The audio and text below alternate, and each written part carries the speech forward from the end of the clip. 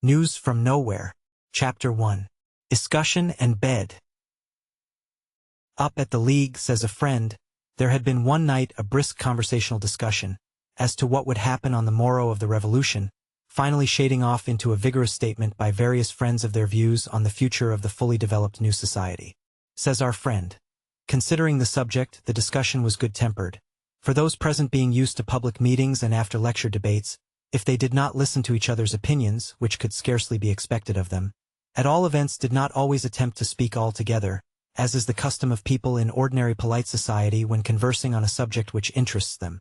For the rest, there were 6 persons present, and consequently 6 sections of the party were represented, 4 of which had strong but divergent anarchist opinions. One of the sections, says our friend, a man whom he knows very well indeed, sat almost silent at the beginning of the discussion, but at last got drawn into it, and finished by roaring out very loud, and damning all the rest for fools, after which befell a period of noise and then a lull, during which the aforesaid section, having said good night very amicably, took his way home by himself to a western suburb, using the means of traveling which civilization has forced upon us like a habit. As he sat in that vapor bath of hurried and discontented humanity, a carriage of the Underground Railway, he, like others, stewed discontentedly, while in self-reproachful mood he turned over the many excellent and conclusive arguments which, though they lay at his fingers' ends, he had forgotten in the just past discussion. But this frame of mind he was so used to, that it didn't last him long, and after a brief discomfort, caused by disgust with himself for having lost his temper, which he was also well used to, he found himself musing on the subject matter of discussion, but still discontentedly and unhappily. "If I could but see a day of it," he said to himself. "If I could but see it." As he formed the words, the train stopped at his station, 5 minutes' walk from his own house, which stood on the banks of the Thames, a little way above an ugly suspension bridge. He went out of the station, still discontented and unhappy, muttering, "If I could but see it, if I could but see it," but had not gone many steps towards the river before, says our friend who tells the story, all that discontent and trouble seemed to slip off him. It was a beautiful night of early winter, the air just sharp enough to be refreshing after the hot room and the stinking railway carriage. The wind, which had lately turned a point or two north of west, had blown the sky clear of all cloud save a light fleck or two which went swiftly down the heavens. There was a young moon halfway up the sky, and as the home-farer caught sight of it, tangled in the branches of a tall old elm, he could scarce bring to his mind the shabby London suburb where he was, and he felt as if he were in a pleasant country place, pleasanter, indeed, than the deep country was as he had known it. He came right down to the riverside, and lingered a little, looking over the low wall to note the moonlit river, near upon high water, go swirling and glittering up to Chiswick Eyot. As for the ugly bridge below, he did not notice it or think of it, except when for a moment, says our friend, it struck him that he missed the row of lights downstream. Then he turned to his house door and let himself in, and even as he shut the door to, disappeared all remembrance of that brilliant logic and foresight which had so illuminated the recent discussion. And of the discussion itself there remained no trace, save a vague hope, that was now become a pleasure, for days of peace and rest, and cleanness and smiling goodwill. In this mood he tumbled into bed, and fell asleep after his wont in 2 minutes' time. But, contrary to his wont, woke up again not long after in that curiously wide-awake condition which sometimes surprises even good sleepers. A condition under which we feel all our wits preternaturally sharpened, while all the miserable muddles we have ever got into, all the disgraces and losses of our lives, will insist on thrusting themselves forward for the consideration of those sharpened wits. In this state he lay, says our friend, till he had almost begun to enjoy it, till the tale of his stupidities amused him, and the entanglements before him, which he saw so clearly, began to shape themselves into an amusing story for him. He heard 1 o'clock strike, then 2 and then 3, after which he fell asleep again. Our friend says that from that sleep he awoke once more, and afterwards went through such surprising adventures that he thinks that they should be told to our comrades, and indeed the public in general, and therefore proposes to tell them now. But, says he, I think it would be better if I told them in the first person, as if it were myself who had gone through them, which, indeed, will be the easier and more natural to me, since I understand the feelings and desires of the comrade of whom I am telling better than anyone else in the world does. News from Nowhere. Chapter 2. Morning Bath. Well, I awoke and found that I had kicked my bedclothes off, and no wonder, for it was hot and the sun shining brightly. I jumped up and washed and hurried on my clothes, but in a hazy and half-awake condition, as if I had slept for a long while and could not shake off the weight of slumber. In fact, I rather took it for granted that I was at home in my own room than saw that it was so. When I was dressed, I felt the place so hot that I made haste to get out of the room and out of the house, and my first feeling was a delicious relief caused by the fresh air and pleasant breeze, my second as I began to gather my wits together. Mere measureless wonder, for it was winter when I went to bed the last night, and now, by witness of the riverside trees, it was summer, a beautiful bright morning seemingly of early June. However, there was still the Thames sparkling under the sun, and near high water, as last night I had seen it gleaming under the moon. I had by no means shaken off the feeling of oppression, and wherever I might have been should scarce have been quite conscious of the place, so it was no wonder that I felt rather puzzled in despite of the familiar face of the Thames. Withal I felt dizzy and queer, and remembering that people often got a boat and had a swim in midstream, I thought I would do no less. It seems very early, quoth I to myself, but I dare say I shall find someone at Biffin's to take me. However, I didn't get as far as Biffin's or even turn to my left thitherward, because just then I began to see that there was a landing stage right before me in front of my house, in fact, on the place where my next-door neighbor had rigged one up. Though somehow it didn't look like that either. Down I went onto it, and sure enough among the empty boats moored to it lay a man on his sculls in a solid-looking tub of a boat clearly meant for bathers. He nodded to me and bade me good morning as if he expected me, so I jumped in without any words, and he paddled away quietly as I peeled for my swim. As we went, I looked down on the water and couldn't help saying, "How clear the water is this morning." "Is it?" said he. "I didn't notice it. You know the flood tide always thickens it a bit." Said I have seen it pretty muddy even at half-ebb." He said nothing in answer, but seemed rather astonished, and as he now lay just stemming the tide, and I had my clothes off, I jumped in without more ado. Of course, when I had my head above water again, I turned towards the tide, and my eyes naturally sought for the bridge, and so utterly astonished was I by what I saw that I forgot to strike out and went spluttering under water again. And when I came up, made straight for the boat, for I felt that I must ask some questions of my waterman, so bewildering had been the half-sight I had seen from the face of the river with the water hardly out of my eyes, though by this time I was quit of the slumbrous and dizzy feeling and was wide awake and clear-headed. As I got in up the steps which he had lowered and he held out his hand to help me, we went drifting speedily up towards Chiswick, but now he caught up the sculls and brought her head round again and said, "A short swim, neighbor. But perhaps you find the water cold this morning after your journey. Shall I put you ashore at once, or would you like to go down to Putney before breakfast?" He spoke in a way so unlike what I should have expected from a Hammersmith waterman that I stared at him as I answered, "Please to hold her a little, I want to look about me a bit." "All right," he said, "it's no less pretty in its way here than it is off Barn Elms. It's jolly everywhere this time in the morning. I'm glad you got up early, it's barely 5 o'clock yet." If I was astonished with my sight of the river banks, I was no less astonished at my waterman now that I had time to look at him and see him with my head and eyes clear. He was a handsome young fellow with a peculiarly pleasant and friendly look about his eyes, an expression which was quite new to me then, though I soon became familiar with it. For the rest, he was dark-haired and berry-brown of skin, well-knit and strong, and obviously used to exercising his muscles, but with nothing rough or coarse about him, and clean as might be. His dress was not like any modern workaday clothes I had seen, but would have served very well as a costume for a picture of 14th century life. It was of dark blue cloth, simple enough, but of fine web and without a stain on it. He had a brown leather belt round his waist, and I noticed that its clasp was of damascene steel beautifully wrought. In short, he seemed to be like some specially manly and refined young gentleman playing waterman for a spree, and I concluded that this was the case. I felt that I must make some conversation, so I pointed to the Surrey bank, where I noticed some light plank stages running down the foreshore with windlasses at the landward end of them, and said, "What are they doing with those things here? If we were on the Tay, I should have said that they were for drawing the salmon nets, but here—" "Well," said he, smiling, "of course that is what they are for. Where there are salmon, there are likely to be salmon nets, Tay or Thames, but of course they are not always in use. We don't want salmon every day of the season."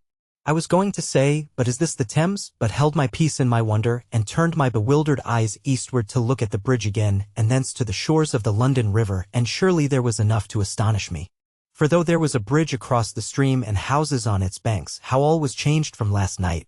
The soap works with their smoke-vomiting chimneys were gone, the engineers' works gone, the lead works gone, and no sound of revetting and hammering came down the west wind from Thornycroft's.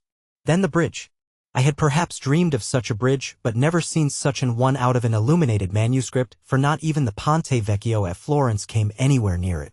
It was of stone arches, splendidly solid, and as graceful as they were strong, high enough also to let ordinary river traffic through easily. Over the parapet showed quaint and fanciful little buildings which I supposed to be booths or shops beset with painted and gilded vanes and spirelets. The stone was a little weathered but showed no marks of the grimy sootiness which I was used to on every London building more than a year old. In short, to me a wonder of a bridge. The sculler noted my eager astonished look and said, as if in answer to my thoughts, "Yes, it is a pretty bridge, isn't it? Even the upstream bridges, which are so much smaller, are scarcely daintier, and the downstream ones are scarcely more dignified and stately." I found myself saying, almost against my will, "How old is it?" "Oh, not very old," he said. "It was built, or at least opened, in 2003. There used to be a rather plain timber bridge before then." The date shut my mouth as if a key had been turned in a padlock fixed to my lips, for I saw that something inexplicable had happened and that if I said much, I should be mixed up in a game of cross questions and crooked answers.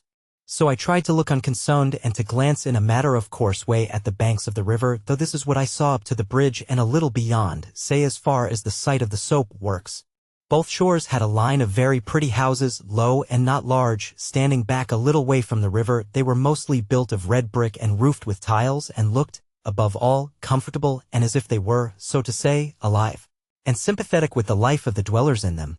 There was a continuous garden in front of them going down to the water's edge in which the flowers were now blooming luxuriantly and sending delicious waves of summer scent over the eddying stream. Behind the houses I could see great trees rising, mostly planes, and looking down the water there were the reaches towards Putney almost as if they were a lake with a forest shore, so thick were the big trees, and I said aloud, but as if to myself, "Well, I'm glad that they have not built over Barnhelms." I blushed for my fatuity as the words slipped out of my mouth, and my companion looked at me with a half-smile which I thought I understood, so to hide my confusion I said, "Please take me ashore now, I want to get my breakfast." He nodded and brought her head round with a sharp stroke, and in a trice we were at the landing stage again. He jumped out and I followed him, and of course I was not surprised to see him wait, as if for the inevitable after-piece that follows the doing of a service to a fellow citizen. So I put my hand into my waistcoat pocket and said, "How much?" though still with the uncomfortable feeling that perhaps I was offering money to a gentleman. He looked puzzled and said, "How much? I don't quite understand what you are asking about. Do you mean the tide? If so, it is close on the turn now." I blushed and said, stammering, "Please don't take it amiss if I ask you. I mean no offense, but what ought I to pay you? You see I am a stranger and don't know your customs or your coins." And therewith I took a handful of money out of my pocket as one does in a foreign country. And by the way, I saw that the silver had oxidized and was like a black-leaded stove in color. He still seemed puzzled but not at all offended, and he looked at the coins with some curiosity. I thought, well, after all, he is a waterman and is considering what he may venture to take. He seems such a nice fellow that I'm sure I don't grudge him a little overpayment. I wonder, by the way, whether I couldn't hire him as a guide for a day or two, since he is so intelligent. Therewith my new friend said thoughtfully, "I think I know what you mean. You think that I have done you a service, so you feel yourself bound to give me something which I am not to give to a neighbor unless he has done something special for me. I have heard of this kind of thing, but pardon me for saying that it seems to us a troublesome and roundabout custom, and we don't know how to manage it. And you see, this ferrying and giving people casts about the water is my business, which I would do for anybody, so to take gifts in connection with it would look very queer. Besides, if one person gave me something, then another might, and another, and so on, and I hope you won't think me rude if I say that I shouldn't know where to stow away so many mementos of friendship." And he laughed loud and merrily, as if the idea of being paid for his work was a very funny joke.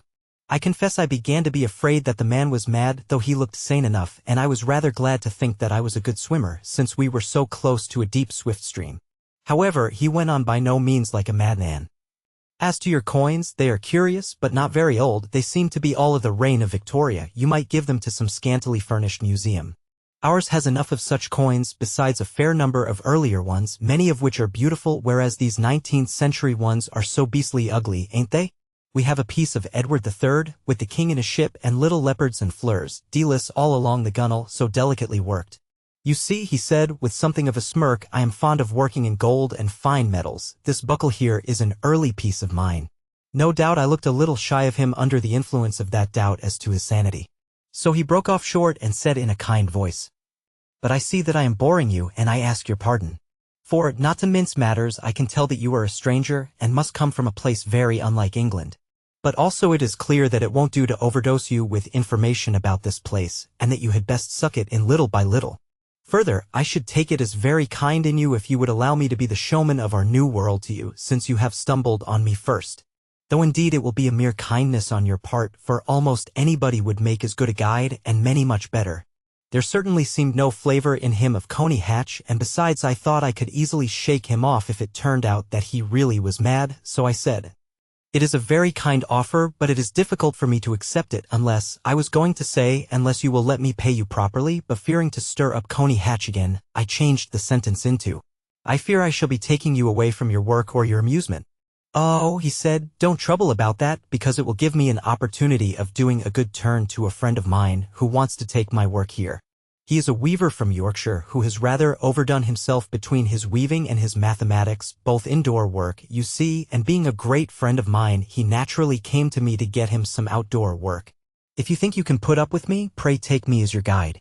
He added presently, it is true that I have promised to go upstream to some special friends of mine for the hay harvest, but they won't be ready for us for more than a week, and besides, you might go with me, you know, and see some very nice people, besides making notes of our ways in Oxfordshire. You could hardly do better if you want to see the country. I felt myself obliged to thank him, whatever might come of it, and he added eagerly, Well, then, that's settled.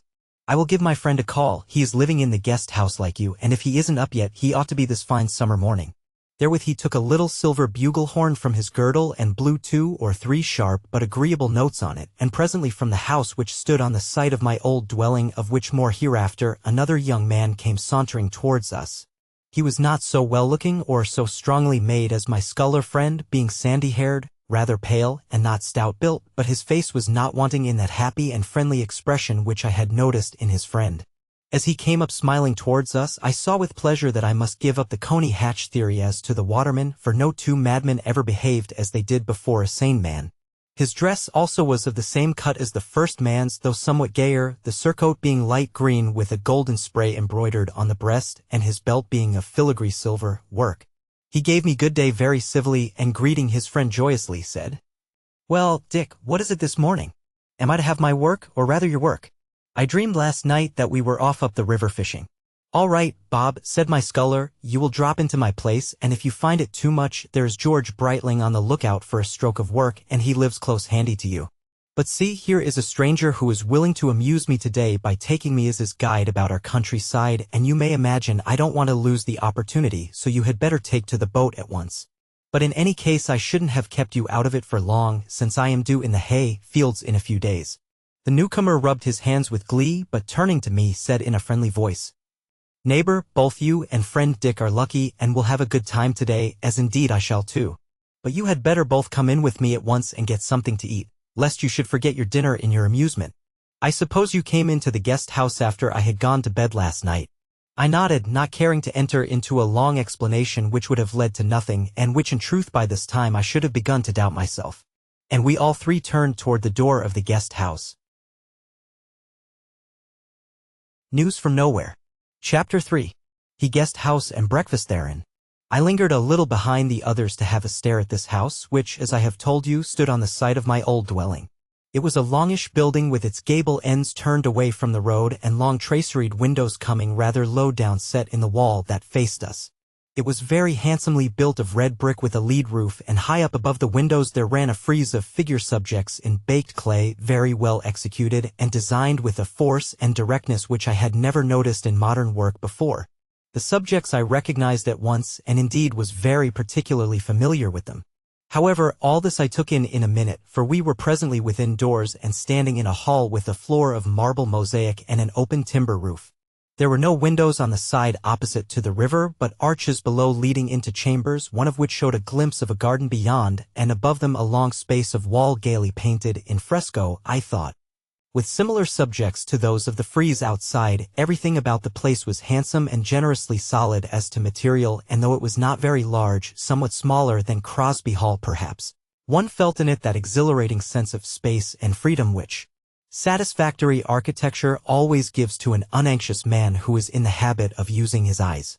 In this pleasant place, which of course I knew to be the hall of the guest house, 3 young women were flitting to and fro. As they were the first of the sex I had seen on this eventful morning, I naturally looked at them very attentively and found them at least as good as the gardens, the architecture, and the male men. As to their dress, which of course I took note of, I should say that they were decently veiled with drapery and not bundled up with millinery, that they were clothed like women, not upholstered like armchairs as most women of our time are. In short, their dress was somewhat between that of the ancient classical costume and the simpler forms of the 14th century garments, though it was clearly not an imitation of either. The materials were light and gay to suit the season. As to the women themselves, it was pleasant indeed to see them. They were so kind and happy-looking in expression of face, so shapely and well-knit of body, and thoroughly healthy-looking and strong. All were at least comely, and one of them very handsome and regular of feature. They came up to us at once merrily and without the least affectation of shyness, and all 3 shook hands with me as if I were a friend newly come back from a long journey, though I could not help noticing that they looked askance at my garments. For I had on my clothes of last night, and at the best was never a dressy person. A word or two from Robert the Weaver, and they bustled about on our behoof, and presently came and took us by the hands and led us to a table in the pleasantest corner of the hall, where our breakfast was spread for us, and, as we sat down, one of them hurried out by the chambers aforesaid, and came back again in a little while with a great bunch of roses, very different in size and quality to what Hammersmith had been wont to grow, but very like the produce of an old country garden. She hurried back thence into the buttery, and came back once more with a delicately made glass, into which she put the flowers and set them down in the midst of our table. One of the others, who had run off also, then came back with a big cabbage leaf filled with strawberries, some of them barely ripe, and said as she set them on the table, "There, now, I thought of that before I got up this morning. But looking at the stranger here getting into your boat, Dick, put it out of my head, so that I was not before all the blackbirds. However, there are a few about as good as you will get them anywhere in Hammersmith this morning." Robert patted her on the head in a friendly manner, and we fell to on our breakfast, which was simple enough but most delicately cooked and set on the table with much daintiness.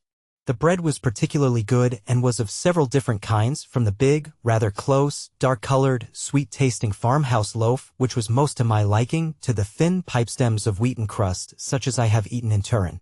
As I was putting the first mouthfuls into my mouth, I caught a carved and gilded inscription on the paneling, behind what we should have called the high table in an Oxford college hall, and a familiar name in it forced me to read it through. Thus it ran: "Guests and neighbors, on the site of this guest hall once stood the lecture room of the Hammersmith Socialists. Drink a glass to the memory. May 1962. It is difficult to tell you how I felt as I read these words, and I suppose my face showed how much I was moved, for both my friends looked curiously at me, and there was silence between us for a little while.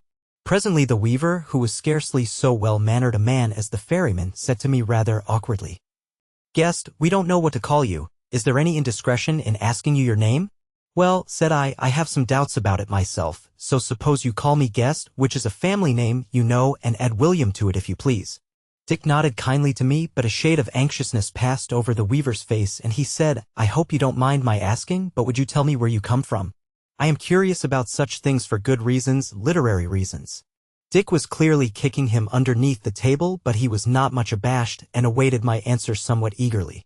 As for me, I was just going to blurt out Hammersmith when I bethought me what an entanglement of cross-purposes that would lead us into, so I took time to invent a lie with circumstance, guarded by a little truth, and said, 'You see, I have been such a long time away from Europe that things seem strange to me now, but I was born and bred on the edge of Epping Forest, Walthamstow, and Woodford, to wit. A pretty place, too,' broke in Dick. 'A very jolly place, now that the trees have had time to grow again since the great clearing of houses in 1955. Quoth the irrepressible weaver, 'Dear neighbor, since you knew the forest some time ago, could you tell me what truth there is in the rumor that in the 19th century the trees were all pollards?' This was catching me on my archaeological natural history side, and I fell into the trap without any thought of where and when I was, so I began on it, while one of the girls, the handsome one, who had been scattering little twigs of lavender and other sweet-smelling herbs about the floor, came near to listen and stood behind me with her hand on my shoulder, in which she held some of the plant that I used to call balm. Its strong sweet smell brought back to my mind my very early days in the kitchen garden at Woodford and the large blue plums which grew on the wall beyond the sweet herb patch, a connection of memories which all boys will see at once. I started off, when I was a boy, and for long after, except for a piece about Queen Elizabeth's Lodge and for the part about High Beach, the forest was almost wholly made up of pollard hornbeams mixed with holly thickets. But when the Corporation of London took it over about 25 years ago, the topping and lopping, which was a part of the old commoners' rights, came to an end and the trees were let to grow.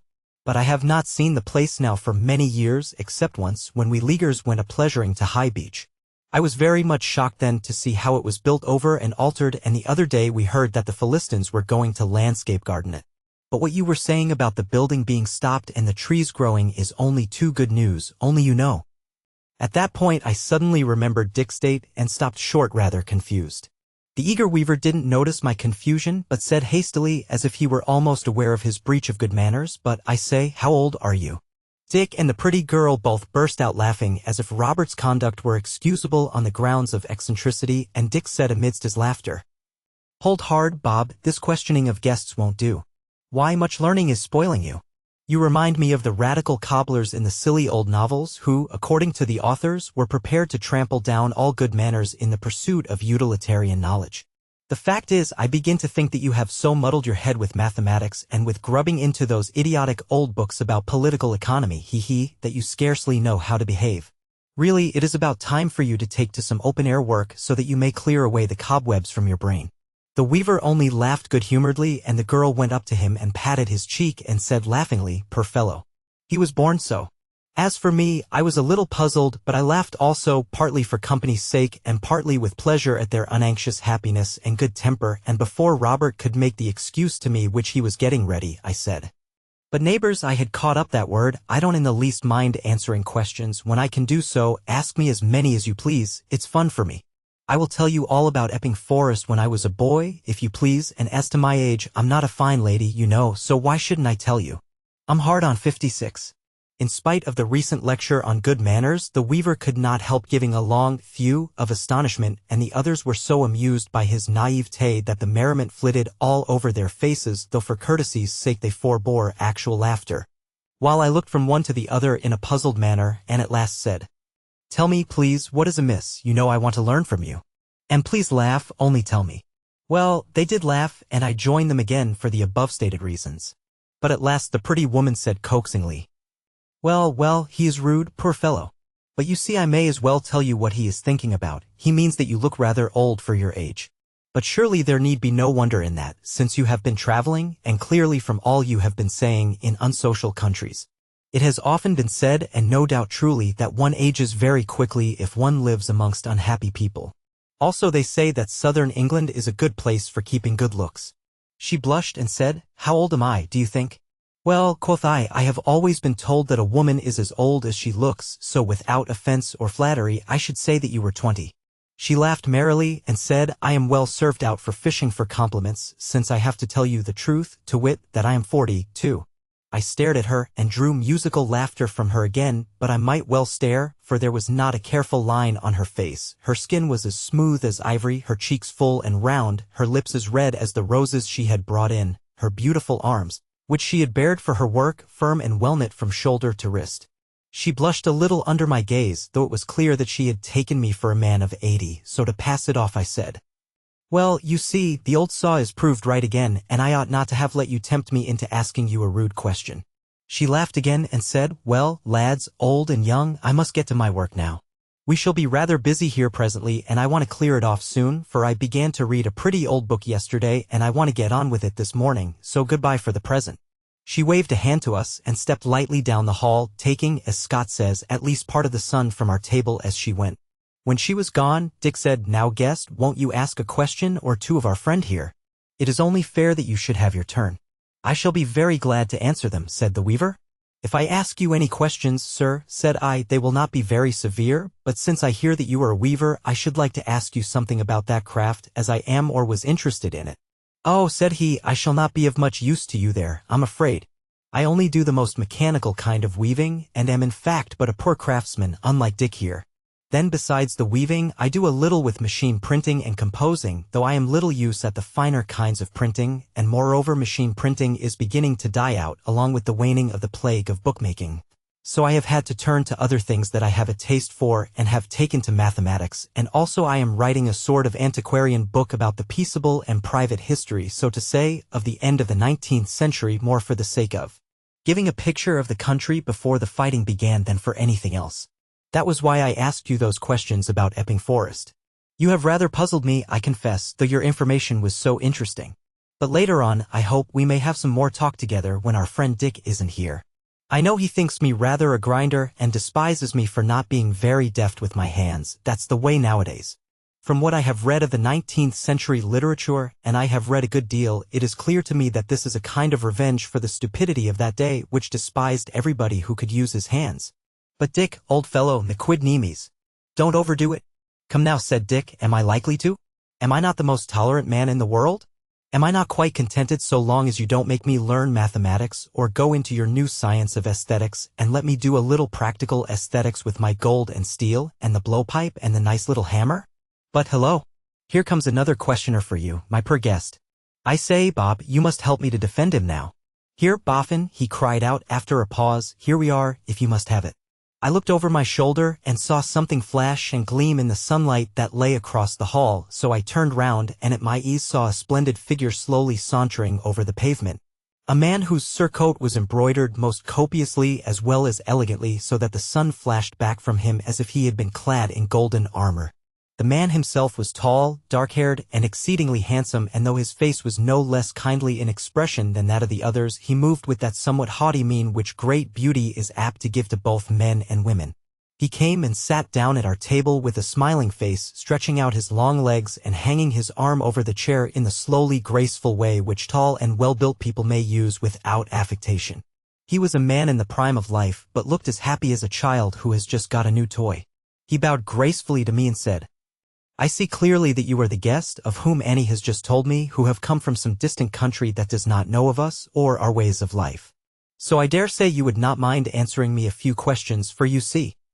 Here Dick broke in, no, please, Boffin. Let it alone for the present. Of course you want the guest to be happy and comfortable, and how can that be if he has to trouble himself with answering all sorts of questions while he is still confused with the new customs and people about him? No, I am going to take him where he can ask questions himself and have them answered, that is, to my great-grandfather in Bloomsbury, and I am sure you can't have anything to say against that. So instead of bothering, you had much better go out to James Allen's and get a carriage for me, as I shall drive him up myself, and please tell Jim to let me have the old grey, for I can drive a very much better than a carriage. Jump up, old fellow, and don't be disappointed, our guest will keep himself for you and your stories. I stared at Dick, for I wondered at his speaking to such a dignified-looking personage so familiarly, not to say curtly, for I thought that this Mr. Boffin, in spite of his well-known name out of Dickens, must be at the least a senator of these strange people.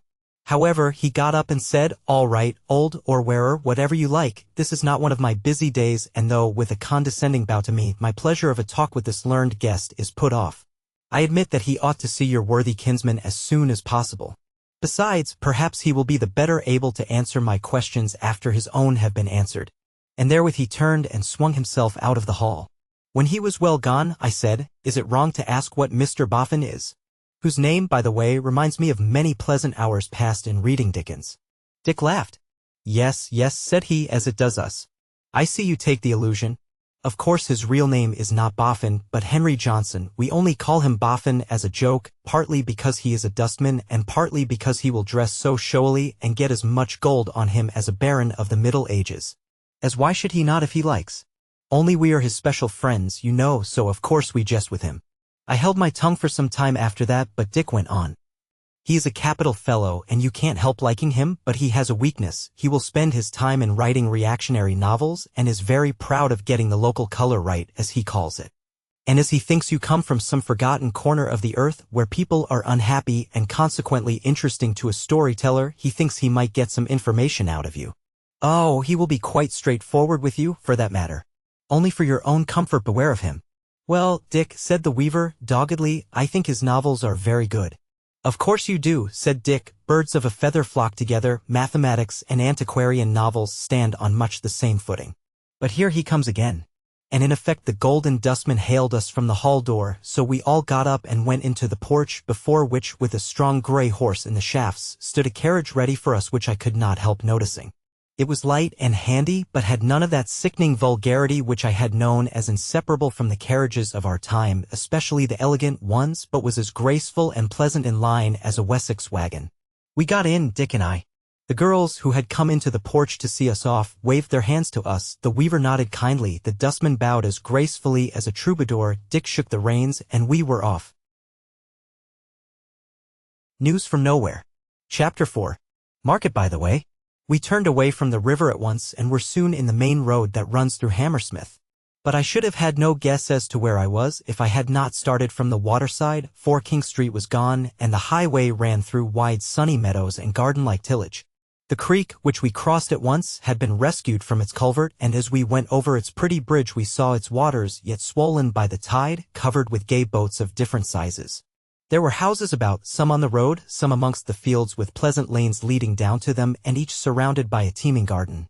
They were all pretty in design, and as solid as might be, but countrified in appearance, like yeomen's dwellings, some of them of red brick like those by the river, but more of timber and plaster, which were by the necessity of their construction so like medieval houses of the same materials that I fairly felt as if I were alive in the 14th century, a sensation helped out by the costume of the people that we met or passed, in whose dress there was nothing modern. Almost everybody was gaily dressed, but especially the women, who were so well-looking or even so handsome that I could scarcely refrain my tongue from calling my companion's attention to the fact. Some faces I saw that were thoughtful, and in these I noticed great nobility of expression, but none that had a glimmer of unhappiness, and the greater part, we came upon a good many people, were frankly and openly joyous. I thought I knew the Broadway by the lie of the roads that still met there. On the north side of the road was a range of buildings and courts, low but very handsomely built and ornamented, and in that way forming a great contrast to the unpretentiousness of the houses round about. While above this lower building rose the steep lead-covered roof and the buttresses and higher part of the wall of a great hall, of a splendid and exuberant style of architecture, of which one can say little more than that it seemed to me to embrace the best qualities of the Gothic of Northern Europe with those of the Saracenic and Byzantine, though there was no copying of any one of these styles. On the other, the south side, of the road was an octagonal building with a high roof, not unlike the baptistry at Florence in outline, except that it was surrounded by a lean-to that clearly made an arcade or cloisters to it. It also was most delicately ornamented.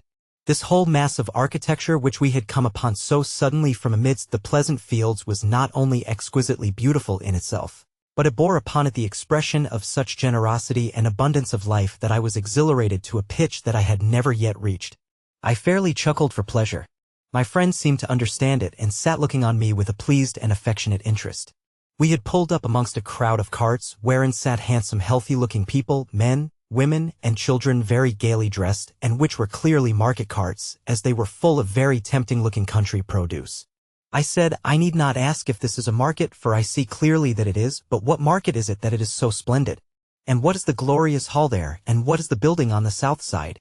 Oh, said he, it is just our Hammersmith market, and I am glad you like it so much, for we are really proud of it. Of course the hall inside is our winter moat house, for in summer we mostly meet in the fields down by the river opposite Barn Elms. The building on our right hand is our theatre. I hope you like it. I should be a fool if I didn't, said I. He blushed a little as he said, I am glad of that, too, because I had a hand in it. I made the great doors, which are of damascene bronze. We will look at them later in the day, perhaps, but we ought to be getting on now. As to the market, this is not one of our busy days, so we shall do better with it another time, because you will see more people. I thanked him and said, Are these the regular country people? What very pretty girls there are amongst them. As I spoke, my eye caught the face of a beautiful woman, tall, dark-haired, and white-skinned, dressed in a pretty light green dress in honor of the season and the hot day, who smiled kindly on me, and more kindly still, I thought, on Dick, so I stopped a minute, but presently went on. I ask because I do not see any of the country-looking people I should have expected to see at a market, I mean selling things there. I don't understand, said he, what kind of people you would expect to see, nor quite what you mean by country people. These are the neighbors and that like they run in the Thames Valley. There are parts of these islands which are rougher and rainier than we are here, and their people are rougher in their dress, and they themselves are tougher and more hard-bitten than we are to look at. But some people like their looks better than ours. They say they have more character in them, that's the word. Well, it's a matter of taste. Anyhow, the cross between us and them generally turns out well, added he thoughtfully. I heard him, though my eyes were turned away from him, for that pretty girl was just disappearing through the gate with her big basket of early peas. And I felt that disappointed kind of feeling which overtakes one when one has seen an interesting or lovely face in the streets which one is never likely to see again, and I was silent a little. At last I said, what I mean is that I haven't seen any poor people about, not one. He knit his brows, looked puzzled, and said, no, naturally, if anybody is poorly, he is likely to be within doors, or at best crawling about the garden, but I don't know of any one sick at present. Why should you expect to see poorly people on the road? No, I said, I don't mean sick people. I mean poor people, you know, rough people. No, said he, smiling merrily, I really do not know. The fact is, you must come along quick to my great-grandfather, who will understand you better than I do. Come on, Greylocks. Therewith he shook the reins, and we jogged along merrily eastward. News from Nowhere. Chapter 5. Children on the road. Past the Broadway there were fewer houses on either side. We presently crossed a pretty little brook that ran across a piece of land dotted over with trees, and a while after came to another market and town hall, as we should call it. Although there was nothing familiar to me in its surroundings, I knew pretty well where we were, and was not surprised when my guide said briefly, Kensington Market. Just after this we came into a short street of houses, or rather, one long house on either side of the way, built of timber and plaster, and with a pretty arcade over the footway before it. Quoth Dick, this is Kensington proper. People are apt to gather here rather thick, for they like the romance of the wood, and naturalists haunt it, too, for it is a wild spot even here, what there is of it, for it does not go far to the south. It goes from here northward and west right over Paddington and a little way down Notting Hill, thence it runs northeast to Primrose Hill, and so on, rather a narrow strip of it gets through Kingsland to Stoke Newington and Clapton, where it spreads out along the heights above the Lea marshes. On the other side of which, as you know, is Epping Forest holding out a hand to it. This part we are just coming to is called Kensington Gardens, the why gardens I don't know. I rather long to say, well, I know, but there were so many things about me which I did not know, in spite of his assumptions, that I thought it better to hold my tongue. The road plunged at once into a beautiful wood spreading out on either side, but obviously much further on the north side, where even the oaks and sweet chestnuts were of a good growth, while the quicker-growing trees, amongst which I thought the planes and sycamores too numerous, were very big and fine-grown. It was exceedingly pleasant in the dappled shadow, for the day was growing as hot as need be, and the coolness and shade soothed my excited mind into a condition of dreamy pleasure, so that I felt as if I should like to go on forever through that balmy freshness. My companions seemed to share in my feelings, and let the horse go slower and slower as he sat inhaling the green forest scents, chief amongst which was the smell of the trodden bracken near the wayside. Romantic as this Kensington wood was, however, it was not lonely. We came on many groups both coming and going, or wandering in the edges of the wood. Amongst these were many children from 6 or 8 years old up to 16 or 17. They seemed to me to be especially fine specimens of their race and enjoying themselves to the utmost. Some of them were hanging about little tents pitched on the greensward, and by some of these fires were burning, with pots hanging over them gypsy fashion. Dick explained to me that there were scattered houses in the forest, and indeed we caught a glimpse of one or two. He said they were mostly quite small, such as used to be called cottages when there were slaves in the land, but they were pleasant enough and fitting for the wood. They must be pretty well stocked with children, said I, pointing to the many youngsters about the way. Oh, said he, these children do not all come from the near houses, the woodland houses, but from the countryside generally. They often make up parties and come to play in the woods for weeks together in summertime, living in tents, as you see. We rather encourage them to it. They learn to do things for themselves and get to notice the wild creatures, and, you see, the less they stew inside houses the better for them. Indeed, I must tell you that many grown people will go to live in the forests through the summer, though they for the most part go to the bigger ones, like Windsor, or the Forest of Dean, or the northern wastes. Apart from the other pleasures of it, it gives them a little rough work, which I am sorry to say is getting somewhat scarce for these last 50 years.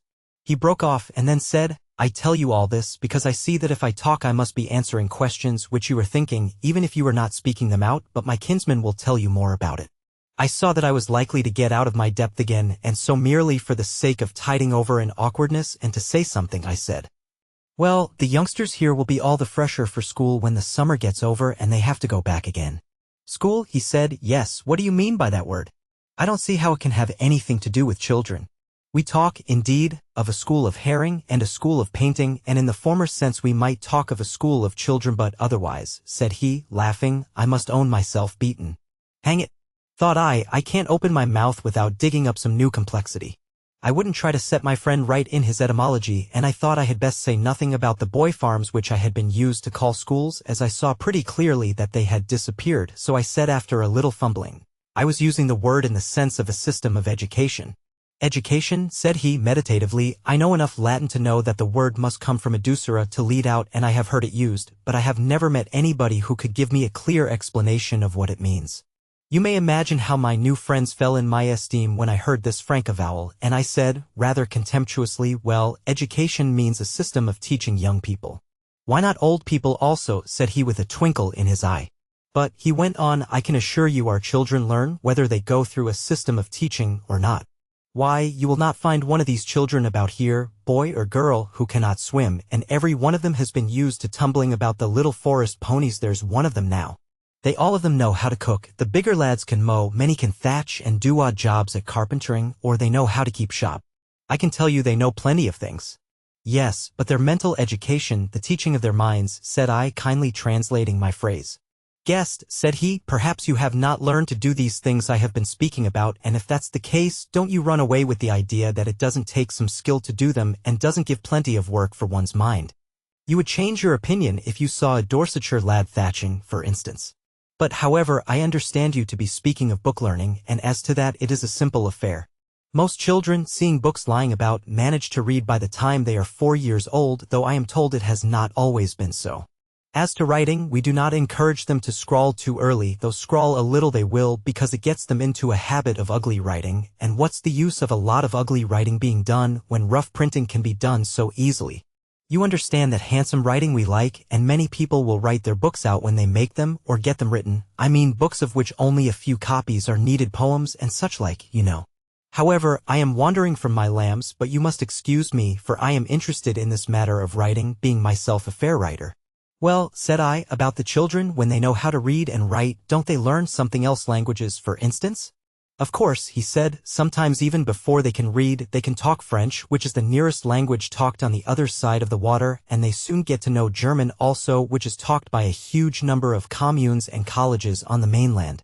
These are the principal languages we speak in these islands, along with English or Welsh or Irish, which is another form of Welsh, and children pick them up very quickly because their elders all know them. And besides, our guests from overseas often bring their children with them, and the little ones get together and rub their speech into one another. And the older languages, said I. Oh yes, said he, they mostly learn Latin and Greek along with the modern ones when they do anything more than merely pick up the latter. And history, said I, how do you teach history? Well, said he, when a person can read, of course he reads what he likes to, and he can easily get someone to tell him what are the best books to read on such or such a subject, or to explain what he doesn't understand in the books when he is reading them. Well, said I, what else do they learn? I suppose they don't all learn history? No, said he, some don't care about it. In fact, I don't think many do. I have heard my great-grandfather say that it is mostly in periods of turmoil and strife and confusion that people care much about history, and you know, said my friend with an amiable smile, we are not like that now. No, many people study facts about the make of things and the matters of cause and effect, so that knowledge increases on us, if that be good, and some, as you heard about friend Bob yonder, will spend time over mathematics. 'Tis no use forcing people's tastes. Said I, but you don't mean the children learn all these things? Said he, that depends on what you mean by children, and also you must remember how much they differ. As a rule, they don't do much reading except for a few storybooks till they are about 15 years old. We don't encourage early bookishness, though you will find some children who will take to books very early, which perhaps is not good for them. But it's no use thwarting them, and very often it doesn't last long with them, and they find their level before they are 20 years old. You see, children are mostly given to imitating their elders, and when they see most people about them engaged in genuinely amusing work, like house building and street paving and gardening and the like, that is what they want to be doing. So I don't think we need fear having too many learned men. What could I say? I sat and held my peace for fear of fresh entanglements. Besides, I was using my eyes with all my might, wondering as the old horse jogged on, when I should come into London proper and what it would be like now. But my companion couldn't let his subject quite drop and went on meditatively. After all, I don't know that it does them much harm, even if they do grow up book students. Such people as that, 'tis a great pleasure seeing them so happy over work which is not much sought for.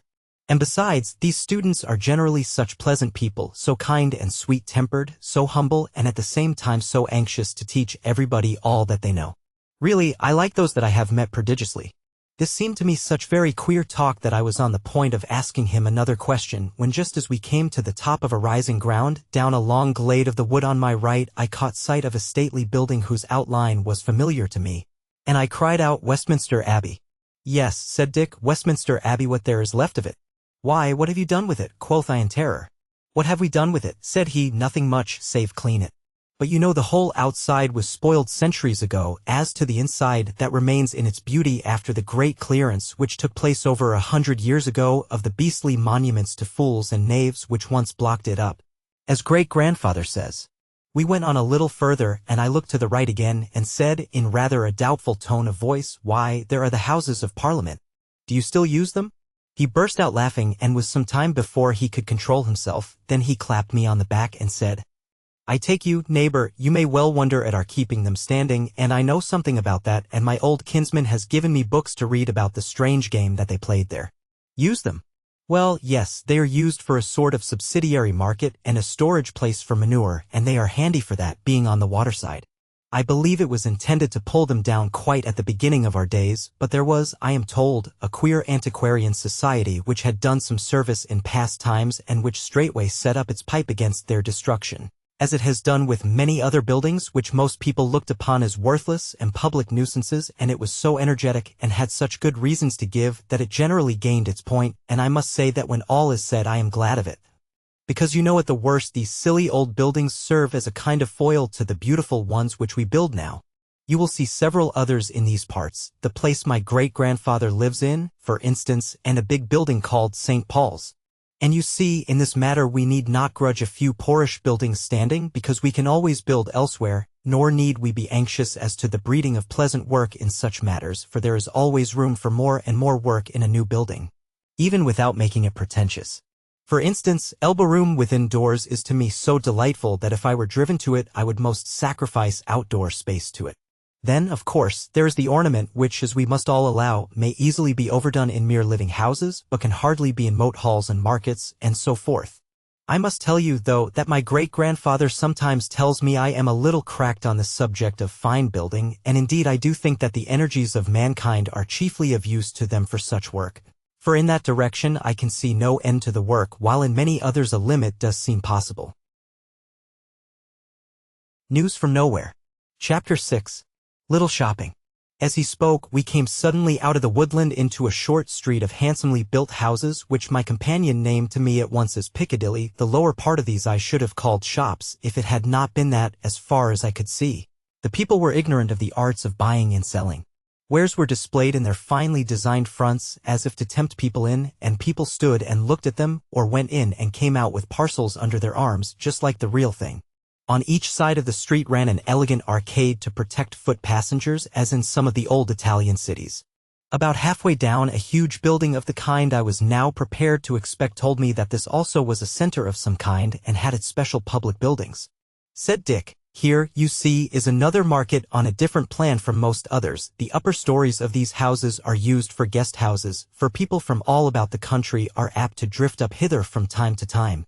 As folk are very thick upon the ground, which you will see evidence of presently, and there are people who are fond of crowds, though I can't say that I am." I couldn't help smiling to see how long a tradition would last. Here was the ghost of London still asserting itself as a center, an intellectual center, for aught I knew.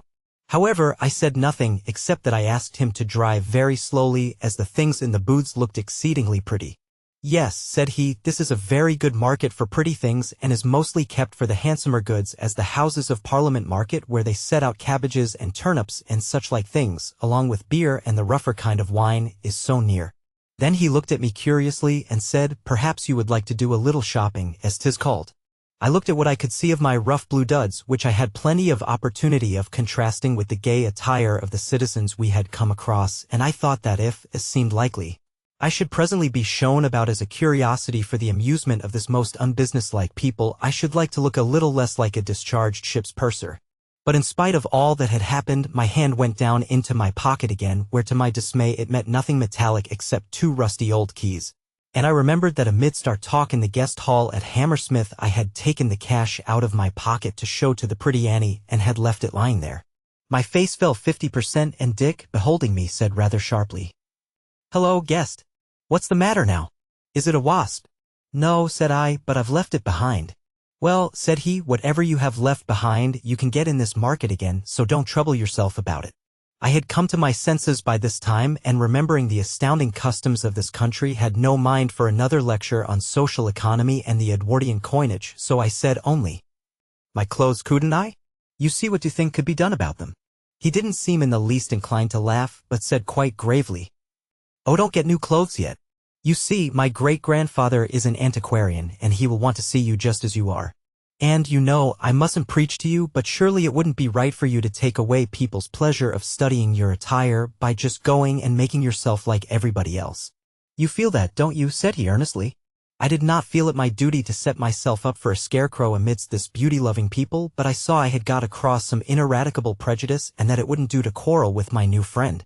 So I merely said, "Oh, certainly, certainly." "Well," said he, pleasantly, "you may as well see what the inside of these booths is like. Think of something you want." Said I, "Could I get some tobacco and a pipe?" "Of course," said he. "What was I thinking of, not asking you before?" "Well, Bob is always telling me that we non-smokers are a selfish lot, and I'm afraid he is right. But come along, here is a place just handy." Therewith he drew rein and jumped down, and I followed.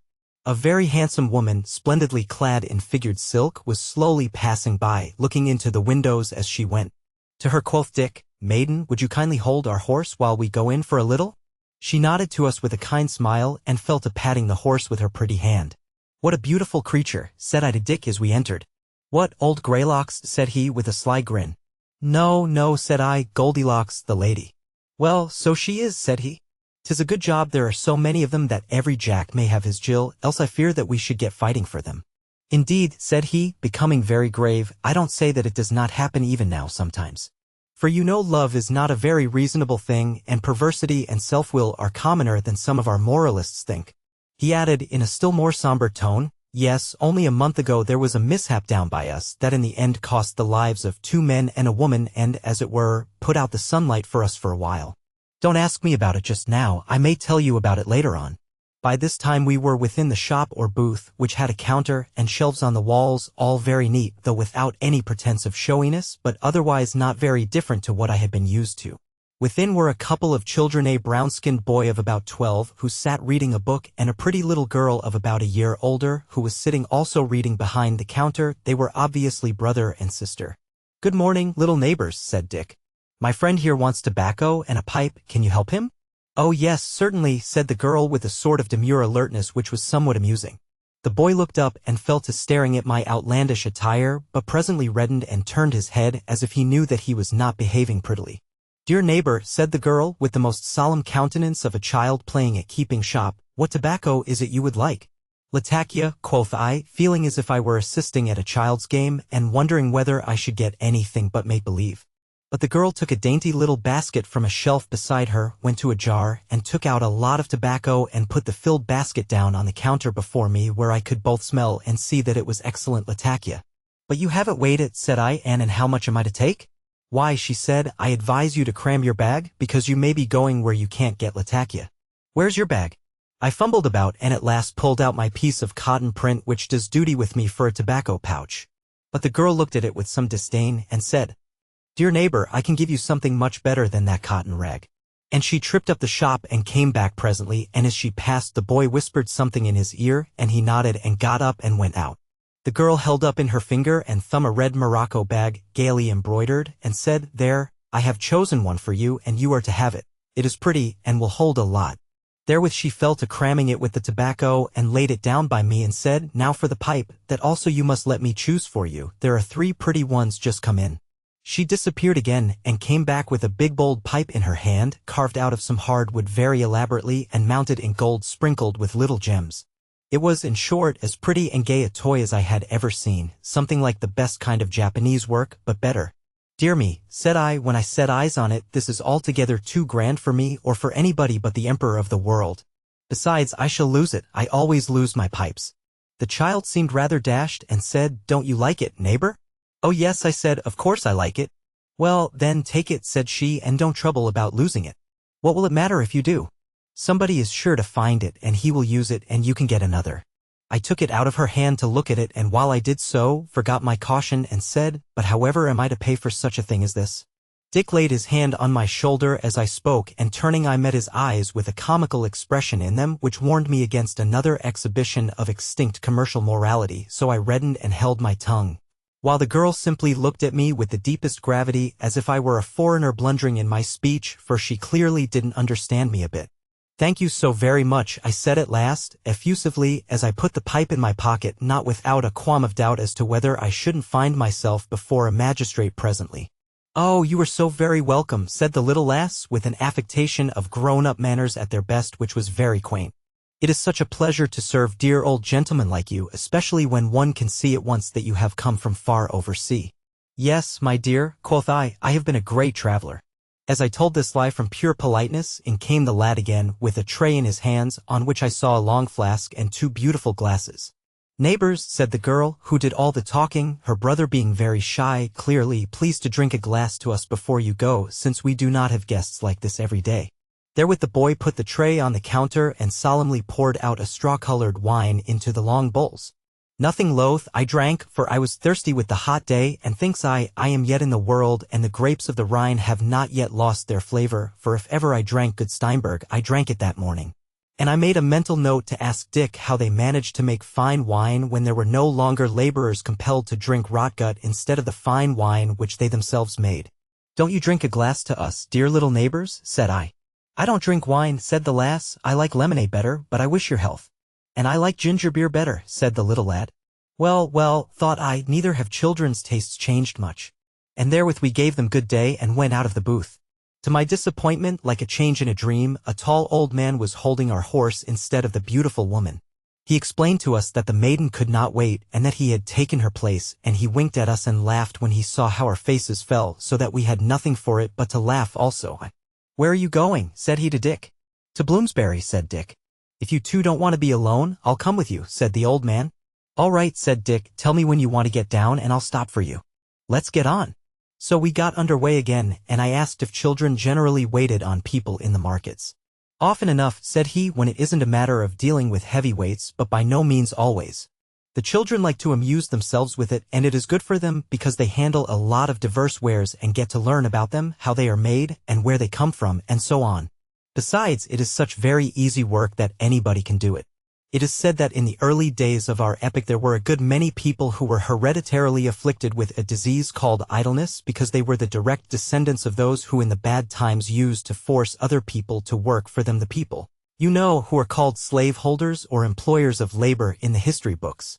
Well, these idleness-stricken people used to serve booths all their time because they were fit for so little. Indeed, I believe that at one time they were actually compelled to do some such work because they, especially the women, got so ugly and produced such ugly children if their disease was not treated sharply that the neighbors couldn't stand it. However, I'm happy to say that all that is gone by now, the disease is either extinct or exists in such a mild form that a short course of aperient medicine carries it off. It is sometimes called the blue devils now or the mullygrubs. Queer names, ain't they? Yes, said I, pondering much. But the old man broke in. Yes, all that is true, neighbor, and I have seen some of those poor women grown old. But my father used to know some of them when they were young, and he said that they were as little like young women as might be. They had hands like bunches of skewers, and wretched little arms like sticks, and waists like hourglasses, and thin lips, and peaked noses, and pale cheeks, and they were always pretending to be offended at anything you said or did to them. No wonder they bore ugly children, for no one except men like them could be in love with them, poor things. He stopped and seemed to be musing on his past life, and then said, And do you know, neighbors, that once on a time people were still anxious about that disease of idleness. At one time we gave ourselves a great deal of trouble in trying to cure people of it. Have you not read any of the medical books on the subject? No, said I, for the old man was speaking to me. Well, said he, it was thought at the time that it was the survival of the old medieval disease of leprosy. It seems it was very catching, for many of the people afflicted by it were much secluded, and were waited upon by a special class of diseased persons queerly dressed up so that they might be known. They wore amongst other garments, breeches made of worsted velvet, that stuff which used to be called plush some years ago. All this seemed very interesting to me, and I should like to have made the old man talk more. But Dick got rather restive under so much ancient history. Besides, I suspect he wanted to keep me as fresh as he could for his great-grandfather. So he burst out laughing at last and said, "Excuse me, neighbors, but I can't help it. Fancy people not liking to work. It's too ridiculous." "Why, even you like to work, old fellow, sometimes," said he, affectionately patting the old horse with the whip. "What a queer disease. It may well be called mullygrubs." And he laughed out again most boisterously, rather too much so, I thought, for his usual good manners, and I laughed with him for company's sake, but from the teeth outward only, for I saw nothing funny in people not liking to work, as you may well imagine. News from Nowhere. Chapter 7. Trafalgar Square. And now again I was busy looking about me, for we were quite clear of Piccadilly Market and were in a region of elegantly built, much ornamented houses, which I should have called villas if they had been ugly and pretentious, which was very far from being the case. Each house stood in a garden carefully cultivated and running over with flowers. The blackbirds were singing their best amidst the garden trees, which, except for a bay here and there, and occasional groups of limes, seemed to be all fruit trees. There were a great many cherry trees, now all laden with fruit. And several times as we passed by a garden we were offered baskets of fine fruit by children and young girls. Amidst all these gardens and houses it was of course impossible to trace the sights of the old streets, but it seemed to me that the main roadways were the same as of old. We came presently into a large open space, sloping somewhat toward the south, the sunny site of which had been taken advantage of for planting an orchard, mainly, as I could see, of apricot trees, in the midst of which was a pretty gay little structure of wood, painted and gilded, that looked like a refreshment stall. From the southern side of the said orchard ran a long road, checkered over with the shadow of tall old pear trees, at the end of which showed the high tower of the Parliament House or Dung Market. A strange sensation came over me. I shut my eyes to keep out the sight of the sun glittering on this fair abode of gardens, and for a moment there passed before them a phantasmagoria of another day. A great space surrounded by tall ugly houses, with an ugly church at the corner and a nondescript ugly cupoled building at my back, the roadway thronged with a sweltering and excited crowd, dominated by omnibuses crowded with spectators. In the midst a paved befountained square, populated only by a few men dressed in blue and a good many singularly ugly bronze images, one on the top of a tall column. The said square guarded up to the edge of the roadway by a fourfold line of big men clad in blue, and across the southern roadway the helmets of a band of horse soldiers. Dead white in the grayness of the chilly November afternoon I opened my eyes to the sunlight again and looked round me and cried out among the whispering trees and odorous blossoms, "Trafalgar Square." "Yes," said Dick, who had drawn rein again, "so it is. I don't wonder at your finding the name ridiculous, but after all it was nobody's business to alter it, since the name of a dead folly doesn't bite. Yet sometimes I think we might have given it a name which would have commemorated the great battle which was fought on the spot itself in 1952. That was important enough, if the historians don't lie. Which they generally do, or at least did," said the old man. "For instance, what can you make of this, neighbors? I have read a muddled account in a stupid book called James' Social Democratic History of a fight which took place here in or about the year 1887. I am bad at dates. Some people, says this story, were going to hold a ward, mote here, or some such thing, and the government of London, or the council, or the commission, or what not other barbarous half-hatched body of fools, fell upon these citizens, as they were then called, with the armed hand. That seems too ridiculous to be true, but according to this version of the story, nothing much came of it, which certainly is too ridiculous to be true. Well, quoth I, but after all your Mr. James is right so far, and it is true, except that there was no fighting, merely unarmed and peaceable people attacked by ruffians armed with bludgeons. And they put up with that, said Dick, with the first unpleasant expression I had seen on his good-tempered face. Said I, reddening, we had to put up with it, we couldn't help it. The old man looked at me keenly and said, "You seem to know a great deal about it, neighbor. And is it really true that nothing came of it?" "This came of it," said I, "that a good many people were sent to prison because of it." "What of the bludgeoners?" said the old man. "Per devils." No, said I, "of the bludgeoned," said the old man rather severely. "Friend, I expect that you have been reading some rotten collection of lies and have been taken in by it too easily. I assure you, said I, what I have been saying is true. Well, I am sure you think so, neighbor, said the old man, but I don't see why you should be so cocksure. As I couldn't explain why, I held my tongue. Meanwhile Dick, who had been sitting with knit brows, cogitating, spoke at last, and said gently and rather sadly, "How strange to think that there have been men like ourselves and living in this beautiful and happy country who I suppose had feelings and affections like ourselves who could yet do such dreadful things." "Yes," said I in a didactic tone, "yet after all even those days were a great improvement on the days that had gone before them. Have you not read of the medieval period and the ferocity of its criminal laws and how in those days men fairly seemed to have enjoyed tormenting their fellow men? Nay, for the matter of that, they made their god a tormentor and a jailer rather than anything else." "Yes," said Dick, "there are good books on that period also, some of which I have read. But as to the great improvement of the 19th century, I don't see it. After all, the medieval folk acted after their conscience, as your remark about their god, which is true, shows, and they were ready to bear what they inflicted on others, whereas the 19th century ones were hypocrites and pretended to be humane, and yet went on tormenting those whom they dared to treat so by shutting them up in prison for no reason at all except that they were what they themselves, the prison masters, had forced them to be. Oh, it's horrible to think of. But perhaps, said I, they did not know what the prisons were like." Dick seemed roused and even angry. "More shame for them," said he, "when you and I know it all these years afterwards. Look you, neighbor, they couldn't fail to know what a disgrace a prison is to the Commonwealth at the best, and that their prisons were a good step on towards being at the worst." Quoth I, "But have you no prisons at all now?" As soon as the words were out of my mouth, I felt that I had made a mistake, for Dick flushed red and frowned, and the old man looked surprised and pained, and presently Dick said angrily, yet as if restraining himself somewhat, "Man alive, how can you ask such a question? Have I not told you that we know what a prison means by the undoubted evidence of really trustworthy books, helped out by our own imaginations? And haven't you specially called me to notice that the people about the roads and streets look happy? And how could they look happy if they knew that their neighbors were shut up in prison while they bore such things quietly? And if there were people in prison you couldn't hide it from folk like you may in occasional manslaying, because that isn't done of set purpose with a lot of people backing up the slayer in cold blood as this prison business is. Prisons indeed. Oh no. He stopped and began to cool down and said in a kind voice, "But forgive me. I needn't be so hot about it, since there are not any prisons. I'm afraid you will think the worse of me for losing my temper. Of course you, coming from the outlands, cannot be expected to know about these things. And now I'm afraid I have made you feel uncomfortable." In a way he had, but he was so generous in his heat that I liked him the better for it, and I said, "No, really, 'tis all my fault for being so stupid. Let me change the subject and ask you what the stately building is on our left, just showing at the end of that grove of plane trees."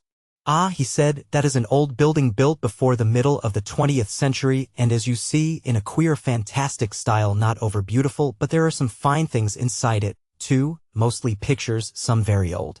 It is called the National Gallery. I have sometimes puzzled as to what the name means. Anyhow, nowadays wherever there is a place where pictures are kept as curiosities permanently, it is called a National Gallery, perhaps after this one.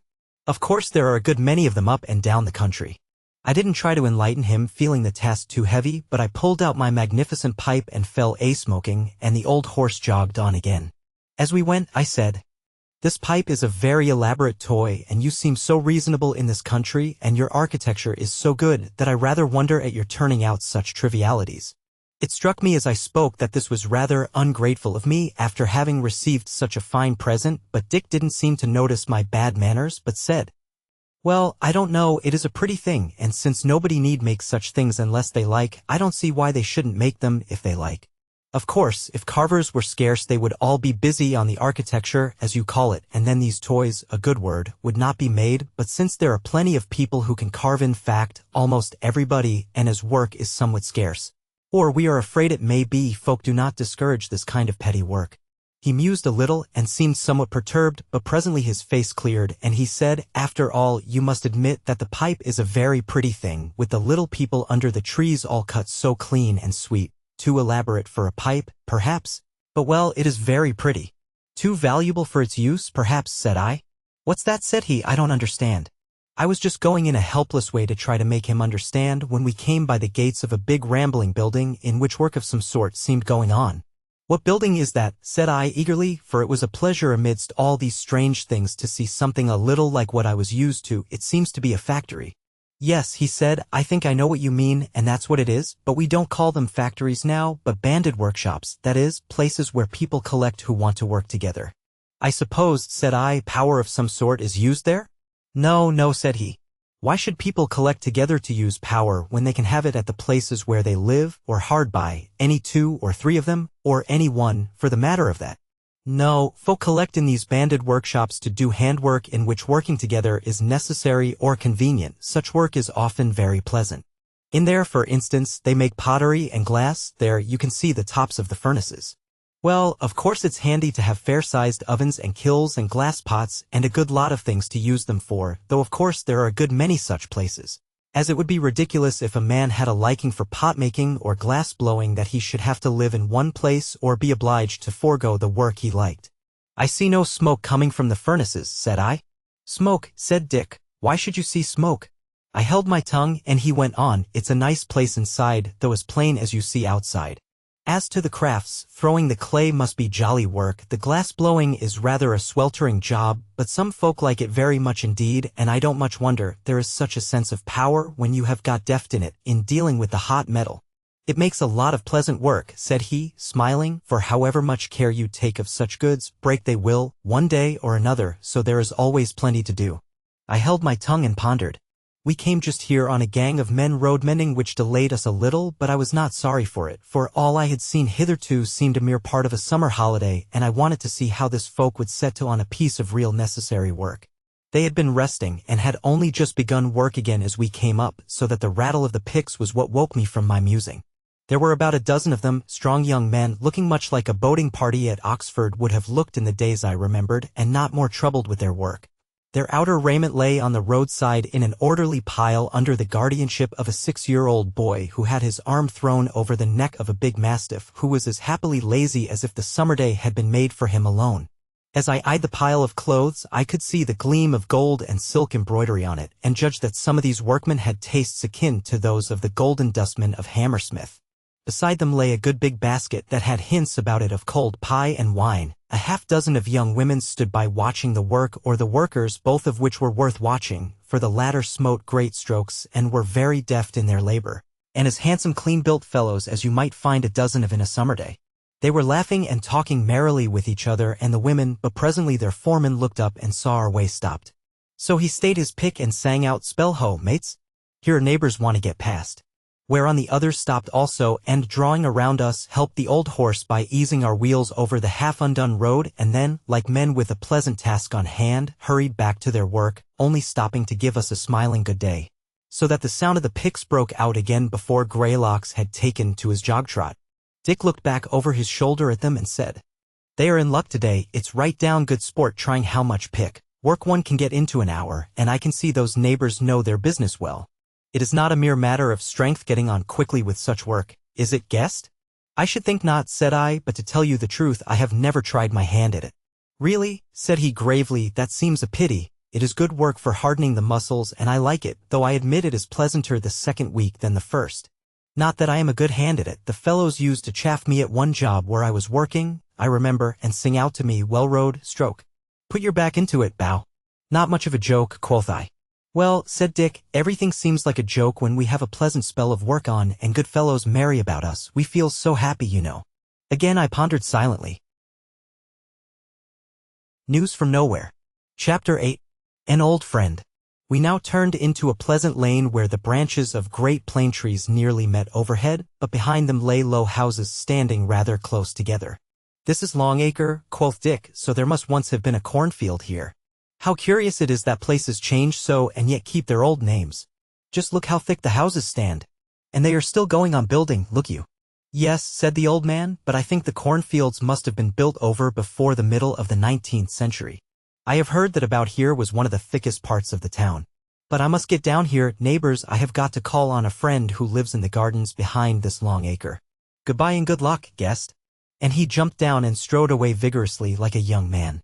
"How old should you say that neighbor will be?" said I to Dick as we lost sight of him, for I saw that he was old, and yet he looked dry and sturdy like a piece of old oak, a type of old man I was not used to seeing.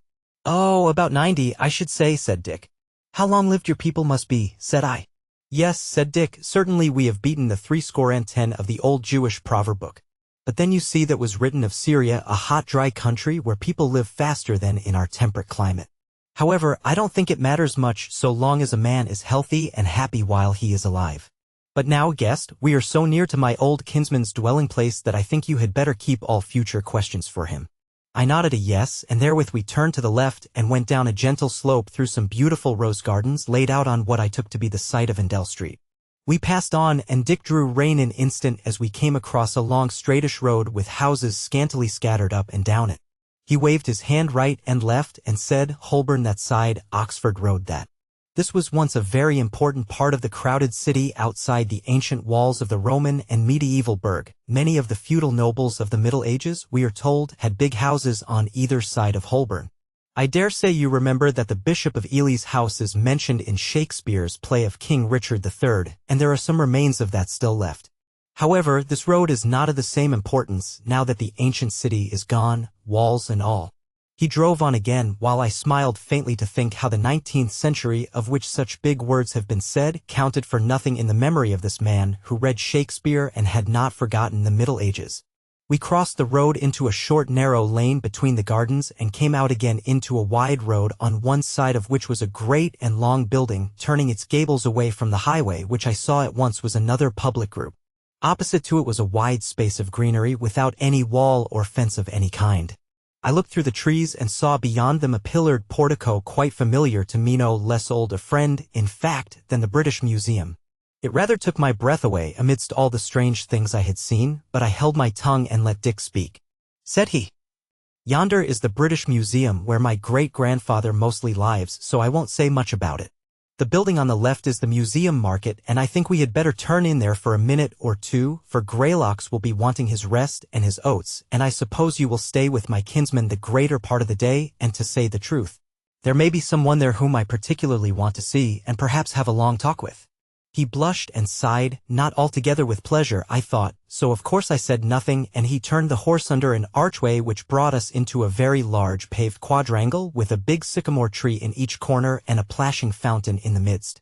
Near the fountain were a few market stalls with awnings over them of gay striped linen cloth about which some people, mostly women and children, were moving quietly looking at the goods exposed there. The ground floor of the building round the quadrangle was occupied by a wide arcade or cloister whose fanciful but strong architecture I could not enough admire. Here also a few people were sauntering or sitting reading on the benches. Dick said to me apologetically, "Here as elsewhere there is little doing today. On a Friday you would see it thronged and gay with people, and in the afternoon there is generally music about the fountain. However, I dare say we shall have a pretty good gathering at our midday meal." We drove through the quadrangle and by an archway into a large handsome stable on the other side, where we speedily stalled the old nag and made him happy with horse meat, and then turned and walked back again through the market, Dick looking rather thoughtful as it seemed to me. I noticed that people couldn't help looking at me rather hard and considering my clothes and theirs. I didn't wonder, but whenever they caught my eye they made me a very friendly sign of greeting. We walked straight into the forecourt of the museum where, except that the railings were gone and the whispering boughs of the trees were all about, nothing seemed changed. The very pigeons were wheeling about the building and clinging to the ornaments of the pediment as I had seen them of old. Dick seemed grown a little absent, but he could not forbear giving me an architectural note and said, "It is rather an ugly old building, isn't it? Many people have wanted to pull it down and rebuild it, and perhaps if work does really get scarce we may yet do so. But, as my great-grandfather will tell you, it would not be quite a straightforward job, for there are wonderful collections in there of all kinds of antiquities, besides an enormous library with many exceedingly beautiful books in it, and many most useful ones as genuine records, texts of ancient works and the like, and the worry and anxiety, and even risk, there would be in moving all this is saved the buildings themselves. Besides, as we said before, it is not a bad thing to have some record of what our forefathers thought a handsome building. For there is plenty of labor and material in it." "I see there is," said I, "and I quite agree with you. But now hadn't we better make haste to see your great-grandfather?" In fact, I could not help seeing that he was rather dallying with the time. He said, "Yes, we will go into the house in a minute.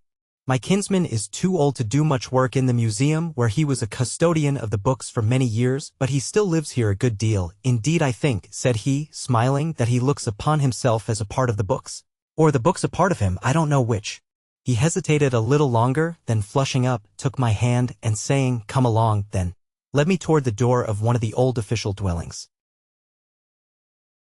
News from Nowhere. Chapter 9. Concerning Love. "Your kinsman doesn't much care for beautiful building then?" said I, as we entered the rather dreary classical house, which indeed was as bare as need be, except for some big pots of the June flowers which stood about here and there, though it was very clean and nicely whitewashed. "Oh, I don't know," said Dick rather absently. "He is getting old, certainly, for he is over 105, and no doubt he doesn't care about moving. But of course he could live in a prettier house if he liked. He is not obliged to live in one place any more than anyone else. This way, guest." And he led the way upstairs, and opening a door we went into a fair-sized room of the old type, as plain as the rest of the house, with a few necessary pieces of furniture, and those very simple and even rude, but solid and with a good deal of carving about them, well designed but rather crudely executed. At the furthest corner of the room, at a desk near the window, sat a little old man in a roomy oak chair, well becushioned. He was dressed in a sort of Norfolk jacket of blue serge worn threadbare, with breeches of the same, and grey worsted stockings. He jumped up from his chair, and cried out in a voice of considerable volume for such an old man, "Welcome, Dick, my lad. Clara is here, and will be more than glad to see you, so keep your heart up." "Clara here?" quoth Dick. "If I had known, I would not have brought, I would—" He was stuttering and confused, clearly because he was anxious to say nothing to make me feel one too many. But the old man, who had not seen me at first, helped him out by coming forward and saying to me in a kind tone, "Pray pardon me, for I did not notice that Dick, who is big enough to hide anybody, had brought a friend with him. A most hearty welcome to you. All the more, as I almost hope that you are going to amuse an old man by giving him news from oversea. For I can see that you are come from over the water and far-off countries." He looked at me thoughtfully, almost anxiously, as he said in a changed voice, "Might I ask you where you come from, as you are so clearly a stranger?" I said in an absent way, "I used to live in England, and now I am come back again, and I slept last night at the Hammersmith guest house." He bowed gravely, but seemed, I thought, a little disappointed with my answer. As for me, I was now looking at him harder than good manners allowed of, perhaps, for in truth his face, dried apple-like as it was, seemed strangely familiar to me, as if I had seen it before in a looking-glass. "It might be," said I to myself. "Well," said the old man, "wherever you come from, you are come among friends, and I see my kinsman Richard Hammond has an air about him, as if he had brought you here for me to do something for you. Is that so, Dick?" Dick, who was getting still more absent-minded and kept looking uneasily at the door, managed to say, "Well, yes, kinsman. Our guest finds things much altered and cannot understand it, nor can I, so I thought I would bring him to you, since you know more of all that has happened within the last 200 years than anybody else does. What's that?" And he turned toward the door again. We heard footsteps outside. The door opened, and in came a very beautiful young woman, who stopped short on seeing Dick, and flushed as red as a rose, but faced him nevertheless. Dick looked at her hard, and half reached out his hand toward her, and his whole face quivered with emotion. The old man did not leave them long in this shy discomfort, but said, smiling with an old man's mirth, "Dick, my lad, and you, my dear Clara, I rather think that we two oldsters are in your way, for I think you will have plenty to say to each other. You had better go into Nelson's room up above. I know he has gone out, and he has just been covering the walls all over with medieval books, so it will be pretty enough even for you two and your renewed pleasure." The girl reached out her hand to Dick and taking his led him out of the room, looking straight before her. But it was easy to see that her blushes came from happiness, not anger, as, indeed, love is far more self-conscious than wrath. When the door had shut on them, the old man turned to me, still smiling, and said, "Frankly, my dear guest, you will do me a great service if you are come to set my old tongue wagging. My love of talk still abides with me, or rather grows on me, and though it is pleasant enough to see these youngsters moving about and playing together so seriously, as if the whole world depended on their kisses, as indeed it does somewhat, yet I don't think my tales of the past interest them much. The last harvest, the last baby, the last knot of carving in the marketplace, is history enough for them. It was different, I think, when I was a lad, when we were not so assured of peace and continuous plenty as we are now. Well, without putting you to the question, let me ask you this. Am I to consider you as an inquirer who knows a little of our modern ways of life, or as one who comes from some place where the very foundations of life are different from ours? Do you know anything or nothing about us? He looked at me keenly and with growing wonder in his eyes as he spoke, and I answered in a low voice, I know only so much of your modern life as I could gather from using my eyes on the way here from Hammersmith, and from asking some questions of Richard Hammond, most of which he could hardly understand. The old man smiled at this. Then, said he, I am to speak to you as if I were a being from another planet, said I. The old man, whose name, by the by, like his kinsman's, was Hammond, smiled and nodded, and wheeling his seat round to me, bade me sit in a heavy oak chair and said, as he saw my eyes fix on its curious carving, Yes, I am much tied to the past, my past, you understand. These very pieces of furniture belong to a time before my early days. It was my father who got them made. If they had been done within the last 50 years, they would have been much cleverer in execution. But I don't think I should have liked them the better. We were almost beginning again in those days. And they were brisk, hot-headed times. But you hear how garrulous I am. Ask me questions. Ask me questions about anything, dear guest. Since I must talk, make my talk profitable to you. I was silent for a minute, and then I said somewhat nervously, Excuse me if I am rude, but I am so much interested in Richard, since he has been so kind to me, a perfect stranger, that I should like to ask a question about him. Well, said old Hammond, if he were not kind, as you call it, to a perfect stranger he would be thought a strange person, and people would be apt to shun him. But ask on, don't be shy of asking, said I. That beautiful girl, is he going to be married to her? Well, said he, yes, he is. He has been married to her once already, and now I should say it is pretty clear that he will be married to her again. Indeed, quoth I, wondering what that meant. Here is the whole tale, said old Hammond. A short one enough, and now I hope a happy one. They lived together 2 years the first time, were both very young, and then she got it into her head that she was in love with somebody else. So she left poor Dick. I say poor Dick, because he had not found anyone else. But it did not last long, only about a year. Then she came to me, as she was in the habit of bringing her troubles to the old Carl, and asked me how Dick was, and whether he was happy, and all the rest of it. So I saw how the land lay, and said that he was very unhappy, and not at all well, which last at any rate was a lie. There, you can guess the rest. Clara came to have a long talk with me today, but Dick will serve her turn much better. Indeed, if he hadn't chanced in upon me today, I should have had to have sent for him tomorrow. Dear me, said I. Have they any children? Yes, said he. 2. They are staying with one of my daughters at present, where, indeed, Clara has mostly been. I wouldn't lose sight of her, as I felt sure they would come together again. And Dick, who is the best of good fellows, really took the matter to heart. You see, he had no other love to run to, as she had. So I managed it all, as I have done with such like matters before. Ah, said I. No doubt you wanted to keep them out of the divorce court, but I suppose it often has to settle such matters. Then you suppose nonsense, said he.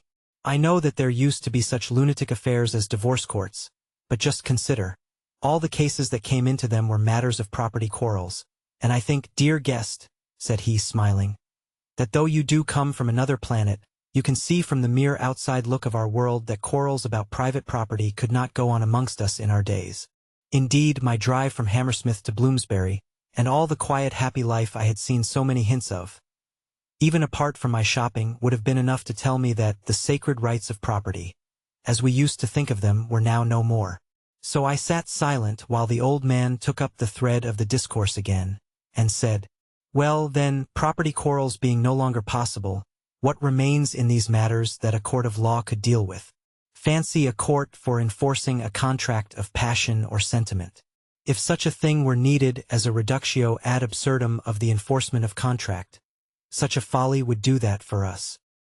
He was silent again a little, and then said, You must understand once for all that we have changed these matters, or rather, that our way of looking at them has changed, as we have changed within the last 200 years.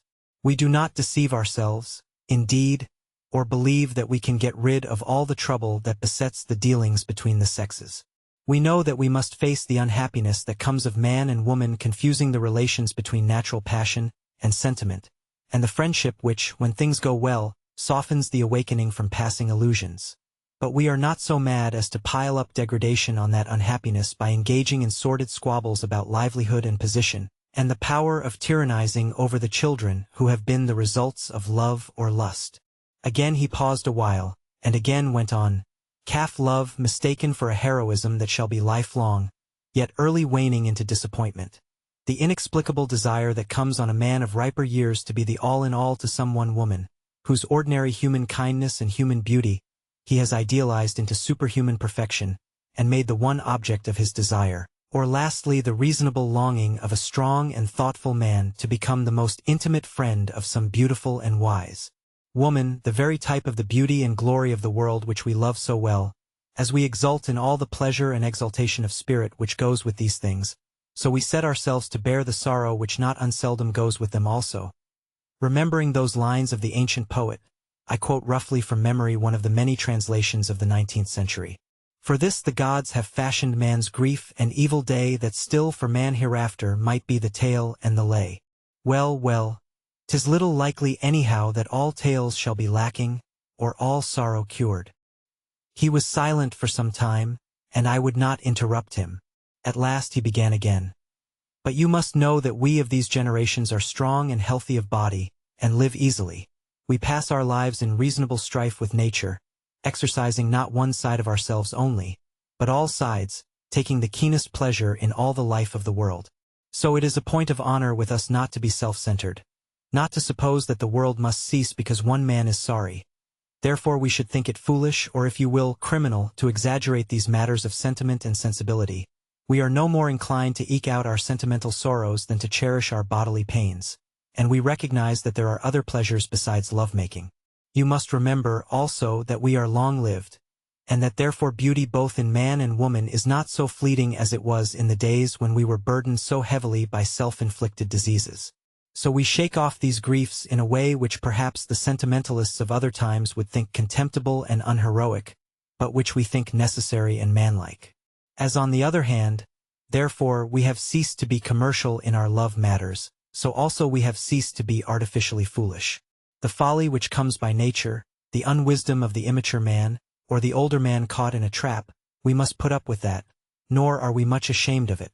But to be conventionally sensitive or sentimental, my friend, I am old and perhaps disappointed, but at least I think we have cast off some of the follies of the older world. He paused, as if for some words of mine, but I held my peace. Then he went on, at least, if we suffer from the tyranny and fickleness of nature or our own want of experience, we neither grimace about it, nor lie. If there must be sundering betwixt those who meant never to sunder, so it must be, but there need be no pretext of unity when the reality of it is gone. Nor do we drive those who well know that they are incapable of it to profess an undying sentiment which they cannot really feel. Thus it is that as that monstrosity of venal lust is no longer possible, so also it is no longer needed. Don't misunderstand me. You did not seem shocked when I told you that there were no law courts to enforce contracts of sentiment or passion. But so curiously are men made, that perhaps you will be shocked when I tell you that there is no code of public opinion which takes the place of such courts, and which might be as tyrannical and unreasonable as they were. I do not say that people don't judge their neighbor's conduct, sometimes, doubtless, unfairly. But I do say that there is no unvarying conventional set of rules by which people are judged, no bed of Procrustes to stretch or cramp their minds and lives, no hypocritical excommunication which people are forced to pronounce, either by unconsidered habit, or by the unexpressed threat of the lesser interdict if they are lax in their hypocrisy. Are you shocked now? And oh no, said I, with some hesitation. It is all so different. At any rate, said he, one thing I think I can answer for, whatever sentiment there is, it is real and general. It is not confined to people very specially refined.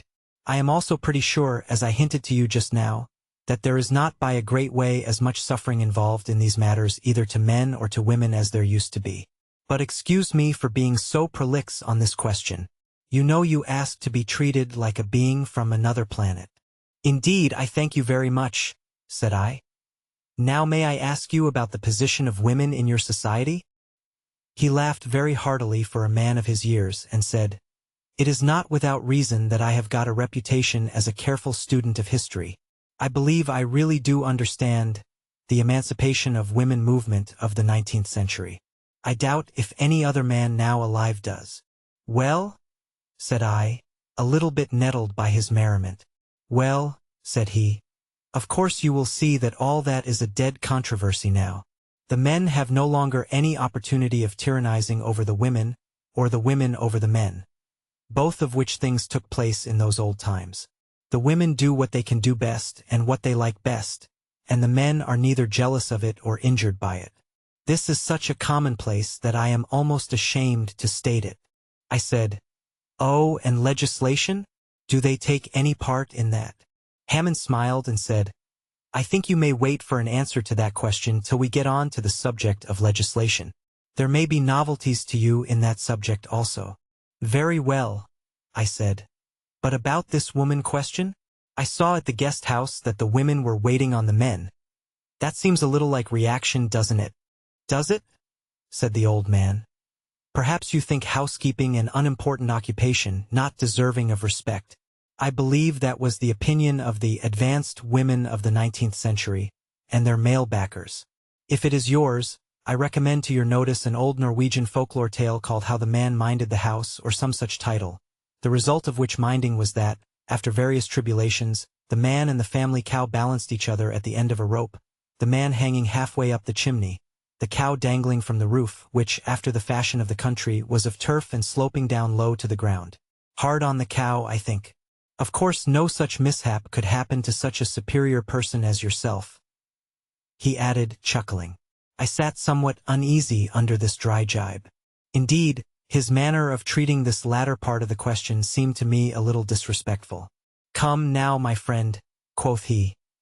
Don't you know that it is a great pleasure to a clever woman to manage a house skillfully, and to do it so that all the housemates about her look pleased, and are grateful to her? And then, everybody likes to be ordered about by a pretty woman. Why, it is one of the pleasantest forms of flirtation. You are not so old that you cannot remember that. Why? I remember it well. And the old fellow chuckled again, and at last fairly burst out laughing. Excuse me, said he after a while. I am not laughing at anything you could be thinking of, but at that silly 19th century fashion, current amongst rich so-called cultivated people, of ignoring all the steps by which their daily dinner was reached, as matters too low for their lofty intelligence. Useless idiots! Come, now, I am a literary man, as we queer animals used to be called, yet I am a pretty good cook myself. So am I, said I. Well then, said he, I really think you can understand me better than you would seem to do, judging by your words and your silence. Said I, perhaps that is so. But people putting in practice commonly this sense of interest in the ordinary occupations of life rather startles me. I will ask you a question or two presently about that. But I want to return to the position of women amongst you. You have studied the emancipation of women business of the 19th century. Don't you remember that some of the superior women wanted to emancipate the more intelligent part of their sex from the bearing of children? The old man grew quite serious again. Said he, I do remember about that strange piece of baseless folly, the result, like all other follies of the period, of the hideous class tyranny which then obtained. What do we think of it now? You would say, my friend, that is a question easy to answer. How could it possibly be but that maternity should be highly honored amongst us? Surely it is a matter of course that the natural and necessary pains which the mother must go through form a bond of union between man and woman, an extra stimulus to love and affection between them, and that this is universally recognized. For the rest, remember that all the artificial burdens of motherhood are now done away with. A mother has no longer any mere sordid anxieties for the future of her children. They may indeed turn out better or worse. They may disappoint her highest hopes. Such anxieties as these are a part of the mingled pleasure and pain which goes to make up the life of mankind. But at least she is spared the fear, it was most commonly the certainty, that artificial disabilities would make her children something less than men and women. She knows that they will live and act according to the measure of their own faculties. In times past, it is clear that the society of the day helped its Judaic god, and the man of science of the time, in visiting the sins of the fathers upon the children. How to reverse this process, how to take the sting out of heredity, has for long been one of the most constant cares of the thoughtful men amongst us. So that, you see, the ordinarily healthy woman, and almost all our women are both healthy and at least comely, respected as a childbearer and rearer of children, desired as a woman, loved as a companion, unanxious for the future of her children, has far more instinct for maternity than the poor drudge and mother of drudges of past days could ever have had, or than her sister of the upper classes, brought up in affected ignorance of natural facts, reared in an atmosphere of mingled prudery and prurience. You speak warmly, I said, but I can see that you are right. Yes, he said, and I will point out to you a token of all the benefits which we have gained by our freedom. What did you think of the looks of the people whom you have come across today? Said I. I could hardly have believed that there could be so many good-looking people in any civilized country. He crowed a little like the old bird he was. What? Are we still civilized? Said he. Well, as to our looks, the English and Judish blood, which on the whole is predominant here, used not to produce much beauty. But I think we have improved it. I know a man who has a large collection of portraits printed from photographs of the 19th century, and going over those and comparing them with the everyday faces in these times, puts the improvement in our good looks beyond a doubt. Now, there are some people who think it not too fantastic to connect this increase of beauty directly with our freedom and good sense in the matters we have been speaking of. They believe that a child born from the natural and healthy love between a man and a woman, even if that be transient, is likely to turn out better in all ways, and especially in bodily beauty, than the birth of the respectable commercial marriage bed, or of the dull despair of the drudge of that system. They say pleasure begets pleasure. What do you think? I am much of that mind, said I. News from Nowhere. Chapter 10. Questions and Answers. Well, said the old man, shifting in his chair, you must get on with your questions, guest. I have been some time answering this first one. Said I want an extra word or two about your ideas of education, although I gathered from Dick that you let your children run wild and didn't teach them anything, and in short, that you have so refined your education that now you have none. Then you gathered left-handed, quoth he. But of course I understand your point of view about education, which is that of times past when the struggle for life, as men used to phrase it, i.e., the struggle for a slave's rations on one side and for a bouncing share of the slave holder's privilege on the other, pinched education for most people into a niggardly dole of not very accurate information, something to be swallowed by the beginner in the art of living whether he liked it or not and was hungry for it or not, and which had been chewed and digested over and over again by people who didn't care about it in order to serve it out to other people who didn't care about it. I stopped the old man's rising wrath by a laugh and said, well, you were not taught that way at any rate, so you may let your anger run off you a little. True, true, said he smiling. I thank you for correcting my ill temper. I always fancy myself as living in any period of which we may be speaking. But, however, to put it in a cooler way, you expected to see children thrust into schools when they had reached an age conventionally supposed to be the due age, whatever their varying faculties and dispositions might be, and when they're, with like disregard to facts, to be subjected to a certain conventional course of learning. My friend, can't you see that such a proceeding means ignoring the fact of growth, bodily and mental? No one could come out of such a mill uninjured, and those only would avoid being crushed by it who would have the spirit of rebellion strong in them. Fortunately, most children have had that at all times, or I do not know that we should ever have reached our present position. Now you see what it all comes to. In the old times, all this was the result of poverty. In the 19th century, society was so miserably poor, owing to the systematized robbery on which it was founded, that real education was impossible for anybody. The whole theory of their so-called education was that it was necessary to shove a little information into a child, even if it were by means of torture, and accompanied by twaddle, which it was well known was of no use. Or else he would lack information lifelong. The hurry of poverty forbade anything else. All that is past, we are no longer hurried, and the information lies ready to each one's hand when his own inclinations impel him to seek it. In this as in other matters, we have become wealthy, we can afford to give ourselves time to grow. Yes, said I, but suppose the child, youth, man, never wants the information, never grows in the direction you might hope him to do. Suppose, for instance, he objects to learning arithmetic or mathematics. You can't force him when he is grown. Can't you force him while he is growing, and oughtn't you to do so? Well, said he, were you forced to learn arithmetic and mathematics? A little, said I. And how old are you now? Say 56, said I. And how much arithmetic and mathematics do you know now? Quoth the old man, smiling rather mockingly. Said I, none whatever, I am sorry to say. Hammond laughed quietly but made no other comment on my admission, and I dropped the subject of education, perceiving him to be hopeless on that side. I thought a little and said, you were speaking just now of households. That sounded to me a little like the customs of past times. I should have thought you would have lived more in public. Phalansteries, eh? Said he. Well, we live as we like, and we like to live as a rule with certain housemates that we have got used to. Remember, again, that poverty is extinct and that the Fourierist phalansteries and all their kind, as was but natural at the time, implied nothing but a refuge from mere destitution. Such a way of life as that could only have been conceived of by people surrounded by the worst form of poverty. But you must understand therewith that those separate households are the rule amongst us, and though they differ in their habits more or less, yet no door is shut to any good-tempered person who is content to live as the other housemates do. Only of course it would be unreasonable for one man to drop into a household and bid the folk of it to alter their habits to please him, since he can go elsewhere and live as he pleases. However, I need not say much about all this, as you are going up the river with Dick and will find out for yourself by experience how these matters are managed. After a pause, I said, your big towns, now how about them? London, which I have read about as the modern Babylon of civilization, seems to have disappeared.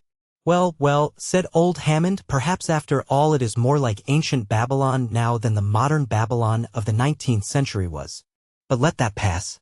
After all, there is a good deal of population in places between here and Hammersmith, nor have you seen the most populous part of the town yet. Tell me then, said I, how is it towards the east?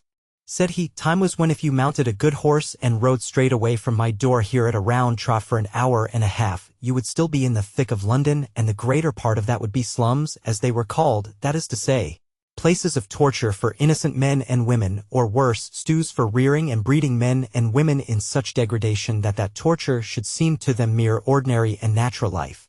I know, I said rather impatiently. That was what was. Tell me something of what is. Is any of that left? Not an inch, said he, but some memory of it abides with us, and I am glad of it. Once a year, on May Day, we hold a solemn feast in those easterly communes of London to commemorate the clearing of misery, as it is called.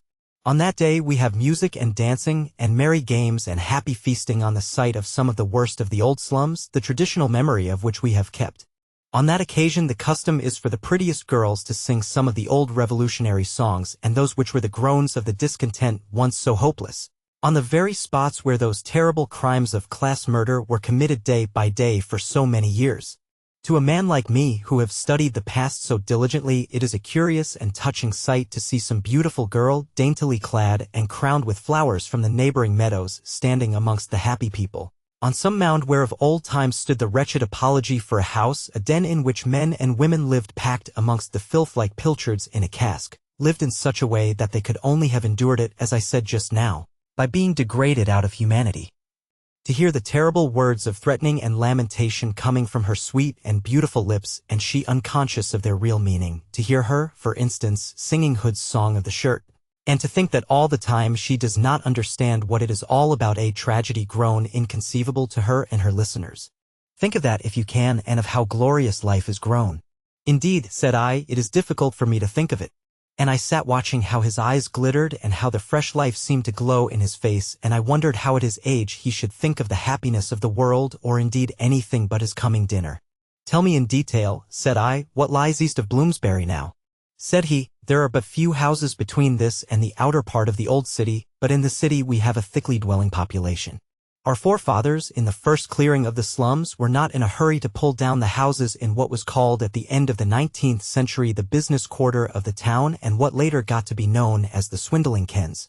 You see, these houses, though they stood hideously thick on the ground, were roomy and fairly solid in building and clean, because they were not used for living in, but as mere gambling booths, so the poor people from the cleared slums took them for lodgings and dwelt there. till the folk of those days had time to think of something better for them, so the buildings were pulled down so gradually that people got used to living thicker on the ground there than in most places. Therefore it remains the most populous part of London, or perhaps of all these islands. But it is very pleasant there, partly because of the splendor of the architecture which goes further than what you will see elsewhere. However, this crowding, if it may be called so, does not go further than a street called Aldgate, a name which perhaps you may have heard of. Beyond that, the houses are scattered wide about the meadows there, which are very beautiful, especially when you get on to the lovely River Lea where old Isaac Walton used to fish. You know about the places called Stratford and Old Ford, names which of course you will not have heard of, though the Romans were busy there once upon a time. Not heard of them, thought I to myself. How strange that I, who had seen the very last remnant of the pleasantness of the meadows by the Lea destroyed, should have heard them spoken of with pleasantness come back to them in full measure. Hammond went on, when you get down to the Thames side you come on the docks, which are works of the 19th century and are still in use, although not so thronged as they once were, since we discourage centralization all we can, and we have long ago dropped the pretension to be the market of the world. About these docks are a good few houses which, however, are not inhabited by many people permanently. I mean, those who use them come and go a good deal, the place being too low and marshy for pleasant dwelling. Past the docks, eastward and landward, it is all flat pasture, once marsh, except for a few gardens, and there are very few permanent dwellings there, scarcely anything but a few sheds, and cots for the men who come to look after the great herds of cattle pasturing there. But however, what with the beasts and the men, and the scattered red-tiled roofs and the big hayricks, it does not make a bad holiday to get a quiet pony and ride about there on a sunny afternoon of autumn and look over the river and the craft passing up and down, and on to Shooter's Hill and the Kentish uplands, and then turn round to the wide green sea of the Essex marshland with the great domed line of the sky and the sun shining down in one flood of peaceful light over the long distance. There is a place called Canningstown, and further out, Silvertown, where the pleasant meadows are at their pleasantest. Doubtless they were once slums, and wretched enough. The names grated on my ear, but I could not explain why to him. So I said, and south of the river, what is it like? He said, you would find it much the same as the land about Hammersmith. North, again, the land runs up high, and there is an agreeable and well-built town called Hampstead, which fitly ends London on that side. It looks down on the northwestern end of the forest you pass through. I smiled. So much for what was once London, said I. Now tell me about the other towns of the country. He said, as to the big murky places which were once, as we know, the centers of manufacture, they have, like the brick and mortar desert of London, disappeared, only since they were centers of nothing but manufacture, and served no purpose but that of the gambling market, they have left less signs of their existence than London. Of course, the great change in the use of mechanical force made this an easy matter, and some approach to their breakup as centers would probably have taken place, even if we had not changed our habits so much, but they being such as they were, no sacrifice would have seemed too great a price to pay for getting rid of the manufacturing districts, as they used to be called. For the rest, whatever coal or mineral we need is brought to grass and sent whither it is needed with as little as possible of dirt, confusion, and the distressing of quiet people's lives. One is tempted to believe from what one has read of the condition of those districts in the 19th century that those who had them under their power worried, befouled, and degraded men out of malice prepense, but it was not so. Like the miseducation of which we were talking just now, it came of their dreadful poverty. They were obliged to put up with everything and even pretend that they liked it, whereas we can now deal with things reasonably and refuse to be saddled with what we do not want. I confess I was not sorry to cut short with a question his glorifications of the age he lived in. Said I, how about the smaller towns? I suppose you have swept those away entirely? No, said he, it hasn't gone that way. On the contrary, there has been but little clearance, though much rebuilding, in the smaller towns. Their suburbs, indeed, when they had any, have melted away into the general country, and space and elbow room has been got in their centers, but there are the towns still with their streets and squares and market places. So that it is by means of these smaller towns that we of today can get some kind of idea of what the towns of the older world were like, I mean to say at their best. Take Oxford, for instance, said I. Yes, said he, I suppose Oxford was beautiful even in the 19th century. At present it has the great interest of still preserving a great mass of pre-commercial building and is a very beautiful place, yet there are many towns which have become scarcely less beautiful. Said I, in passing, may I ask if it is still a place of learning? Still, said he smiling. Well, it has reverted to some of its best traditions, so you may imagine how far it is from its 19th century position. It is real learning, knowledge cultivated for its own sake, the art of knowledge, in short, which is followed there, not the commercial learning of the past. Though perhaps you do not know that in the 19th century Oxford and its less interesting sister Cambridge became definitely commercial. They, and especially Oxford, were the breeding places of a peculiar class of parasites who called themselves cultivated people. They were indeed cynical enough, as the so-called educated classes of the day generally were. But they affected an exaggeration of cynicism in order that they might be thought knowing and worldly wise. The rich middle classes, they had no relation with the working classes, treated them with the kind of contemptuous toleration with which a medieval baron treated his jester, though it must be said that they were by no means so pleasant as the old jesters were, being, in fact, the bores of society. They were laughed at, despised, and paid. Which last was what they aimed at. Dear me, thought I, how apt history is to reverse contemporary judgments. Surely only the worst of them were as bad as that. But I must admit that they were mostly prigs and that they were commercial. I said aloud, though more to myself than to Hammond, well, how could they be better than the age that made them? True, he said, but their pretensions were higher. Were they, said I, smiling? You drive me from corner to corner, said he, smiling in turn. Let me say at least that they were a poor sequence to the aspirations of Oxford of the barbarous Middle Ages. Yes, that will do, said I. Also, said Hammond, what I have been saying of them is true in the main. But ask on. I said, we have heard about London and the manufacturing districts and the ordinary towns. How about the villages? Said Hammond, you must know that toward the end of the 19th century the villages were almost destroyed, unless where they became mere adjuncts to the manufacturing districts or formed a sort of minor manufacturing districts themselves. Houses were allowed to fall into decay and actual ruin. Trees were cut down for the sake of the few shillings which the poor sticks would fetch. The building became inexpressibly mean and hideous. Labor was scarce, but wages fell nevertheless. All the small country arts of life which once added to the little pleasures of country people were lost. The country produce which passed through the hands of the husbandmen never got so far as their mouths. Incredible shabbiness and niggardly pinching reigned over the fields and acres which, in spite of the rude and careless husbandry of the times, were so kind and bountiful. Had you any inkling of all this? I have heard that it was so, said I, but what followed? The change, said Hammond, which in these matters took place very early in our epoch, was most strangely rapid. People flocked into the country villages and, so to say, flung themselves upon the freed land like a wild beast upon his prey, and in a very little time the villages of England were more populous than they had been since the 14th century, and were still growing fast. Of course, this invasion of the country was awkward to deal with and would have created much misery if the folk had still been under the bondage of class monopoly. But as it was, things soon righted themselves.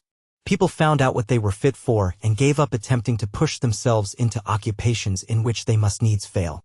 The town invaded the country, but the invaders, like the warlike invaders of early days, yielded to the influence of their surroundings and became country people, and in their turn, as they became more numerous than the townsmen, influenced them also, so that the difference between town and country grew less and less, and it was indeed this world of the country vivified by the thought and briskness of town-bred folk which has produced that happy and leisurely but eager life of which you have had a first taste. Again I say, many blunders were made, but we have had time to set them right. Much was left for the men of my earlier life to deal with.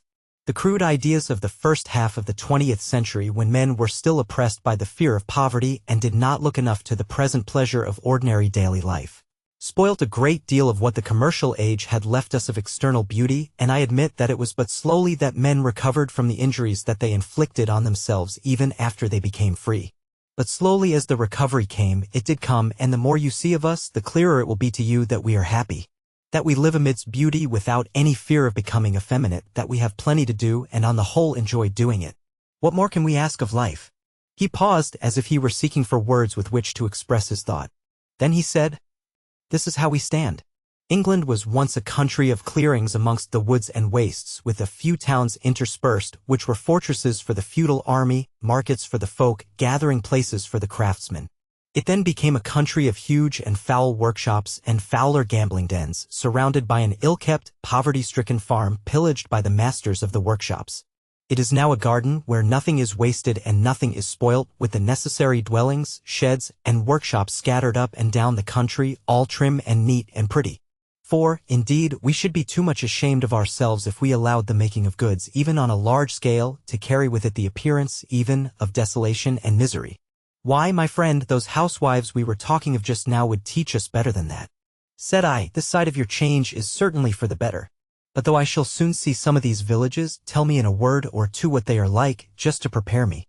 Perhaps, said he, you have seen a tolerable picture of these villages as they were before the end of the 19th century. Such things exist. I have seen several of such pictures, said I. Well, said Hammond, our villages are something like the best of such places, with the church or moat house of the neighbors for their chief building. Only note that there are no tokens of poverty about them, no tumble-down picturesque, which, to tell you the truth, the artist usually availed himself of to veil his incapacity for drawing architecture. Such things do not please us, even when they indicate no misery. Like the medievals, we like everything trim and clean and orderly and bright, as people always do when they have any sense of architectural power, because then they know that they can have what they want. And they won't stand any nonsense from nature in their dealings with her. Besides the villages, are there any scattered country houses? Said I. Yes, plenty, said Hammond. In fact, except in the wastes and forests and amongst the sandhills, like Hindhead in Surrey, it is not easy to be out of sight of a house, and where the houses are thinly scattered they run large, and are more like the old colleges than ordinary houses as they used to be. That is done for the sake of society, for a good many people can dwell in such houses, as the country dwellers are not necessarily husbandmen, though they almost all help in such work at times. The life that goes on in these big dwellings in the country is very pleasant, especially as some of the most studious men of our time live in them. And altogether there is a great variety of mind and mood to be found in them which brightens and quickens the society there. I am rather surprised, said I, by all this, for it seems to me that after all the country must be tolerably populous. Certainly, said he, the population is pretty much the same as it was at the end of the 19th century. We have spread it, that is all. Of course, also, we have helped to populate other countries where we were wanted and were called for. Said I, one thing, it seems to me, does not go with your word of garden for the country. You have spoken of wastes and forests, and I myself have seen the beginning of your Middlesex and Essex forest. Why do you keep such things in a garden? And isn't it very wasteful to do so? My friend, he said, we like these pieces of wild nature, and can afford them, so we have them. Let alone that as to the forests, we need a great deal of timber, and suppose that our sons and sons' sons will do the like. As to the land being a garden, I have heard that they used to have shrubberies and rockeries in gardens once, and though I might not like the artificial ones, I assure you that some of the natural rockeries of our garden are worth seeing. Go north this summer and look at the Cumberland and Westmoreland ones where, by the way, you will see some sheep feeding, so that they are not so wasteful as you think, not so wasteful as forcing grounds for fruit out of season, I think.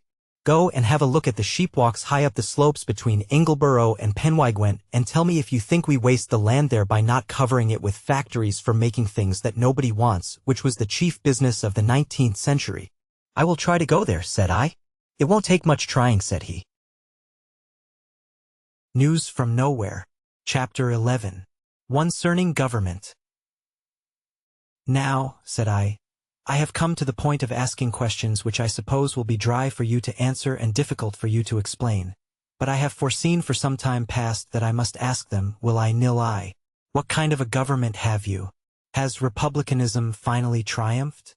Or have you come to a mere dictatorship, which some persons in the 19th century used to prophesy as the ultimate outcome of democracy? Indeed, this last question does not seem so very unreasonable, since you have turned your parliament house into a dung market. Or where do you house your present parliament? The old man answered my smile with a hearty laugh and said, well, well, dung is not the worst kind of corruption. Fertility may come of that, whereas mere dearth came from the other kind, of which those walls once held the great supporters. Now, dear guest, let me tell you that our present parliament would be hard to house in one place, because the whole people is our parliament. I don't understand, said I. No, I suppose not, said he. I must now shock you by telling you that we have no longer anything which you, a native of another planet, would call a government. I am not so much shocked as you might think, said I, as I know something about governments. But tell me, how do you manage, and how have you come to this state of things? Said he. It is true that we have to make some arrangements about our affairs, concerning which you can ask presently, and it is also true that everybody does not always agree with the details of these arrangements. But further, it is true that a man no more needs an elaborate system of government, with its army, navy, and police, to force him to give way to the will of the majority of his equals, than he wants a similar machinery to make him understand that his head and a stone wall cannot occupy the same space at the same moment. Do you want further explanation? Well, yes, I do, quoth I. Old Hammond settled himself in his chair with a look of enjoyment which rather alarmed me, and made me dread a scientific disquisition. So I sighed and abided. He said, I suppose you know pretty well what the process of government was in the bad old times? I am supposed to know, said I. Hammond, what was the government of those days? Was it really the Parliament or any part of it? I know. Was not the Parliament on the one side a kind of watch committee sitting to see that the interests of the upper classes took no hurt, and on the other side a sort of blind to delude the people into supposing that they had some share in the management of their own affairs? History seems to show us this. To what extent did the people manage their own affairs? I judge from what I have heard that sometimes they forced the Parliament to make a law to legalize some alteration which had already taken place. Anything else? I think not. As I am informed, if the people made any attempt to deal with the cause of their grievances, the law stepped in and said, this is sedition, revolt, or what not, and slew or tortured the ringleaders of such attempts. If Parliament was not the government then, nor the people either, what was the government? Can you tell me? I think we shall not be far wrong if we say that government was the law courts, backed up by the executive, which handled the brute force that the deluded people allowed them to use for their own purposes. I mean the army, navy, and police. Reasonable men must needs think you are right. Now as to those law courts, were they places of fair dealing according to the ideas of the day? Had a poor man a good chance of defending his property and person in them? It is a commonplace that even rich men looked upon a lawsuit as a dire misfortune, even if they gained the case. And as for a poor one, why, it was considered a miracle of justice and beneficence if a poor man who had once got into the clutches of the law escaped prison or utter ruin. It seems, then, my son, that the government by law courts and police, which was the real government of the 19th century, was not a great success even to the people of that day, living under a class system which proclaimed inequality and poverty as the law of God and the bond which held the world together. So it seems, indeed. And now that all this is changed, and the rights of property, which mean the clenching the fist on a piece of goods and crying out to the neighbors, you shan't have this. Now that all this has disappeared so utterly that it is no longer possible even to jest upon its absurdity, is such a government possible? It is impossible. Yes, happily. But for what other purpose than the protection of the rich from the poor, the strong from the weak, did this government exist? I have heard that it was said that their office was to defend their own citizens against attack from other countries. It was said, but was anyone expected to believe this? For instance, did the English government defend the English citizen against the French? So it was said. Then if the French had invaded England and conquered it, they would not have allowed the English workmen to live well? Laughing, as far as I can make out, the English masters of the English workmen saw to that. They took from their workmen as much of their livelihood as they dared, because they wanted it for themselves. But if the French had conquered, would they not have taken more still from the English workmen? I do not think so. For in that case the English workmen would have died of starvation, and then the French conquest would have ruined the French, just as if the English horses and cattle had died of underfeeding. So that after all, the English workmen would have been no worse off for the conquest. Their French masters could have got no more from them than their English masters did. This is true, and we may admit that the pretensions of the government to defend the poor, i.e., the useful people against other countries, come to nothing. But that is but natural, for we have seen already that it was the function of government to protect the rich against the poor. But did not the government defend its rich men against other nations? I do not remember to have heard that the rich needed defense, because it is said that even when two nations were at war, the rich men of each nation gambled with each other pretty much as usual, and even sold each other weapons wherewith to kill their own countrymen.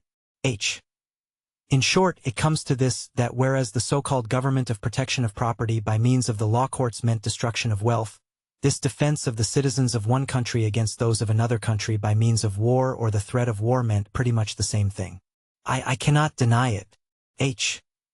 Therefore the government really existed for the destruction of wealth? So it seems. And yet. Yet what? There were many rich people in those times. You see the consequences of that fact? I think I do. But tell me out what they were. If the government habitually destroyed wealth, the country must have been poor? Yes, certainly. Yet amidst this poverty the persons for the sake of whom the government existed insisted on being rich whatever might happen? So it was. What must happen if in a poor country some people insist on being rich at the expense of the others? Unutterable poverty for the others. All this misery, then, was caused by the destructive government of which we have been speaking? Nay, it would be incorrect to say so. The government itself was but the necessary result of the careless, aimless tyranny of the times. It was but the machinery of tyranny. Now tyranny has come to an end, and we no longer need such machinery. We could not possibly use it since we are free. Therefore, in your sense of the word, we have no government. Do you understand this now? Yes, I do. But I will ask you some more questions as to how you as free men manage your affairs. With all my heart. Ask away. News from Nowhere. Chapter 12. Concerning the arrangement of life.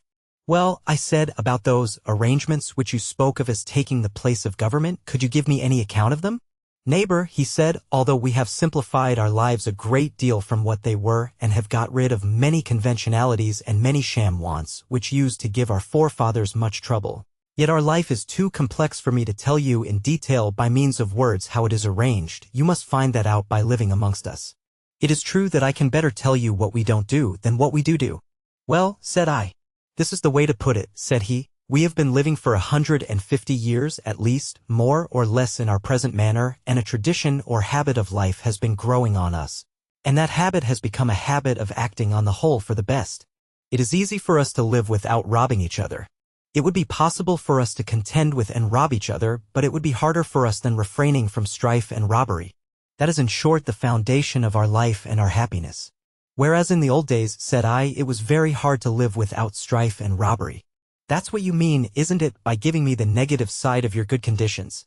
Yes, he said, it was so hard that those who habitually acted fairly to their neighbors were celebrated as saints and heroes and were looked up to with the greatest reverence. While they were alive, said I. No, said he, after they were dead.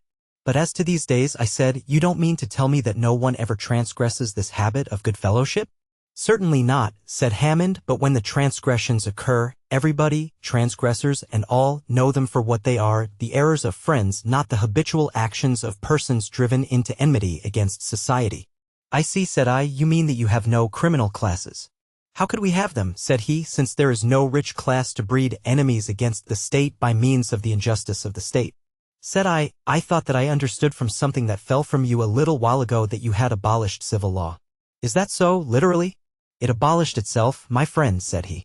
As I said before, the civil law courts were upheld for the defense of private property, for nobody ever pretended that it was possible to make people act fairly to each other by means of brute force.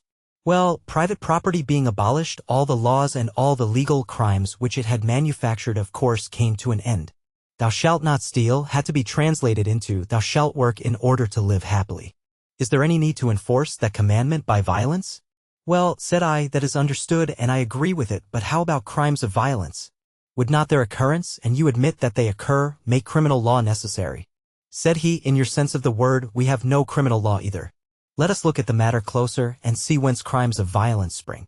By far the greater part of these in past days were the result of the laws of private property which forbade the satisfaction of their natural desires to all but a privileged few and of the general visible coercion which came of those laws.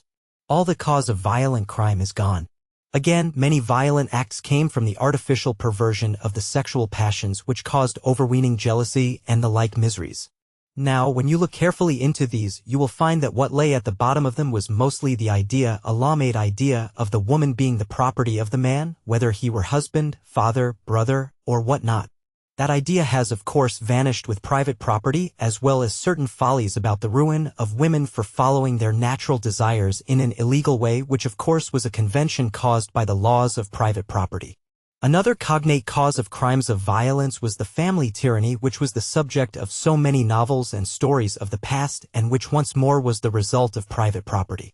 Of course that is all ended, since families are held together by no bond of coercion, legal or social, but by mutual liking and affection, and everybody is free to come or go as he or she pleases.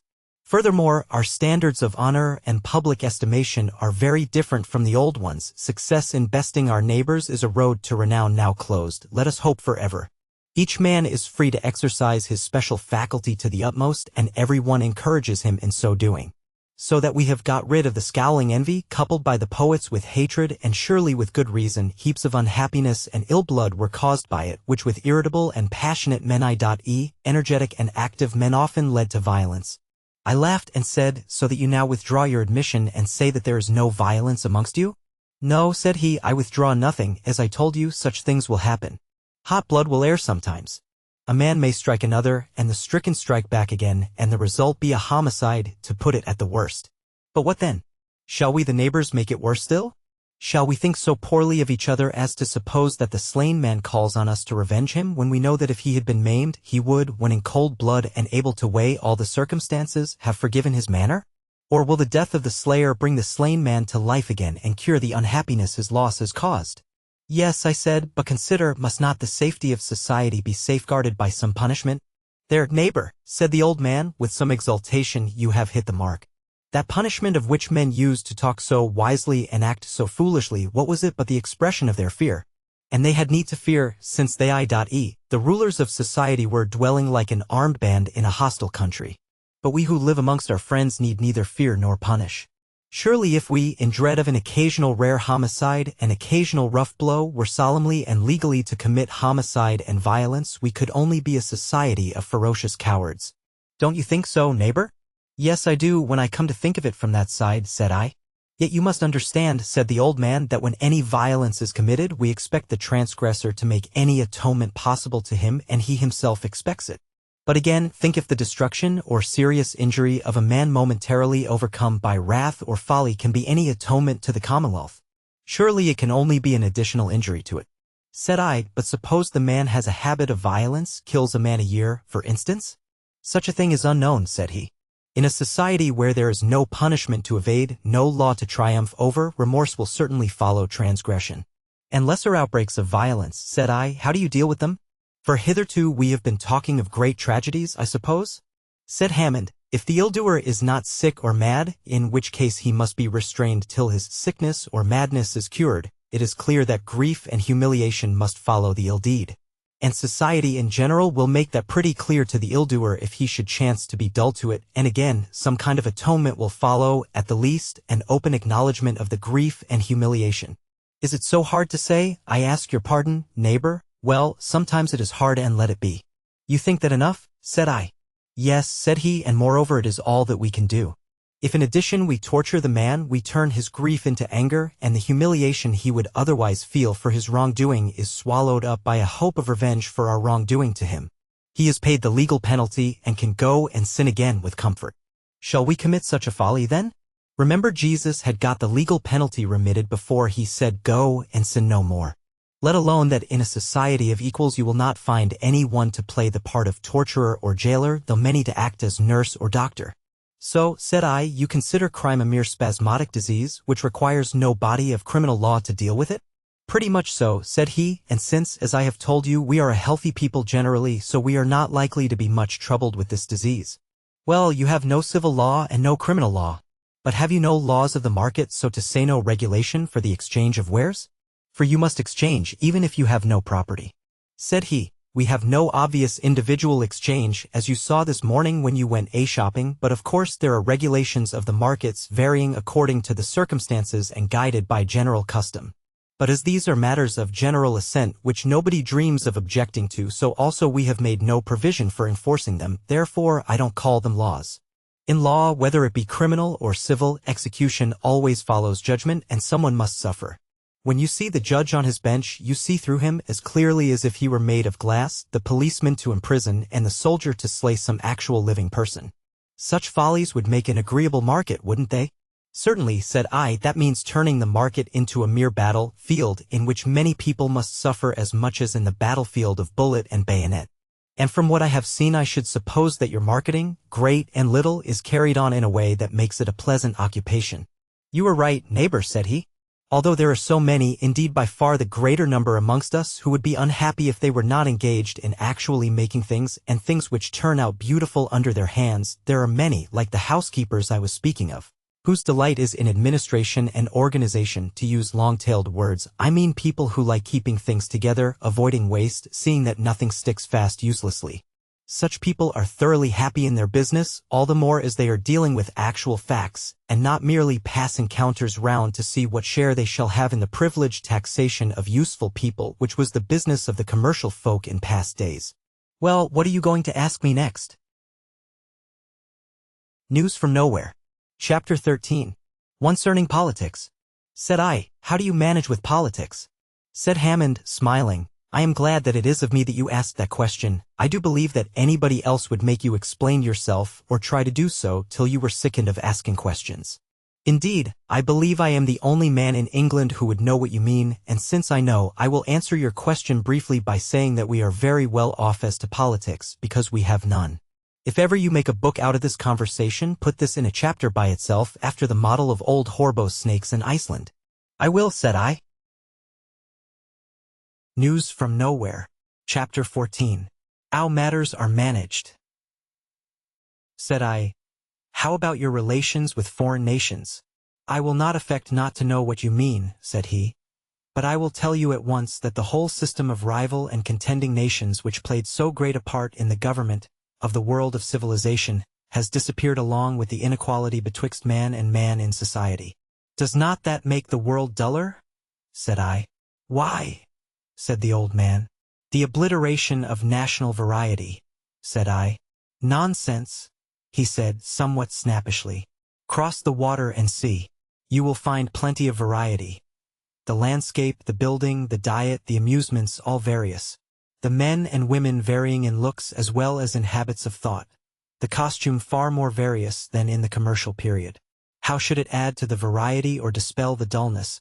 To coerce certain families or tribes, often heterogeneous and jarring with one another, into certain artificial and mechanical groups, and call them nations, and stimulate their patriotism, their foolish and envious prejudices.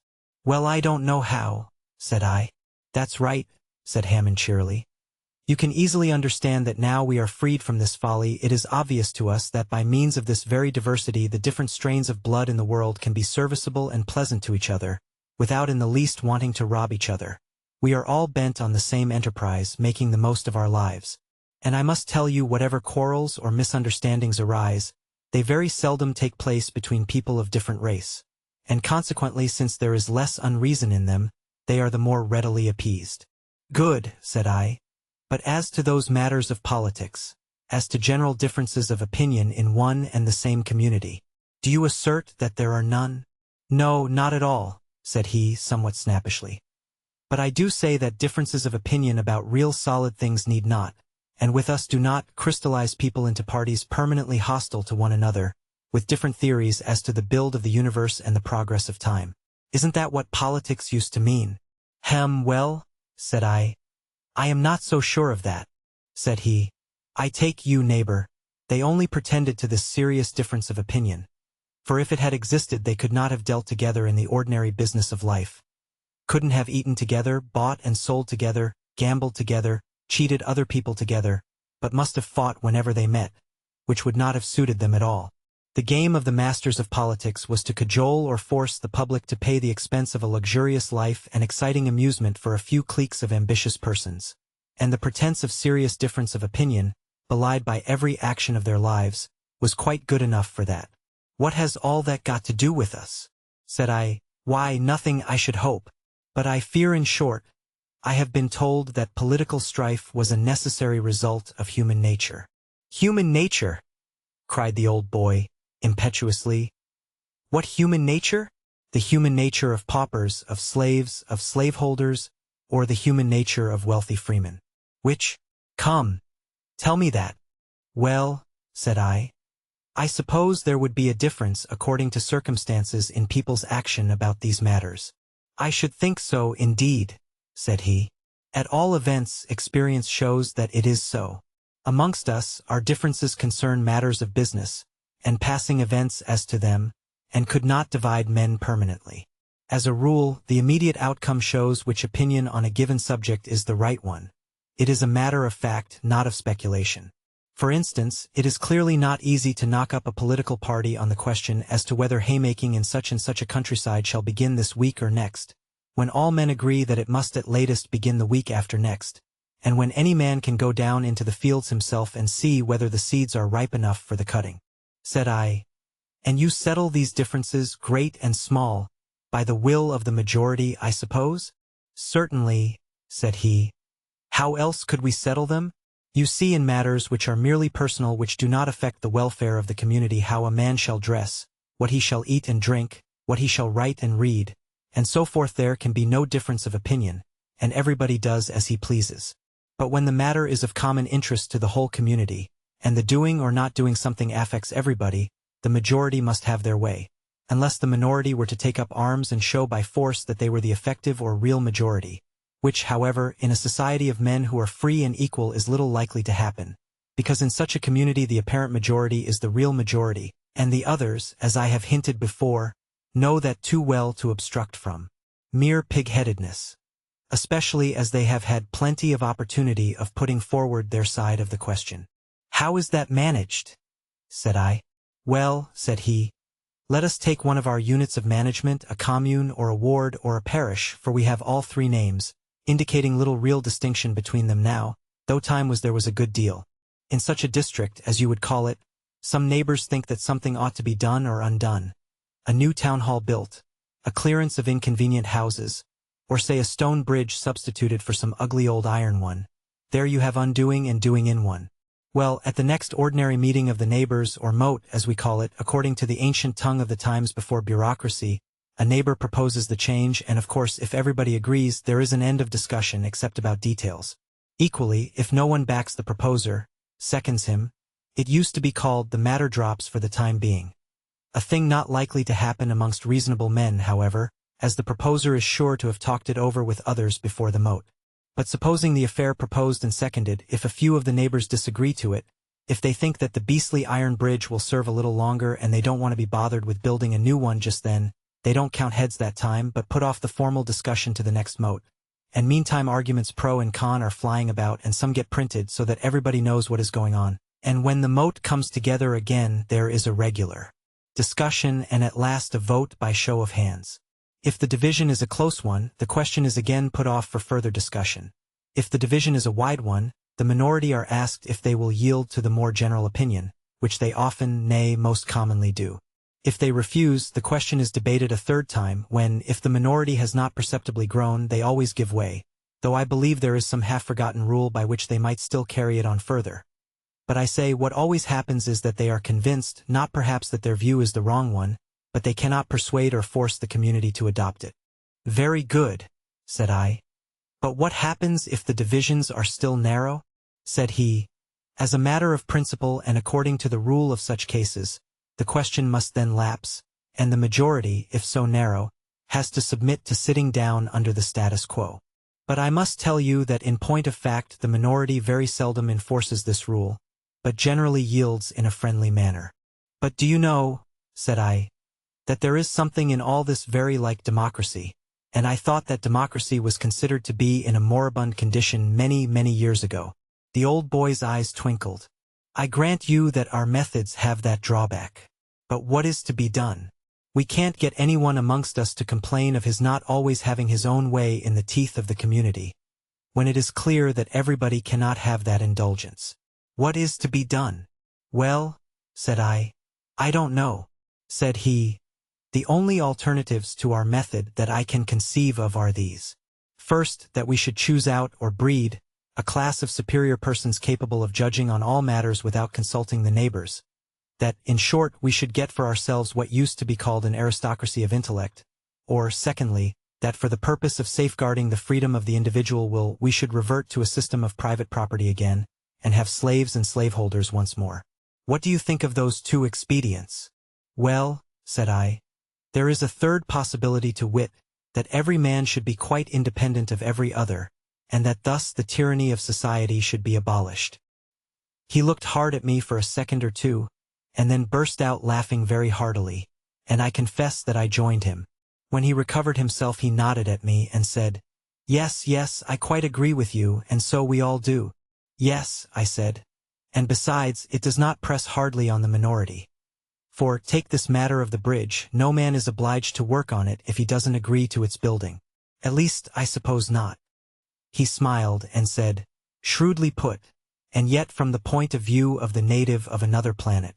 If the man of the minority does find his feelings hurt, doubtless he may relieve them by refusing to help in building the bridge.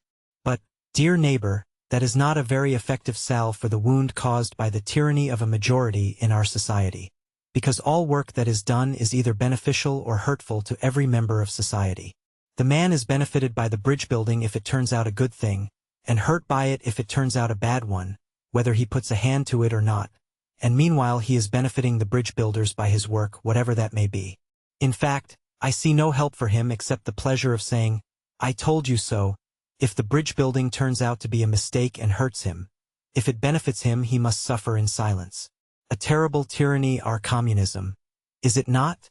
Folk used often to be warned against this very unhappiness in times past, when for every well-fed, contented person you saw 1,000 miserable starvelings. Whereas for us, we grow fat and well-liking on the tyranny. A tyranny, to say the truth, not to be made visible by any microscope I know. Don't be afraid, my friend. We are not going to seek for troubles by calling our peace and plenty and happiness by ill names whose very meaning we have forgotten." He sat musing for a little, and then started and said, "Are there any more questions, dear guest? The morning is waning fast amidst my garrulity."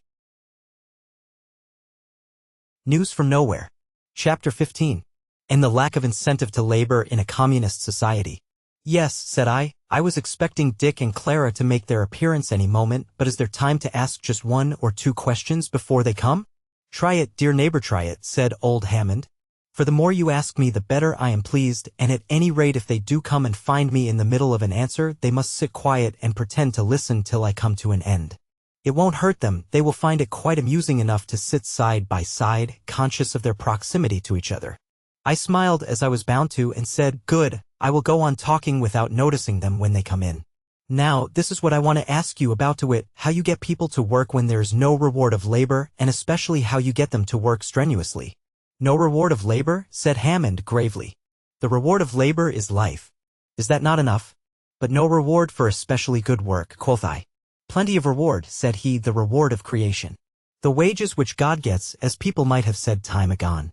If you were going to ask to be paid for the pleasure of creation, which is what excellence in work means, the next thing we shall hear of will be a bill sent in for the begetting of children." "Well, but," said I, "the man of the 19th century would say there is a natural desire towards the procreation of children and a natural desire not to work." "Yes, yes," said he, "I know the ancient platitude, wholly untrue, indeed, to us quite meaningless." Fourier, whom all men laughed at, understood the matter better. "Why is it meaningless to you?" said I. He said, "Because it implies that all work is suffering, and we are so far from thinking that, as you may have noticed, whereas we are not short of wealth, there is a kind of fear growing up amongst us that we shall one day be short of work. It is a pleasure which we are afraid of losing, not a pain." "Yes," said I have noticed that, and I was going to ask you about that also. But in the meantime, what do you positively mean to assert about the pleasurableness of work amongst you?" "This, that all work is now pleasurable, either because of the hope of gain in honor and wealth with which the work is done, which causes pleasurable excitement even when the actual work is not pleasant, or else because it has grown into a pleasurable habit, as in the case with what you may call mechanical work, and lastly, and most of our work is of this kind, because there is conscious sensuous pleasure in the work itself. It is done, that is, by artists." "I see," said I. "Can you now tell me how you have come to this happy condition?" For, to speak plainly, this change from the conditions of the older world seems to me far greater and more important than all the other changes you have told me about as to crime, politics, property, marriage. You are right there, said he. Indeed, you may say rather that it is this change which makes all the others possible. What is the object of revolution? Surely to make people happy. Revolution having brought its foredoomed change about, how can you prevent the counter-revolution from setting in except by making people happy? What? Shall we expect peace and stability from unhappiness? The gathering of grapes from thorns and figs from thistles is a reasonable expectation compared with that. And happiness without happy daily work is impossible. Most obviously true, said I, for I thought the old boy was preaching a little. But answer my question as to how you gained this happiness. Briefly, said he, by the absence of artificial coercion and the freedom for every man to do what he can do best, joined to the knowledge of what productions of labor we really wanted. I must admit that this knowledge we reached slowly and painfully. Go on, said I, give me more detail, explain more fully. For this subject interests me intensely.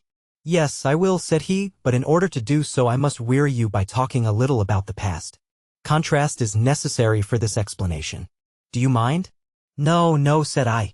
Said he, settling himself in his chair again for a long talk, it is clear from all that we hear and read that in the last age of civilization men had got into a vicious circle in the matter of production of wares. They had reached a wonderful facility of production, and in order to make the most of that facility they had gradually created, or allowed to grow rather, a most elaborate system of buying and selling which has been called the world market. And that world market, once set a-going, forced them to go on making more and more of these wares, whether they needed them or not.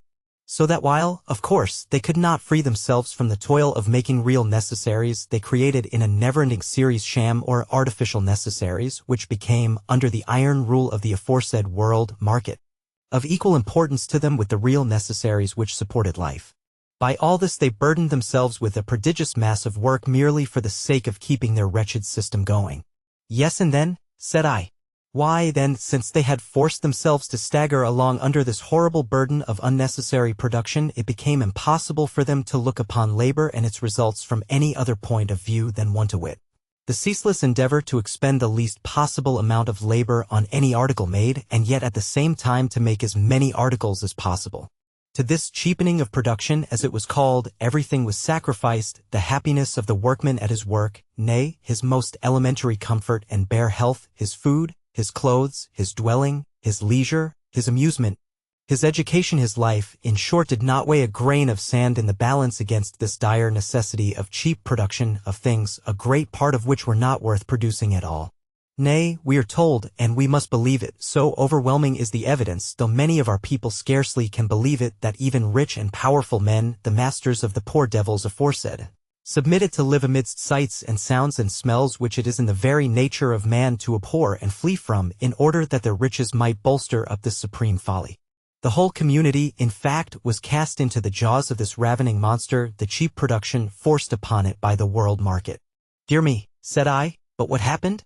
Did not their cleverness and facility in production master this chaos of misery at last? Couldn't they catch up with the world market and then set to work to devise means for relieving themselves from this fearful task of extra labor? He smiled bitterly. Did they even try to? Said he. I am not sure. You know that according to the old saw the beetle gets used to living in dung, and these people, whether they found the dung sweet or not, certainly lived in it. His estimate of the life of the 19th century made me catch my breath a little, and I said feebly, but the labor-saving machines? Heyday, quoth he. What's that you were saying? The labor-saving machines? Yes, they were made to save labor, or, to speak more plainly, the lives of men, on one piece of work in order that it might be expended, I will say wasted, on another, probably useless, piece of work. Friend, all their devices for cheapening labor simply resulted in increasing the burden of labor.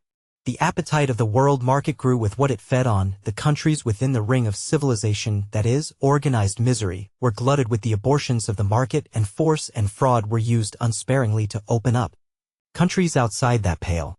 This process of opening up is a strange one to those who have read the professions of the men of that period and do not understand their practice, and perhaps shows us at its worst the great vice of the 19th century, the use of hypocrisy and cant to evade the responsibility of vicarious ferocity. When the civilized world market coveted a country not yet in its clutches, some transparent pretext was found, the suppression of a slavery different from and not so cruel as that of commerce. The pushing of a religion no longer believed in by its promoters, the rescue of some desperado or homicidal madman whose misdeeds had got him into trouble amongst the natives of the barbarous country, any stick, in short, which would beat the dog at all. Then some bold, unprincipled, ignorant adventurer was found, no difficult task in the days of competition, and he was bribed to create a market by breaking up whatever traditional society there might be in the doomed country, and by destroying whatever leisure or pleasure he found there. He forced wares on the natives which they did not want and took their natural products in exchange, as this form of robbery was called, and thereby he created new wants, to supply which, that is, to be allowed to live by their new masters, the hapless. Helpless people had to sell themselves into the slavery of hopeless toil so that they might have something wherewith to purchase the nullities of civilization. "Ah," said the old man, pointing to the museum, "I have read books and papers in there, telling strange stories indeed of the dealings of civilization or organized misery with non-civilization. From the time when the British government deliberately sent blankets infected with smallpox as choice gifts to inconvenient tribes of redskins, to the time when Africa was infested by a man named Stanley who—" "Excuse me," said I, "but as you know, time presses, and I want to keep our question on the straightest line possible, and I want at once to ask this about these wares made for the world market. How about their quality? These people who were so clever about making goods, I suppose they made them well?" "Quality," said the old man crustily, for he was rather peevish at being cut short in his story. How could they possibly attend to such trifles as the quality of the wares they sold? The best of them were of a lowish average, the worst were transparent makeshifts for the things asked for, which nobody would have put up with if they could have got anything else. It was a current jest at the time that the wares were made to sell and not to use, a jest which you, as coming from another planet, may understand, but which our folk could not. Said I, "What? Did they make nothing well?" "Why, yes," said he, "there was one class of goods which they did make thoroughly well, and that was the class of machines which were used for making things. These were usually quite perfect pieces of workmanship admirably adapted to the end in view. So that it may be fairly said that the great achievement of the 19th century was the making of machines which were wonders of invention, skill, and patience, and which were used for the production of measureless quantities of worthless make-shifts. In truth, the owners of the machines did not consider anything which they made as wares, but simply as means for the enrichment of themselves. Of course, the only admitted test of utility in wares was the finding of buyers for them, wise men or fools, as it might chance. And people put up with this, said I. For a time, said he. And then the overturn, said the old man, smiling, and the 19th century saw itself as a man who has lost his clothes whilst bathing and has to walk naked through the town. You are very bitter about that unlucky 19th century, said I. Naturally, said he, since I know so much about it. He was silent a little and then said, there are traditions, nay, real histories in our family about it. My grandfather was one of its victims. If you know something about it, you will understand what he suffered when I tell you that he was in those days a genuine artist, a man of genius, and a revolutionist. I think I do understand, said I, but now, as it seems, you have reversed all this? Pretty much so, said he. The wares which we make are made because they are needed. Men make for their neighbors' use as if they were making for themselves, not for a vague market of which they know nothing and over which they have no control, as there is no buying and selling. It would be mere insanity to make goods on the chance of their being wanted, for there is no longer anyone who can be compelled to buy them. So that whatever is made is good and thoroughly fit for its purpose. Nothing can be made except for genuine use, therefore no inferior goods are made. Moreover, as aforesaid, we have now found out what we want, so we make no more than we want, and as we are not driven to make a vast quantity of useless things, we have time and resources enough to consider our pleasure in making them. All work which would be irksome to do by hand is done by immensely improved machinery, and in all work which it is a pleasure to do by hand, machinery is done without.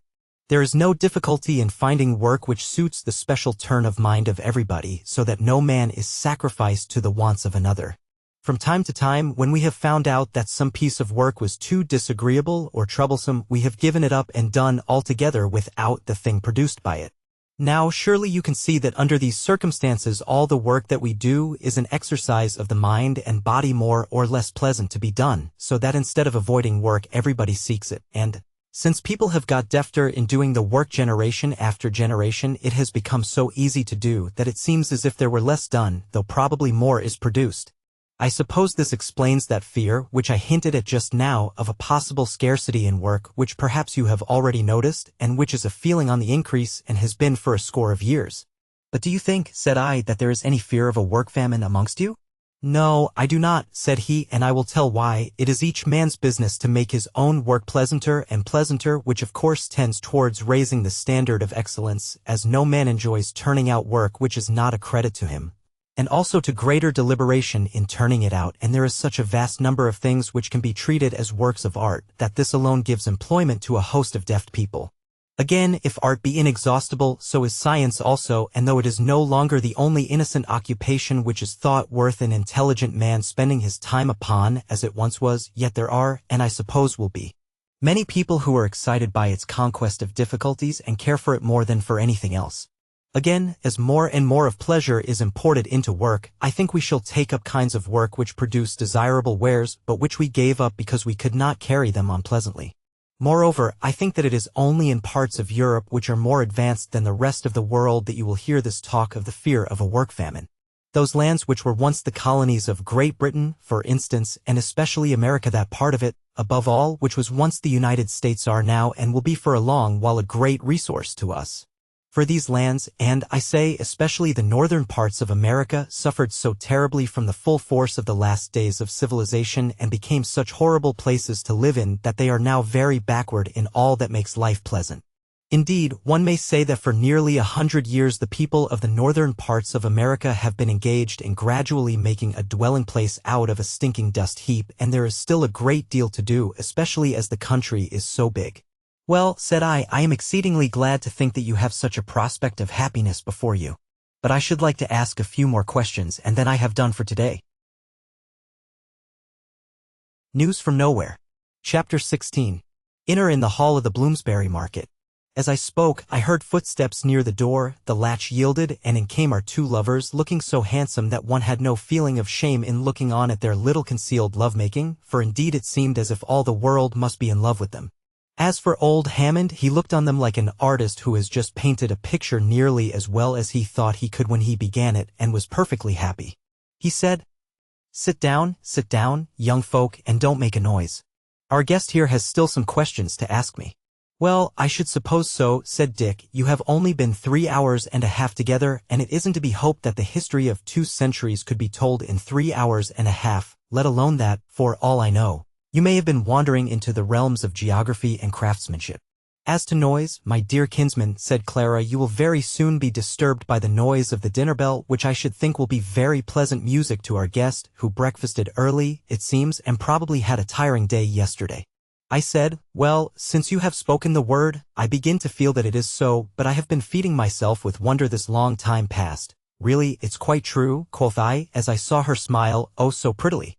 But just then from some tower high up in the air came the sound of silvery chimes playing a sweet clear tune that sounded to my unaccustomed ears like the song of the first blackbird in the spring, and called a rush of memories to my mind, some of bad times, some of good, but all sweetened now into mere pleasure. "No more questions now before dinner," said Clara, and she took my hand as an affectionate child would and let me out of the room and downstairs into the forecourt of the museum, leaving the two Hammonds to follow as they pleased. We went into the marketplace which I had been in before, a finished stream of elegantly dressed people going in along with us. We turned into the cloister and came to a richly molded and carved doorway where a very pretty dark-haired young girl gave us each a beautiful bunch of summer flowers, and we entered a hall much bigger than that of the Hammersmith guest house, more elaborate in its architecture and perhaps more beautiful. I found it difficult to keep my eyes off the wall pictures, for I thought it bad manners to stare at Clara all the time, though she was quite worth it. I saw at a glance that their subjects were taken from queer old-world myths and imaginations which in yesterday's world only about half a dozen people in the country knew anything about, and when the two Hammonds sat down opposite to us, I said to the old man, pointing to the frieze, "How strange to see such subjects here." "Why," said he, "I don't see why you should be surprised. Everybody knows the tales, and they are graceful and pleasant subjects, not too tragic for a place where people mostly eat and drink and amuse themselves, and yet full of incident." I smiled and said, "Well, I scarcely expected to find record of the 7 Swans and the King of the Golden Mountain and Faithful Henry and such curious pleasant imaginations as Jacob Grimm got together from the childhood of the world. Barely lingering even in his time, I should have thought you would have forgotten such childishness by this time." The old man smiled and said nothing, but Dick turned rather red and broke out, "What do you mean, guest?" I think them very beautiful. I mean not only the pictures but the stories, and when we were children we used to imagine them going on in every wood end, by the bite of every stream. Every house in the fields was the fairyland king's house to us. Don't you remember, Clara? Yes, she said, and it seemed to me as if a slight cloud came over her fair face. I was going to speak to her on the subject when the pretty waitresses came to us smiling and chattering sweetly like reed warblers by the riverside and fell to giving us our dinner. As to this, as at our breakfast, everything was cooked and served with a daintiness which showed that those who had prepared it were interested in it, but there was no excess either of quantity or of gourmandise. Everything was simple, though so excellent of its kind. And it was made clear to us that this was no feast, only an ordinary meal. The glass, crockery, and plate were very beautiful to my eyes, used to the study of medieval art, but a 19th-century club haunter would, I dare say, have found them rough and lacking in finish, the crockery being lead-glazed potware, though beautifully ornamented, the only porcelain being here and there a piece of old Oriental ware. The glass, again, though elegant and quaint and very varied in form, was somewhat bubbled and hornier in texture than the commercial articles of the 19th century. The furniture and general fittings of the hall were much of a piece with the table gear, beautiful in form and highly ornamented, but without the commercial finish of the joiners and cabinet makers of our time. Withal, there was a total absence of what the 19th century calls comfort, that is, stuffy inconvenience, so that, even apart from the delightful excitement of the day, I had never eaten my dinner so pleasantly before. When we had done eating and were sitting a little while with a bottle of very good Bordeaux wine before us, Clara came back to the question of the subject matter of the pictures as though it had troubled her. She looked up at them and said, "How is it that though we are so interested with our life for the most part, yet when people take to writing poems or painting pictures they seldom deal with our modern life, or if they do, take good care to make their poems or pictures unlike that life? Are we not good enough to paint ourselves? How is it that we find the dreadful times of the past so interesting to us in pictures and poetry?" Old Hammond smiled. "It always was so, and I suppose always will be," said he. "However, it may be explained.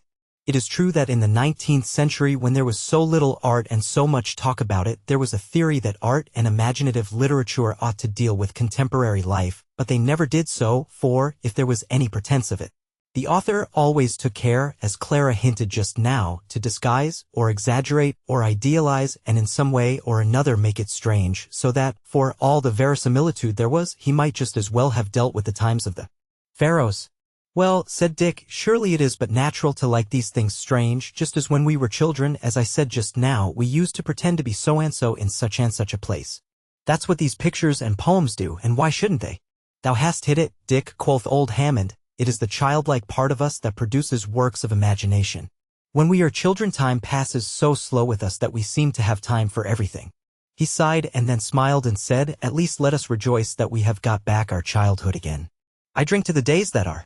"Second childhood," said I in a low voice, and then blushed at my double rudeness and hoped that he hadn't heard. But he had, and turned to me smiling and said, "Yes, why not? And for my part, I hope it may last long, and that the world's next period of wise and unhappy manhood, if that should happen, will speedily lead us to a third childhood, if indeed this age be not our third. Meantime, my friend, you must know that we are too happy, both individually and collectively, to trouble ourselves about what is to come hereafter." "Well, for my part," said Clara, "I wish we were interesting enough to be written or painted about." Dick answered her with some lover's speech, impossible to be written down, and then we sat quiet a little. News from nowhere. Chapter 17. How the change came. Dick broke the silence at last, saying, "Guest, forgive us for a little after-dinner dullness. What would you like to do? Shall we have out Greylocks and trot back to Hammersmith?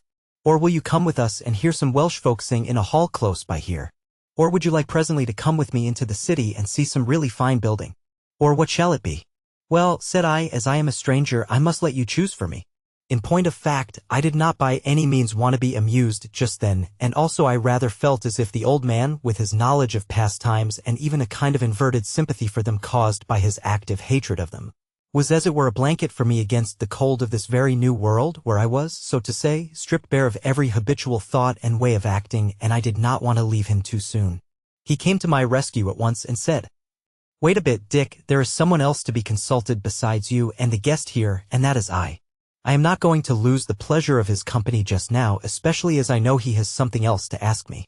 So go to your Welsh men, by all means, but first of all bring us another bottle of wine to this nook and then be off as soon as you like and come again and fetch our friend to go westward, but not too soon. Dick nodded smilingly, and the old man and I were soon alone in the great hall, the afternoon sun gleaming on the red wine in our tall, quaint-shaped glasses. Then said Hammond, "Does anything especially puzzle you about our way of living, now you have heard a good deal and seen a little of it?"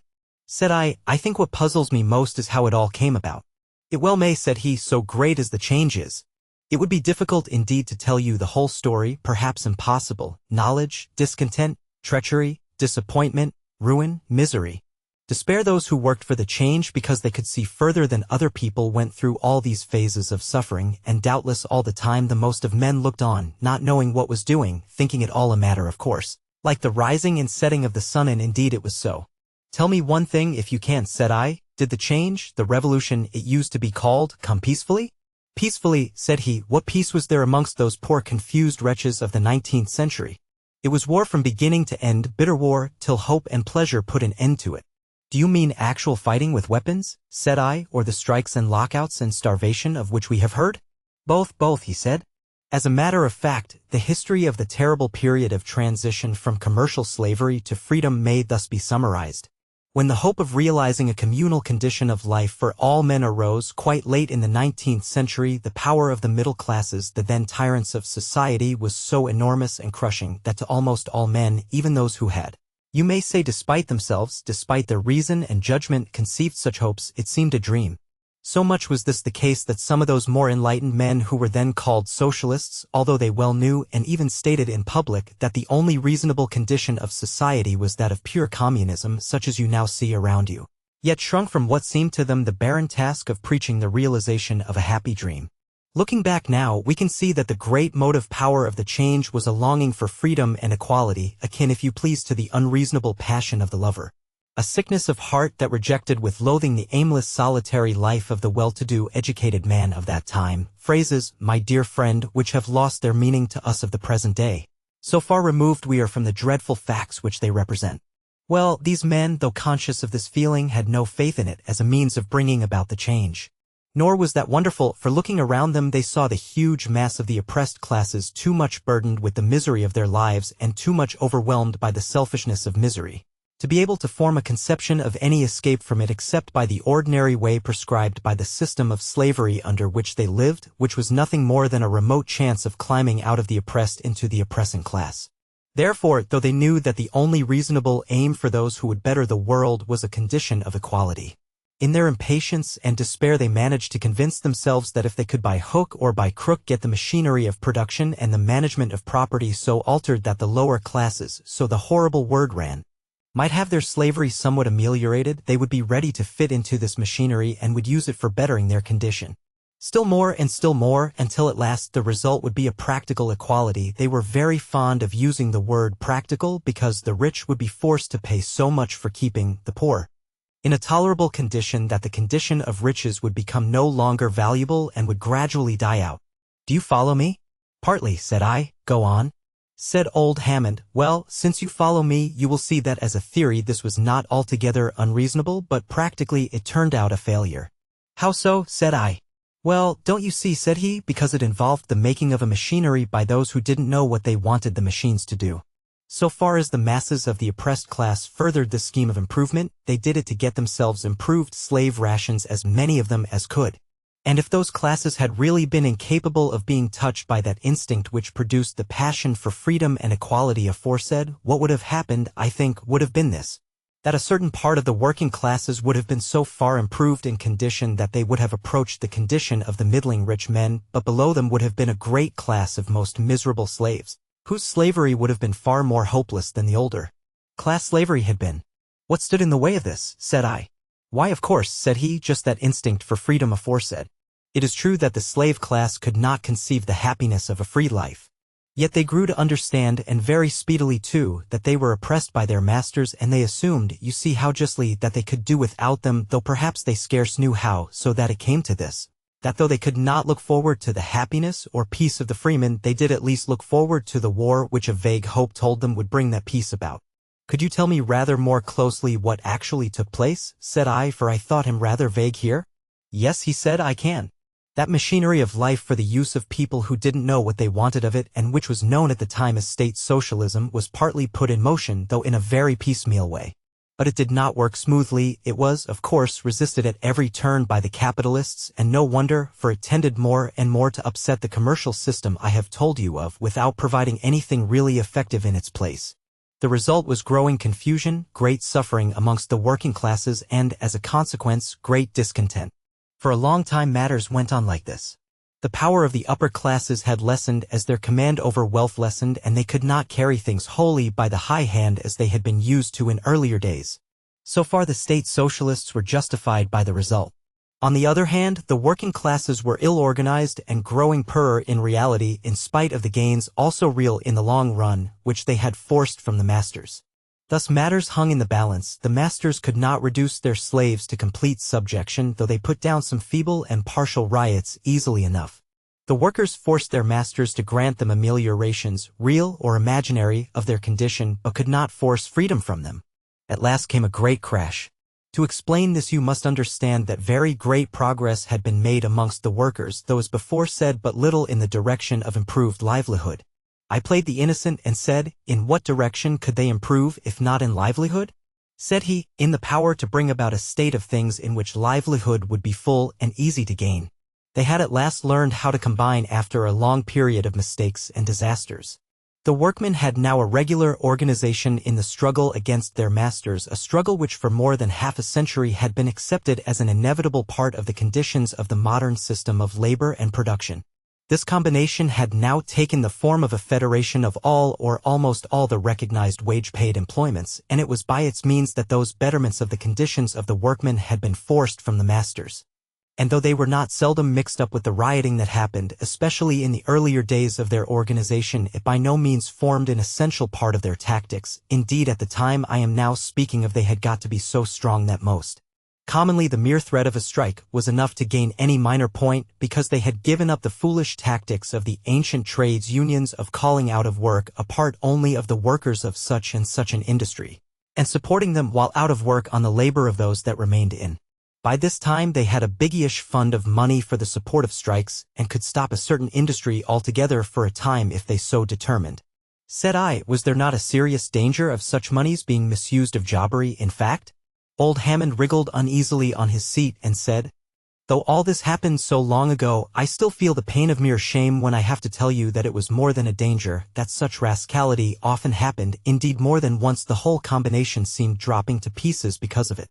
But at the time of which I am telling, things looked so threatening, and to the workmen at least the necessity of their dealing with the fast-gathering trouble which the labor struggle had brought about was so clear, that the conditions of the times had begot a deep seriousness amongst all reasonable people, a determination which put aside all non-essentials and which to thinking men was ominous of the swiftly approaching change. Such an element was too dangerous for mere traders and self-seekers, and one by one they were thrust out and mostly joined the declared reactionaries. How about those ameliorations, said I, what were they? Or rather of what nature? Said he, some of them, and these of the most practical importance to the men's livelihood, were yielded by the masters by direct compulsion on the part of the men. The new conditions of labor so gained were indeed only customary, enforced by no law, but, once established, the masters durst not attempt to withdraw them in face of the growing power of the combined workers. Some again were steps on the path of state socialism, the most important of which can be speedily summed up. At the end of the 19th century the cry arose for compelling the masters to employ their men a less number of hours in the day. This cry gathered volume quickly, and the masters had to yield to it. But it was, of course, clear that unless this meant a higher price for work per hour, it would be a mere nullity, and that the masters, unless forced, would reduce it to that. Therefore, after a long struggle, another law was passed fixing a minimum price for labor in the most important industries, which again had to be supplemented by a law fixing the maximum price on the chief wares then considered necessary for a workman's life. You were getting perilously near to the late Roman poor rates, said I, smiling, and the doling out of bread to the proletariat. So many said at the time, said the old man drily, and it has long been a commonplace that slough awaits state socialism in the end, if it gets to the end, which as you know it did not with us. However, it went further than this minimum and maximum business, which by the by we can now see was necessary. The government now found it imperative on them to meet the outcry of the master class at the approaching destruction of commerce as desirable had they known it as the extinction of the cholera which has since happily taken place. And they were forced to meet it by a measure hostile to the masters, the establishment of government factories for the production of necessary wares and markets for their sale. These measures taken altogether did do something. They were in fact of the nature of regulations made by the commander of a beleaguered city. But of course to the privileged classes it seemed as if the end of the world were come when such laws were enacted. Nor was that altogether without a warrant. The spread of communistic theories and the partial practice of state socialism had at first disturbed, and at last almost paralyzed the marvelous system of commerce under which the old world had lived so feverishly and had produced for some few a life of gambler's pleasure, and for many, or most, a life of mere misery. Over and over again came bad times as they were called, and indeed they were bad enough for the wage slaves. The year 1952 was one of the worst of these times. The workmen suffered dreadfully. The partial, inefficient government factories, which were terribly jobbed, all but broke down. And a vast part of the population had for the time being to be fed on undisguised charity, as it was called. The combined workers watched the situation with mingled hope and anxiety. They had already formulated their general demands, but now by a solemn and universal vote of the whole of their federated societies, they insisted on the first step being taken toward carrying out their demands. This step would have led directly to handing over the management of the whole natural resources of the country together with the machinery for using them into the power of the combined workers, and the reduction of the privileged classes into the position of pensioners obviously dependent on the pleasure of the workers. The resolution, as it was called, which was widely published in the newspapers of the day, was in fact a declaration of war and was so accepted by the master class. They began henceforward to prepare for a firm stand against the brutal and ferocious communism of the day, as they phrased it. And as they were in many ways still very powerful, or seemed so to be, they still hoped by means of brute force to regain some of what they had lost, and perhaps in the end the whole of it. It was said amongst them on all hands that it had been a great mistake of the various governments not to have resisted sooner, and the liberals and radicals, the name as perhaps you may know of the more democratically inclined part of the ruling classes, were much blamed for having led the world to this pass by their mistimed pedantry and foolish sentimentality, and one Gladstone or Gledstein, probably, judging by this name, of Scandinavian descent, a notable politician of the 19th century, was especially singled out for reprobation in this respect. I need scarcely point out to you the absurdity of all this. A terrible tragedy lay hidden behind this grinning through a horse collar of the reactionary party. The insatiable greed of the lower classes must be repressed. The people must be taught a lesson. These were the sacramental phrases current amongst the reactionists, and ominous enough they were. The old man stopped to look keenly at my attentive and wondering face, and then said, "I know, dear guest, that I have been using words and phrases which few people amongst us could understand without long and laborious explanation, and not even then perhaps. But since you have not yet gone to sleep, and since I am speaking to you as to a being from another planet, I may venture to ask you if you have followed me thus far." "Oh yes," said I quite understand. Pray go on. A great deal of what you have been saying was commonplace with us when." "Yes," said he gravely, "when you were dwelling in the other planet." "Well, now for the crash aforesaid. On some comparatively trifling occasion a great meeting was summoned by the workmen leaders to meet in Trafalgar Square about the right to meet, in which place there had for years and years been bickering. The civic bourgeois guard, called the police, attacked the said meeting with bludgeons according to their custom. Many people were hurt in the melee, of whom 5 in all died, either trampled to death on the spot or from the effects of their cudgeling. The meeting was scattered and some 100 of prisoners cast into jail. A similar meeting had been treated in the same way a few days before at a place called Manchester, which has now disappeared. Thus the lesson began. The whole country was thrown into a ferment by this. Meetings were held which attempted some rough organization for the holding of another meeting to retort on the authorities. A huge crowd assembled in Trafalgar Square and the neighborhood, then a place of crowded streets, and was too big for the bludgeon-armed police to cope with. There was a good deal of dry-blow fighting. 3 or 4 of the people were killed, and half a score of policemen were crushed to death in the throng, and the rest got away as they could. This was a victory for the people as far as it went. The next day all London, remember what it was in those days, was in a state of turmoil. Many of the rich fled into the country. The executive got together soldiery but did not dare to use them, and the police could not be massed in any one place because riots or threats of riots were everywhere. But in Manchester, where the people were not so courageous or not so desperate as in London, several of the popular leaders were arrested. In London, a convention of leaders was got together from the Federation of Combined Workmen and sat under the old revolutionary name of the Committee of Public Safety, but as they had no drilled and armed body of men to direct, they attempted no aggressive measures but only placarded the walls with somewhat vague appeals to the workmen not to allow themselves to be trampled upon. However, they called a meeting in Trafalgar Square for the day fortnight of the last-mentioned skirmish. Meantime, the town grew no quieter, and business came pretty much to an end.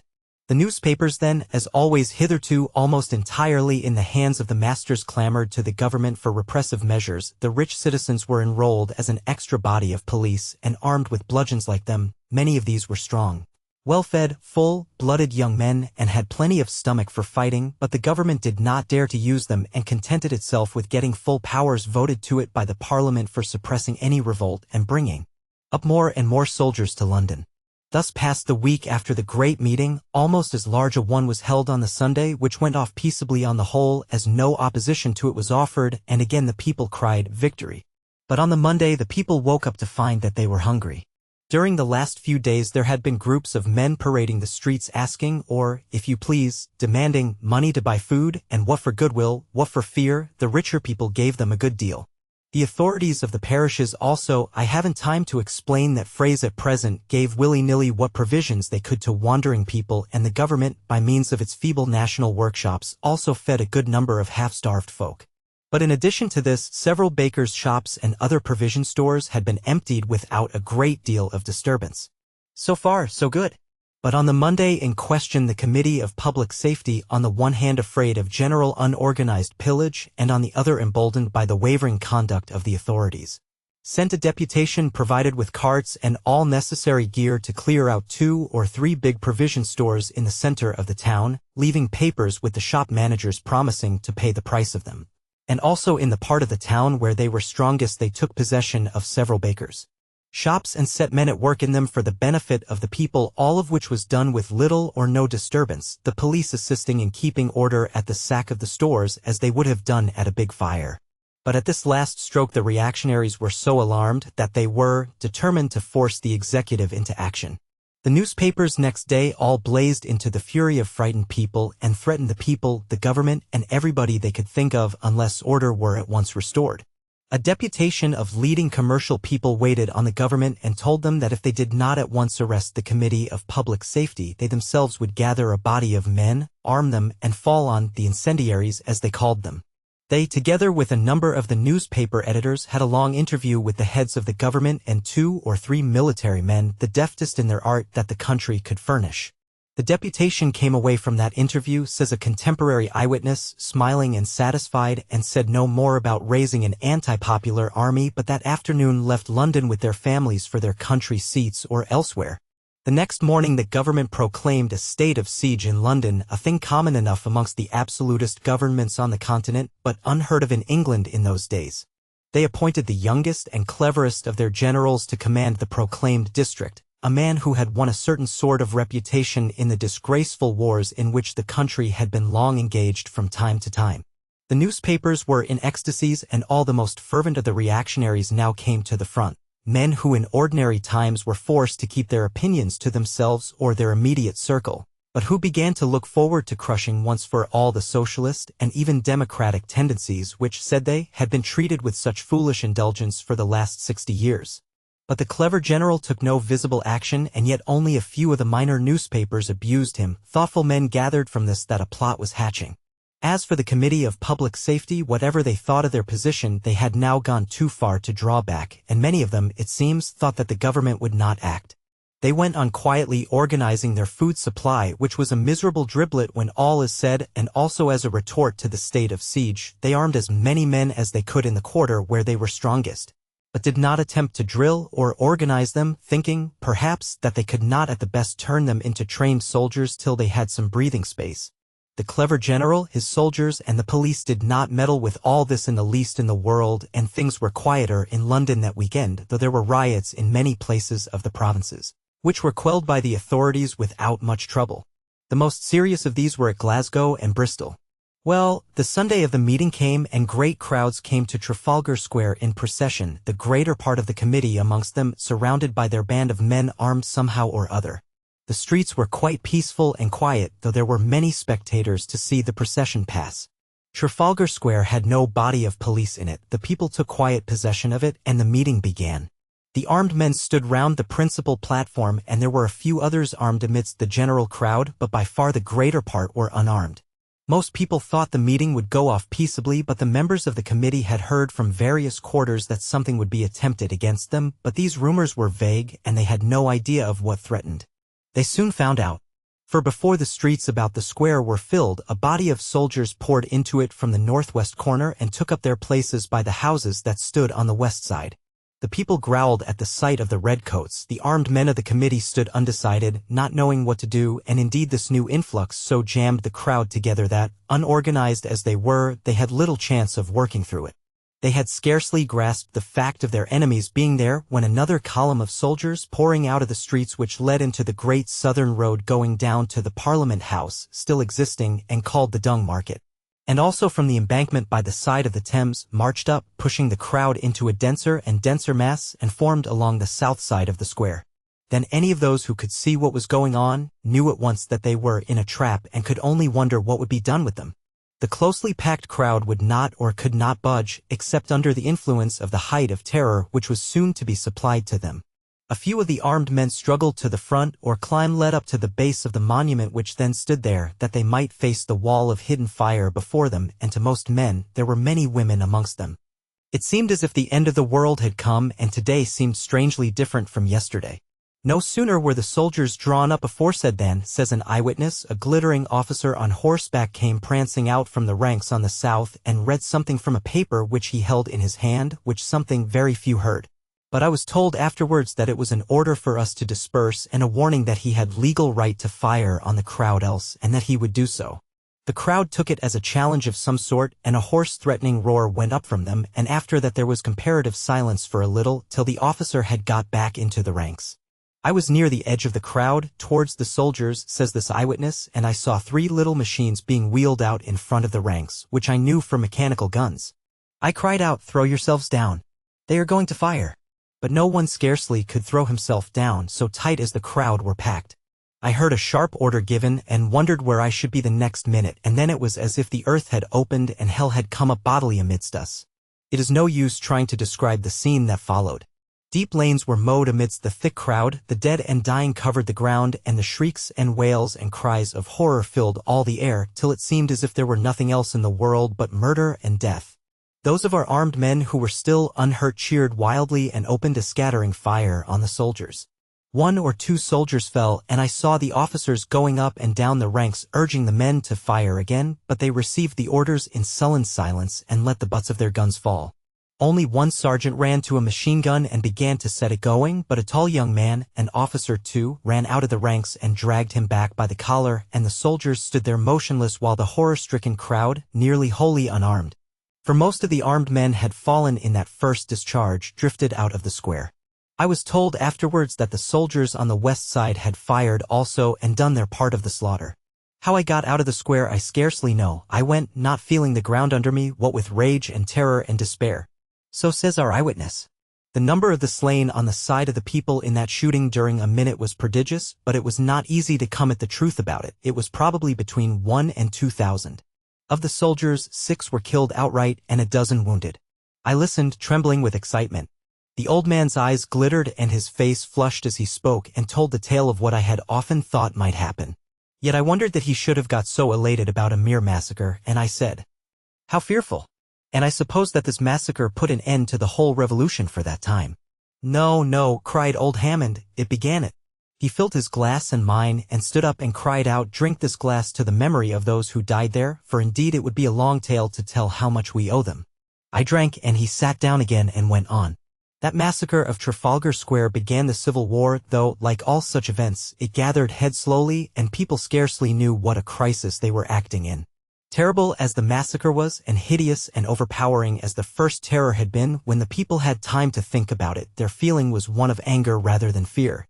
Although the military organization of the state of siege was now carried out without shrinking by the clever young general.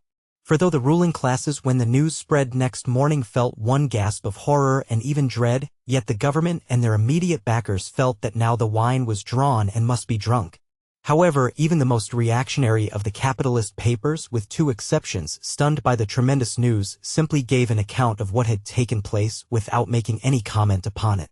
The exceptions were one, a so-called liberal paper, the government of the day was of that complexion, which, after a preamble in which it declared its undeviating sympathy with the cause of labor, proceeded to point out that in times of revolutionary disturbance it behoved the government to be just but firm, and that by far the most merciful way of dealing with the poor madmen who were attacking the very foundations of society, which had made them mad and poor, was to shoot them at once, so as to stop others from drifting into a position in which they would run a chance of being shot. In short, it praised the determined action of the government as the acme of human wisdom and mercy, and exulted in the inauguration of an epoch of reasonable democracy free from the tyrannical fads of socialism. The other exception was a paper thought to be one of the most violent opponents of democracy, and so it was, but the editor of it found his manhood and spoke for himself and not for his paper. In a few simple, indignant words he asked people to consider what a society was worth which had to be defended by the massacre of unarmed citizens, and called on the government to withdraw their state of siege and put the general and his officers who fired on the people on their trial for murder. He went further and declared that whatever his opinion might be as to the doctrines of the socialists, he for one should throw in his lot with the people, until the government atoned for their atrocity by showing that they were prepared to listen to the demands of men who knew what they wanted and whom the decrepitude of society forced into pushing their demands in some way or other. Of course, this editor was immediately arrested by the military power, but his bold words were already in the hands of the public and produced a great effect, so great an effect that the government, after some vacillation, withdrew the state of siege, though at the same time it strengthened the military organization and made it more stringent. 3 of the Committee of Public Safety had been slain in Trafalgar Square, of the rest the greater part went back to their old place of meeting, and there awaited the event calmly. They were arrested there on the Monday morning and would have been shot at once by the general, who was a mere military machine, if the government had not shrunk before the responsibility of killing men without any trial. There was at first a talk of trying them by a special commission of judges, as it was called, before a set of men bound to find them guilty and whose business it was to do so. But with the government the cold fit had succeeded to the hot one, and the prisoners were brought before a jury at the assizes. There a fresh blow awaited the government, for in spite of the judge's charge, which distinctly instructed the jury to find the prisoners guilty, they were acquitted, and the jury added to their verdict a presentment in which they condemned the action of the soldiery, in the queer phraseology of the day, as rash, unfortunate, and unnecessary. The Committee of Public Safety renewed its sittings, and from thenceforth was a popular rallying point in opposition to the Parliament.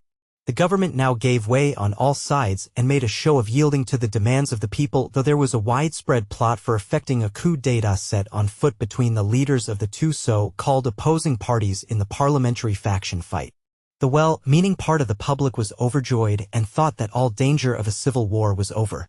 The victory of the people was celebrated by huge meetings held in the parks and elsewhere in memory of the victims of the Great Massacre.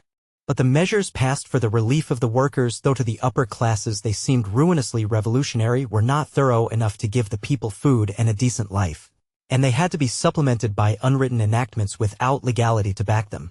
Although the government and parliament had the law courts, the army, and society at their backs, the Committee of Public Safety began to be a force in the country and really represented the producing classes. It began to improve immensely in the days which followed on the acquittal of its members. Its old members had little administrative capacity, though with the exception of a few self-seekers and traitors, they were honest, courageous men, and many of them were endowed with considerable talent of other kinds.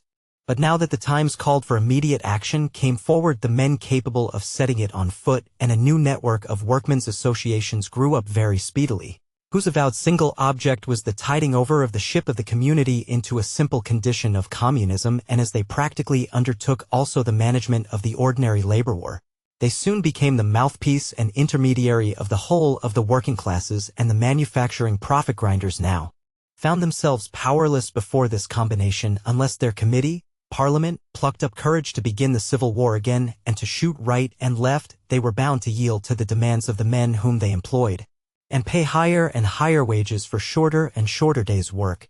Yet one ally they had, and that was the rapidly approaching breakdown of the whole system founded on the world market and its supply, which now became so clear to all people that the middle classes, shocked for the moment into condemnation of the government for the great massacre, turned round nearly in a mass and called on the government to look to matters and put an end to the tyranny of the socialist leaders.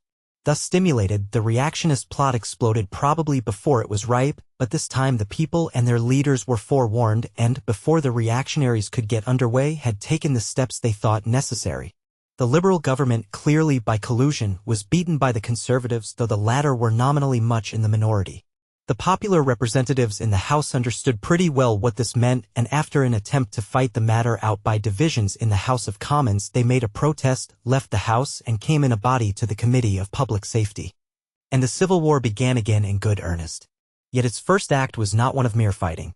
The new Tory government determined to act, yet durst not reenact the state of siege, but it sent a body of soldiers and police to arrest the Committee of Public Safety in the lump. They made no resistance, though they might have done so, as they had now a considerable body of men who were quite prepared for extremities. But they were determined to try first a weapon which they thought stronger than street fighting. The members of the committee went off quietly to prison, but they had left their soul and their organization behind them. For they depended not on a carefully arranged center with all kinds of checks and counter-checks about it, but on a huge mass of people in thorough sympathy with the movement, bound together by a great number of links of small centers with very simple instructions. These instructions were now carried out. The next morning, when the leaders of the reaction were chuckling at the effect which the report in the newspapers of their stroke would have upon the public, no newspapers appeared, and it was only towards noon that a few straggling sheets, about the size of the gazettes of the 17th century, worked by policemen, soldiers, managers, and press writers, were dribbled through the streets. They were greedily seized on and read, but by this time the serious part of their news was stale, and people did not need to be told that the general strike had begun. The railways did not run, the telegraph wires were unserved, flesh, fish, and green stuff brought to market was allowed to lie there still packed and perishing, the thousands of middle-class families who were utterly dependent for the next meal on the workers made frantic efforts through their more energetic members to cater for the needs of the day, and amongst those of them who could throw off the fear of what was to follow, there was, I am told, a certain enjoyment of this unexpected picnic, a forecast of the days to come, in which all labor grew pleasant. So passed the first day, and towards evening the government grew quite distracted. They had but one resource for putting down any popular movement, to wit, mere brute force, but there was nothing for them against which to use their army and police. No armed bodies appeared in the streets. The offices of the federated workmen were now, in appearance, at least, turned into places for the relief of people thrown out of work, and under the circumstances they durst not arrest the men engaged in such business, all the more as even that night many quite respectable people applied at these offices for relief, and swallowed down the charity of the revolutionists along with their supper. So the government massed soldiers and police here and there and sat still for that night, fully expecting on the morrow some manifesto from the rebels, as they now began to be called, which would give them an opportunity of acting in some way or another. They were disappointed. The ordinary newspapers gave up the struggle that morning, and only one very violent reactionary paper, called the Daily Telegraph, attempted an appearance and rated the rebels in good set terms for their folly and ingratitude in tearing out the bowels of their common mother, the English nation, for the benefit of a few greedy paid agitators and the fools whom they were deluding. On the other hand, the socialist papers, of which three only, representing somewhat different schools, were published in London, came out full to the throat of well-printed matter. They were greedily bought by the whole public, who, of course, like the government, expected a manifesto in them. But they found no word of reference to the great subject. It seemed as if their editors had ransacked their drawers for articles which would have been in place 40 years before, under the technical name of educational articles. Most of these were admirable and straightforward expositions of the doctrines and practice of socialism, free from haste and spite and hard words, and came upon the public with a kind of May-Day freshness amidst the worry and terror of the moment. And though the knowing well understood that the meaning of this move in the game was mere defiance and a token of irreconcilable hostility to the then rulers of society, and though, also, they were meant for nothing else by the rebels, yet they really had their effect as educational articles. However, education of another kind was acting upon the public with irresistible power, and probably cleared their heads a little. As to the government, they were absolutely terrified by this act of boycotting, the slang word then current for such acts of abstention. Their counsels became wild and vacillating to the last degree. 1 hour they were for giving way for the present till they could hatch another plot. The next they all but sent an order for the arrest in the lump of all the workmen's committees. The next they were on the point of ordering their brisk young general to take any excuse that offered for another massacre. But when they called to mind that the soldiery in that battle of Trafalgar Square were so daunted by the slaughter which they had made that they could not be got to fire a second volley, they shrank back again from the dreadful courage necessary for carrying out another massacre. Meantime the prisoners brought the second time before the magistrates under a strong escort of soldiers were the second time remanded. The strike went on this day also. The workmen's committees were extended and gave relief to great numbers of people, for they had organized a considerable amount of production of food by men whom they could depend upon. Quite a number of well-to-do people were now compelled to seek relief of them. But another curious thing happened. A band of young men of the upper classes armed themselves and coolly went marauding in the streets, taking what suited them of such eatables and portables that they came across in the shops which had ventured to open. This operation they carried out in Oxford Street, then a great street of shops of all kinds. The government, being at that hour in one of their yielding moods, thought this a fine opportunity for showing their impartiality in the maintenance of order, and sent to arrest these hungry rich youths, who, however, surprised the police by a valiant resistance, so that all but 3 escaped. The government did not gain the reputation for impartiality which they expected from this move, for they forgot that there were no evening papers, and the account of the skirmish spread wide indeed, but in a distorted form, for it was mostly told simply as an exploit of the starving people from the East End, and everybody thought it was but natural for the government to put them down when and where they could. That evening the rebel prisoners were visited in their cells by very polite and sympathetic persons who pointed out to them what a suicidal course they were following and how dangerous these extreme courses were for the popular cause. Says one of the prisoners, "It was great sport comparing notes when we came out anent the attempt of the government to get at us separately in prison, and how we answered the blandishments of the highly intelligent and refined persons set on to pump us." One laughed, another told extravagant longbow stories to the envoy, a third held a sulky silence, a fourth damned the polite spy and bade him hold his jaw, and that was all they got out of us. So passed the second day of the great strike. It was clear to all thinking people that the third day would bring on the crisis, for the present suspense and ill-concealed terror was unendurable. The ruling classes and the middle-class non-politicians who had been their real strength and support were as sheep lacking a shepherd. They literally did not know what to do. One thing they found they had to do, try to get the rebels to do something. So the next morning, the morning of the third day of the strike, when the members of the Committee of Public Safety appeared again before the magistrate, they found themselves treated with the greatest possible courtesy, in fact, rather as envoys and ambassadors than prisoners. In short, the magistrate had received his orders, and with no more to do than might come of a long stupid speech which might have been written by Dickens in mockery, he discharged the prisoners, who went back to their meeting place and at once began a deuce-sitting. It was high time. For this third day the mass was fermenting indeed. There was, of course, a vast number of working people who were not organized in the least in the world, men who had been used to act as their masters drove them, or rather as the system drove of which their masters were a part. That system was now falling to pieces, and the old pressure of the master having been taken off these poor men, it seemed likely that nothing but the mere animal necessities and passions of men would have any hold on them, and that mere general overturn would be the result. Doubtless this would have happened if it had not been that the huge mass had been leavened by socialist opinion in the first place, and in the second by actual contact with declared socialists, many or indeed most of whom were members of those bodies of workmen above said.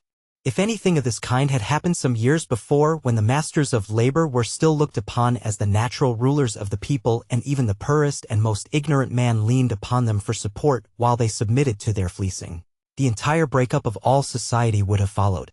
But the long series of years during which the workmen had learned to despise their rulers had done away with their dependence upon them, and they were now beginning to trust, somewhat dangerously, as events proved, in the non-legal leaders whom events had thrust forward, and though most of these were now become mere figureheads, their names and reputations were useful in this crisis as a stopgap. The effect of the news, therefore, of the release of the committee gave the government some breathing time, for it was received with the greatest joy by the workers, and even the well-to-do saw in it a respite from the mere destruction which they had begun to dread, and the fear of which most of them attributed to the weakness of the government. As far as the passing hour went, perhaps they were right in this. "How do you mean?" said I. "What could the government have done?" I often used to think that they would be helpless in such a crisis. said old Hammond. Of course I don't doubt that in the long run matters would have come about as they did. But if the government could have treated their army as a real army and used them strategically as a general would have done, looking on the people as a mere open enemy to be shot at and dispersed wherever they turned up, they would probably have gained the victory at the time. But would the soldiers have acted against the people in this way, said I. Said he, I think from all I have heard that they would have done so if they had met bodies of men armed however badly and however badly they had been organized. It seems also as if before the Trafalgar Square massacre they might as a whole have been depended upon to fire upon an unarmed crowd, though they were much honeycombed by socialism. The reason for this was that they dreaded the use by apparently unarmed men of an explosive called dynamite, of which many loud boasts were made by the workers on the eve of these events, although it turned out to be of little use as a material for war in the way that was expected. Of course, the officers of the soldiery fanned this fear to the utmost, so that the rank and file probably thought on that occasion that they were being led into a desperate battle with men who were really armed and whose weapon was the more dreadful because it was concealed. After that massacre, however, it was at all times doubtful if the regular soldiers would fire upon an unarmed or half-armed crowd. Said I, the regular soldiers? Then there were other combatants against the people? Yes, said he, we shall come to that presently. Certainly, I said, you had better go on straight with your story. I see that time is wearing. Said Hammond, the government lost no time in coming to terms with the Committee of Public Safety, for indeed they could think of nothing else than the danger of the moment. They sent a duly accredited envoy to treat with these men who somehow had obtained dominion over people's minds, while the formal rulers had no hold except over their bodies. There is no need at present to go into the details of the truce, for such it was, between these high contracting parties, the government of the Empire of Great Britain and a handful of workingmen, as they were called in scorn in those days, amongst whom, indeed, were some very capable and square-headed persons, though, as aforesaid, the abler men were not then the recognized leaders. The upshot of it was that all the definite claims of the people had to be granted.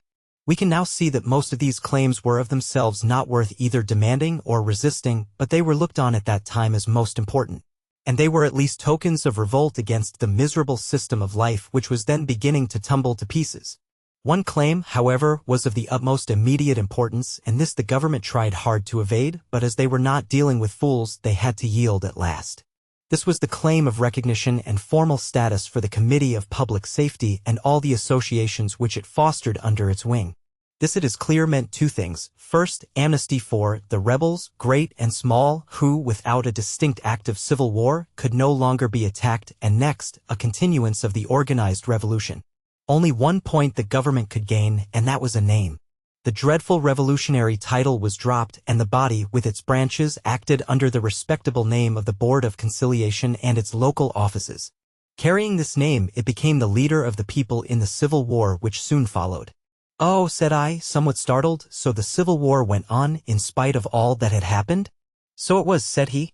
In fact, it was this very legal recognition which made the Civil War possible in the ordinary sense of war. It took the struggle out of the element of mere massacres on one side and endurance plus strikes on the other. And can you tell me in what kind of way the war was carried on? Said I. Yes, he said, we have records and to spare of all that, and the essence of them I can give you in a few words.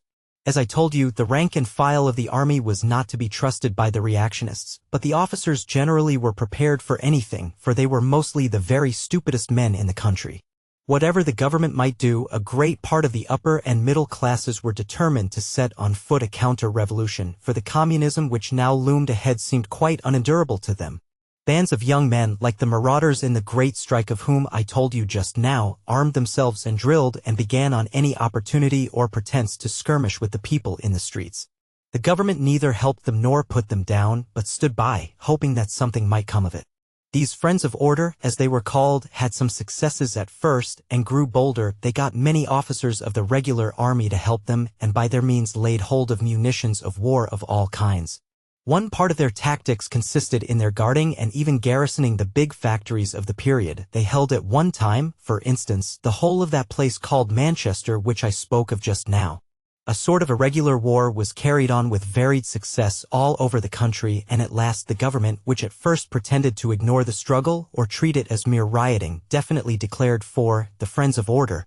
and joined to their bands whatsoever of the regular army they could get together, and made a desperate effort to overwhelm the rebels, as they were now once more called, and as indeed they called themselves. It was too late. All ideas of peace on a basis of compromise had disappeared on either side.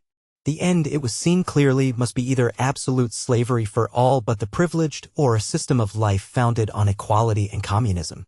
The sloth, the hopelessness, and if I may say so, the cowardice of the last century had given place to the eager, restless heroism of a declared revolutionary period.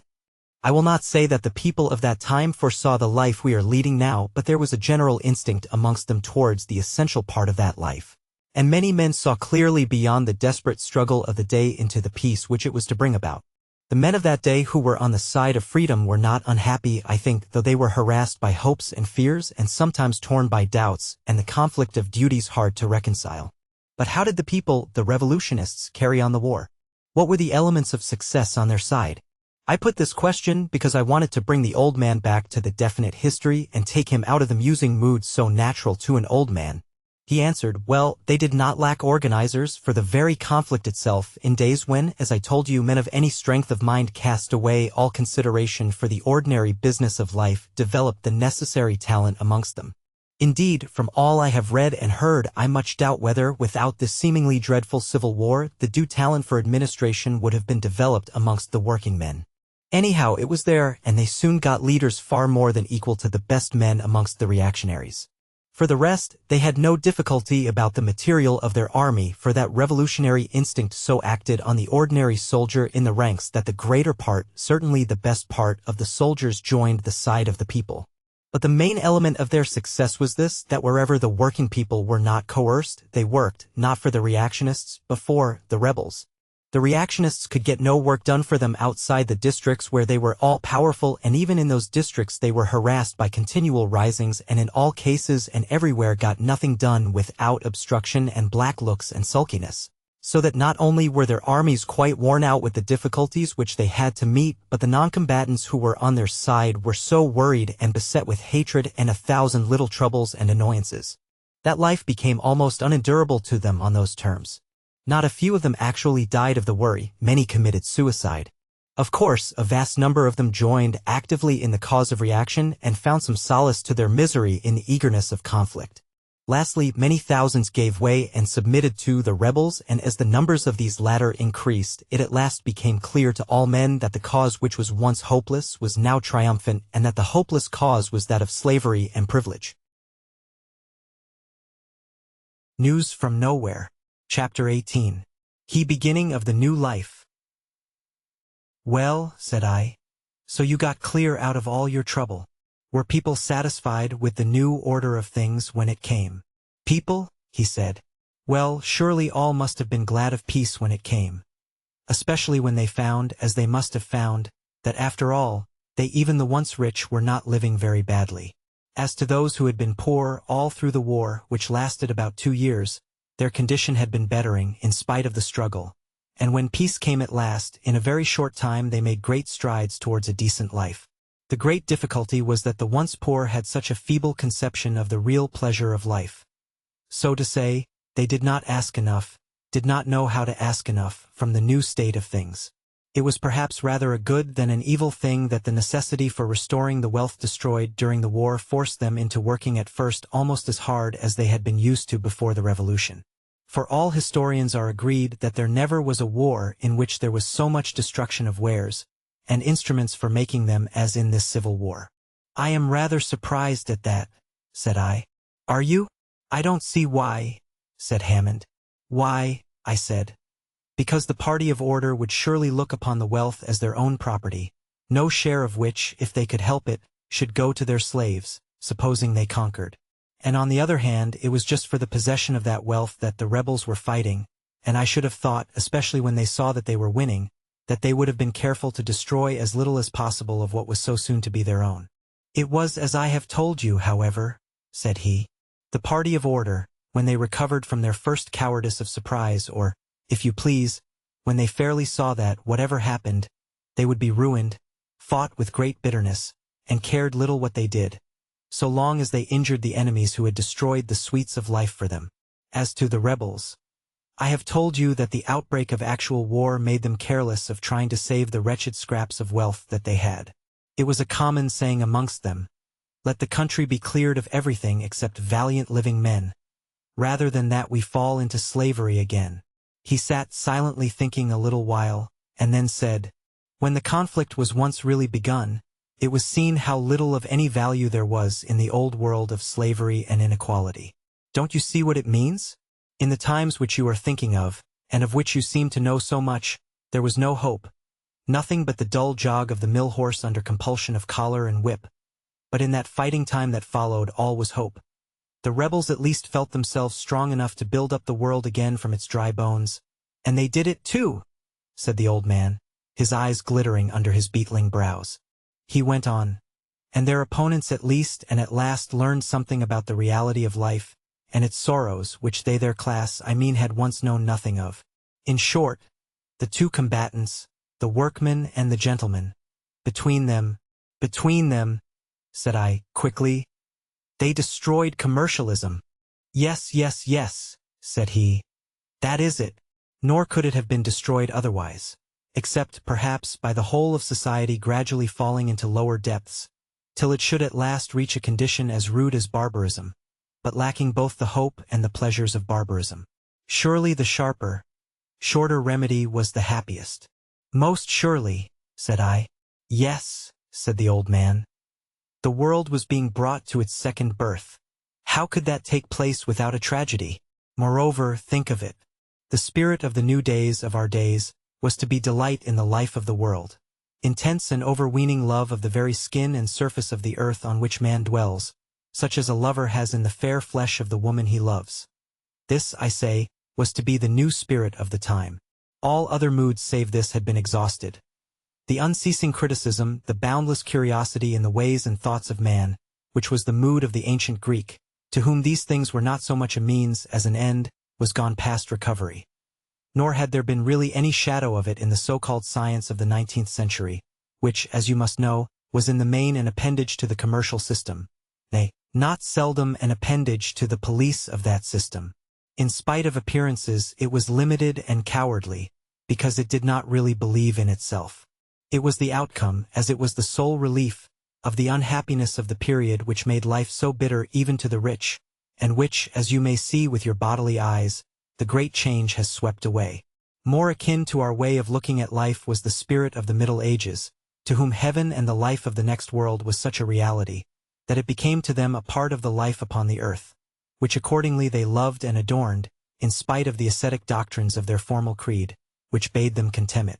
But that also, with its assured belief in heaven and hell as two countries in which to live, has gone, and now we do, both in word and in deed, believe in the continuous life of the world of men, and as it were add every day of that common life to the little stock of days which our own mere individual experience wins for us, and consequently we are happy. Do you wonder at it? In times past, indeed, men were told to love their kind, to believe in the religion of humanity, and so forth.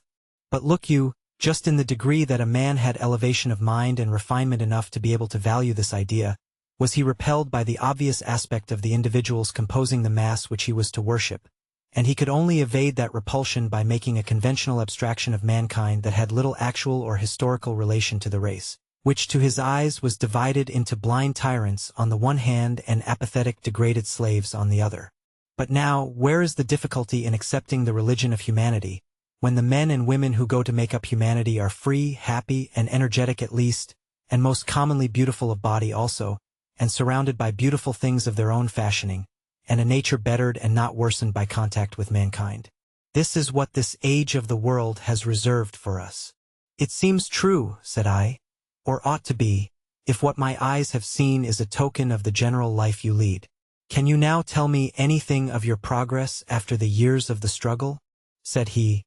I could easily tell you more than you have time to listen to, but I can at least hint at one of the chief difficulties which had to be met, and that was that when men began to settle down after the war, and their labor had pretty much filled up the gap in wealth caused by the destruction of that war, a kind of disappointment seemed coming over us, and the prophecies of some of the reactionists of past times seemed as if they would come true, and a dull level of utilitarian comfort be the end for a while of our aspirations and success. The loss of the competitive spur to exertion had not, indeed, done anything to interfere with the necessary production of the community. But how if it should make men dull by giving them too much time for thought or idle musing? But, after all, this dull thundercloud only threatened us, and then passed over. Probably, from what I have told you before, you will have a guess at the remedy for such a disaster. Remembering always that many of the things which used to be produced slave wares for the poor and mere wealth-wasting wares for the rich ceased to be made. That remedy was, in short, the production of what used to be called art, but which has no name amongst us now, because it has become a necessary part of the labor of every man who produces. Said I, what? Had men any time or opportunity for cultivating the fine arts amidst the desperate struggle for life and freedom that you have told me of? Said Hammond. You must not suppose that the new form of art was founded chiefly on the memory of the art of the past. Although, strange to say, the Civil War was much less destructive of art than of other things, and though what of art existed under the old forms, revived in a wonderful way during the latter part of the struggle, especially as regards music and poetry. The art or work pleasure, as one ought to call it, of which I am now speaking, sprung up almost spontaneously, it seems, from a kind of instinct amongst people, no longer driven desperately to painful and terrible overwork, to do the best they could with the work in hand to make it excellent of its kind. And when that had gone on for a little, a craving for beauty seemed to awaken in men's minds, and they began rudely and awkwardly to ornament the wares which they made. And when they had once set to work at that, it soon began to grow. All this was much helped by the abolition of the squalor which our immediate ancestors put up with so coolly, and by the leisurely, but not stupid country life which now grew, as I told you before, to be common amongst us. Thus at last and by slow degrees we got pleasure into our work. Then we became conscious of that pleasure and cultivated it, and took care that we had our fill of it, and then all was gained and we were happy. So may it be for ages and ages. The old man fell into a reverie, not altogether without melancholy I thought, but I would not break it. Suddenly he started and said, "Well, dear guest, here are come Dick and Clara to fetch you away, and there is an end of my talk, which I dare say you will not be sorry for. The long day is coming to an end, and you will have a pleasant ride back to Hammersmith." News from Nowhere. Chapter 19. He drive back to Hammersmith. I said nothing, for I was not inclined for mere politeness to him after such very serious talk. But in fact I should like to have gone on talking with the older man, who could understand something at least of my wonted ways of looking at life, whereas, with the younger people, in spite of all their kindness, I really was a being from another planet. However, I made the best of it and smiled as amiably as I could on the young couple. And Dick returned the smile by saying, "Well, guest, I am glad to have you again, and to find that you and my kinsman have not quite talked yourselves into another world. I was half suspecting as I was listening to the Welshmen yonder that you would presently be vanishing away from us, and began to picture my kinsman sitting in the hall staring at nothing, and finding that he had been talking a while past to nobody." I felt rather uncomfortable at this speech, for suddenly the picture of the sordid squabble, the dirty and miserable tragedy of the life I had left for a while, came before my eyes, and I had, as it were, a vision of all my longings for rest and peace in the past, and I loathed the idea of going back to it again. But the old man chuckled and said, "Don't be afraid, Dick. In any case, I have not been talking to thin air. Nor, indeed, to this new friend of ours only. Who knows, but I may not have been talking to many people. For perhaps our guest may some day go back to the people he has come from, and may take a message from us which may bear fruit for them, and consequently for us." Dick looked puzzled and said, "Well, Gaffer, I do not quite understand what you mean. All I can say is that I hope he will not leave us. For don't you see, he is another kind of man to what we are used to, and somehow he makes us think of all kind of things. And already I feel as if I could understand Dickens the better for having talked with him." "Yes," said Clara. "And I think in a few months we shall make him look younger, and I should like to see what he was like with the wrinkles smoothed out of his face. Don't you think he will look younger after a little time with us?" The old man shook his head, and looked earnestly at me, but did not answer her, and for a moment or two we were all silent. Then Clara broke out, "Kinsman, I don't like this. Something or another troubles me, and I feel as if something untoward were going to happen. You have been talking of past miseries to the guest, and have been living in past unhappy times. and it is in the air all round us, and makes us feel as if we were longing for something that we cannot have. The old man smiled on her kindly and said, "Well, my child, if that be so, go and live in the present, and you will soon shake it off." Then he turned to me and said, "Do you remember anything like that, guest, in the country from which you come?" The lovers had turned aside now, and were talking together softly, and not heeding us. So I said, but in a low voice, "Yes, when I was a happy child on a sunny holiday, and had everything that I could think of." "So it is," said he. "You remember just now you twit me with living in the second childhood of the world. You will find it a happy world to live in. You will be happy there for a while." Again I did not like his scarcely veiled threat, and was beginning to trouble myself with trying to remember how I had got amongst this curious people, when the old man called out in a cheery voice, "Now, my children, take your guest away and make much of him, for it is your business to make him sleek of skin and peaceful of mind. He has by no means been as lucky as you have. Farewell, guest." And he grasped my hand warmly. "Goodbye," said I, "and thank you very much for all that you have told me. I will come and see you as soon as I come back to London. May I?" "Yes," he said. "Come by all means if you can." "It won't be for some time yet," quoth Dick in his cheery voice. "For when the hay is in up the river, I shall be for taking him around through the country between hay and wheat harvest, to see how our friends live in the north country. Then in the wheat harvest we shall do a good stroke of work, I should hope, in Wiltshire by preference, for he will be getting a little hard with all the open-air living, and I shall be as tough as nails." "But you will take me along, won't you, Dick?" said Clara, laying her pretty hand on his shoulder. "Will I not?" said Dick somewhat boisterously. "And we will manage to send you to bed pretty tired every night, and you will look so beautiful with your neck all brown, and your hands too, and you under your gown as white as privet, that you will get some of those strange discontented whims out of your head, my dear. However, our week's haymaking will do all that for you."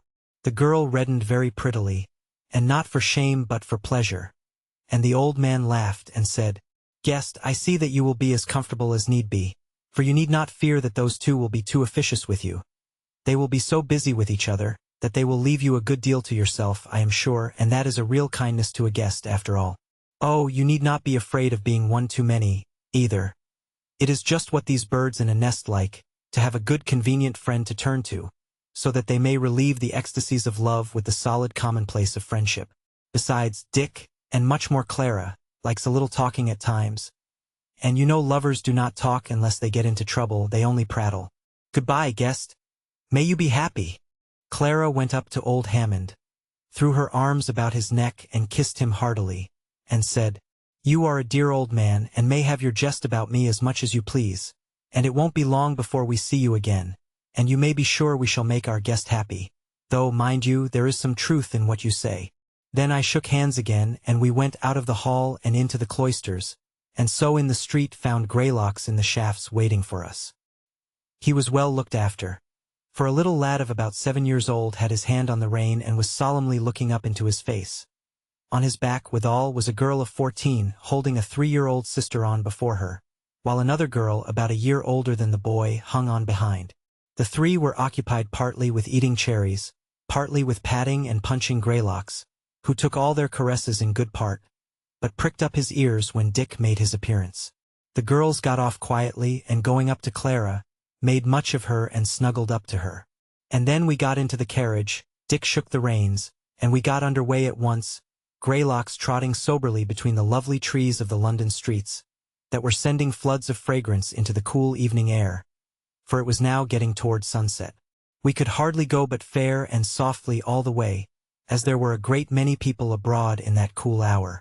Seeing so many people made me notice their looks the more, and I must say my taste, cultivated in the somber grayness, or rather brownness, of the 19th century, was rather apt to condemn the gaiety and brightness of the raiment, and I even ventured to say as much to Clara. She seemed rather surprised and even slightly indignant and said, "Well, well, what's the matter? They are not about any dirty work. They are only amusing themselves in the fine evening. There is nothing to foul their clothes. Come, doesn't it all look very pretty? It isn't gaudy, you know." Indeed, that was true, for many of the people were clad in colors that were sober enough, though beautiful, and the harmony of the colors was perfect and most delightful. I said, "Yes, that is so. But how can everybody afford such costly garments? Look, there goes a middle-aged man in a sober gray dress. But I can see from here that it is made of very fine woolen stuff, and is covered with silk embroidery," said Clara. "He could wear shabby clothes if he pleased. That is, if he didn't think he would hurt people's feelings by doing so. But please tell me," said I, "how can they afford it?" As soon as I had spoken, I perceived that I had got back to my old blunder, for I saw Dick's shoulders shaking with laughter. But he wouldn't say a word, but handed me over to the tender mercies of Clara, who said, "Why, I don't know what you mean. Of course we can afford it, or else we shouldn't do it. It would be easy enough for us to say, we will only spend our labor on making our clothes comfortable. But we don't choose to stop there. Why do you find fault with us?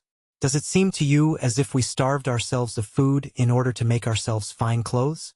Or do you think there is anything wrong in liking to see the coverings of our bodies beautiful like our bodies are?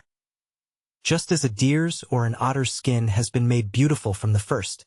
Come, what is wrong with you?" I bowed before the storm and mumbled out some excuse or other.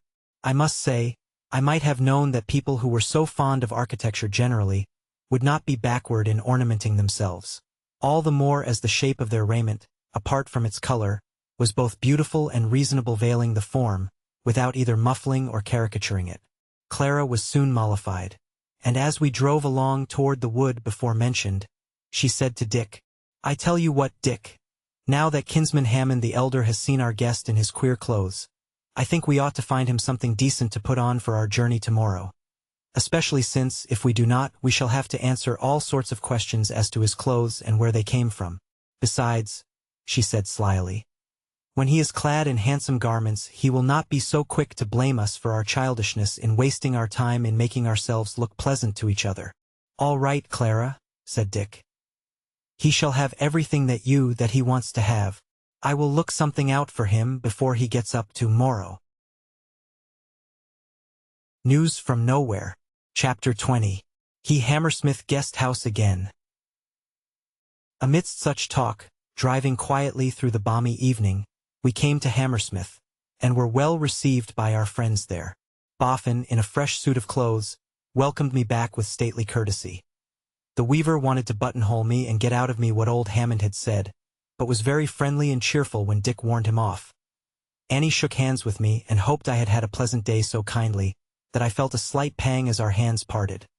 For to say the truth, I liked her better than Clara, who seemed to be always a little on the defensive, whereas Annie was as frank as could be and seemed to get honest pleasure from everything and everybody about her without the least effort.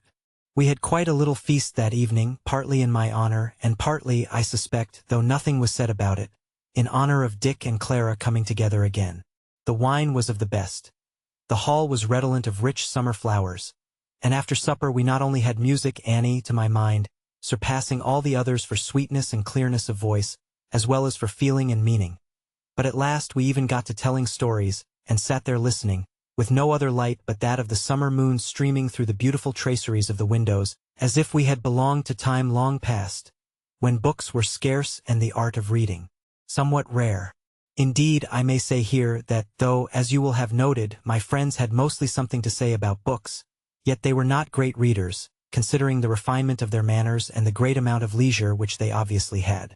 In fact, when Dick, especially, mentioned a book, he did so with an air of a man who has accomplished an achievement, as much as to say, "There, you see, I have actually read that."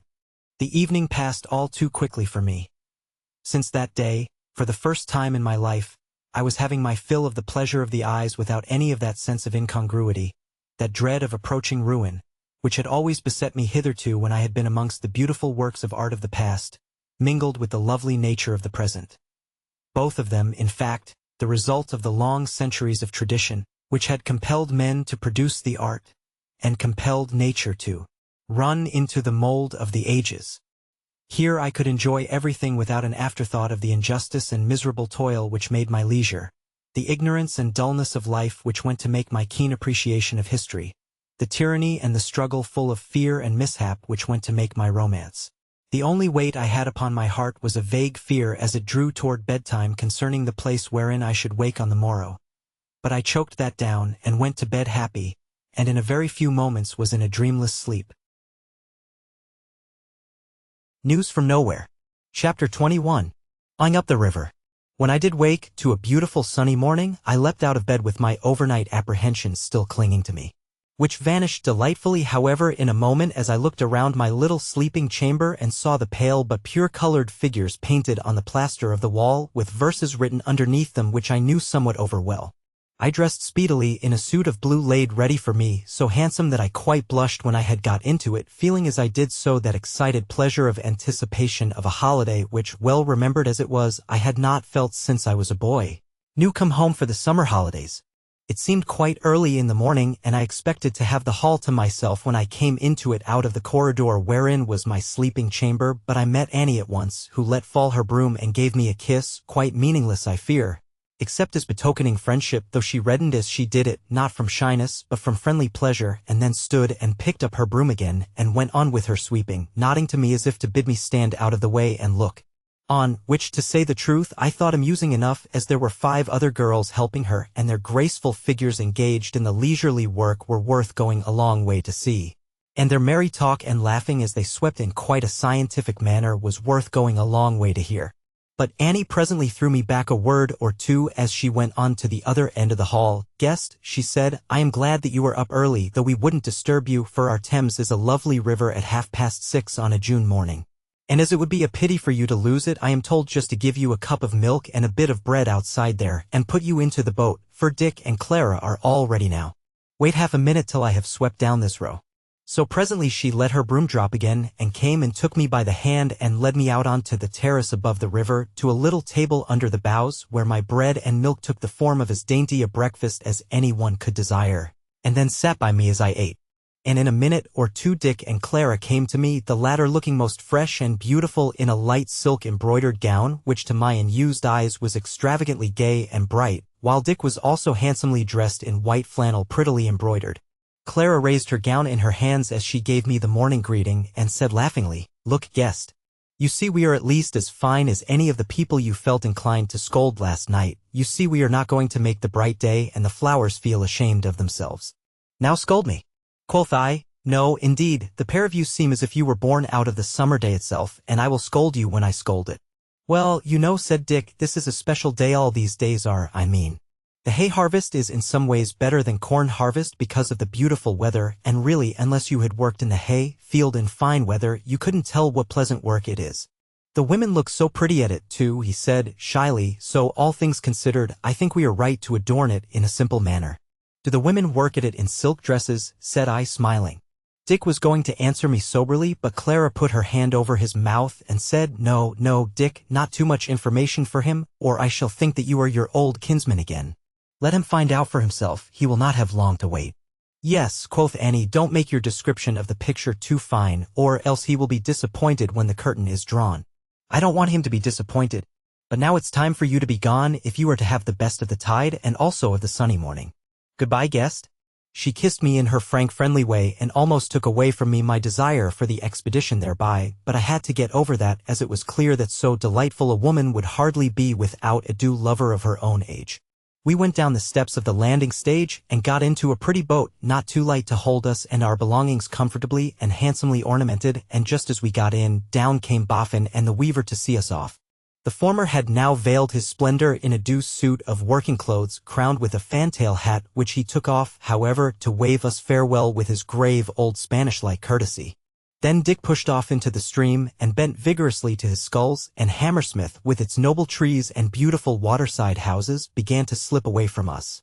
As we went, I could not help putting beside his promised picture of the hayfield, as it was then the picture of it as I remembered it, and especially the images of the women engaged in the work rose up before me, the row of gaunt figures, lean, flat-breasted, ugly, without a grace of form or face about them, dressed in wretched skimpy print gowns and hideous flapping sunbonnets, moving their rakes in a listless mechanical way. How often had that marred the loveliness of the June day to me? How often had I longed to see the hayfields peopled with men and women worthy of the sweet abundance of midsummer, of its endless wealth of beautiful sights and delicious sounds and scents. And now the world had grown old and wiser, and I was to see my hope realized at last. News from Nowhere. Chapter 22. Ampton Court, an appraiser of past times.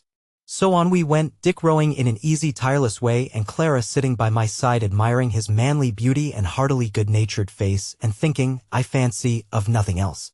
As we went higher up the river, there was less difference between the Thames of that day and Thames as I remembered it, for setting aside the hideous vulgarity of the Cockney villas of the well-to-do, stockbrokers and other such, which in older time marred the beauty of the bow-hung banks, even this beginning of the country Thames was always beautiful, and as we slipped between the lovely summer greenery, I almost felt my youth come back to me, and as if I were on one of those water excursions which I used to enjoy so much in days when I was too happy to think that there could be much amiss anywhere.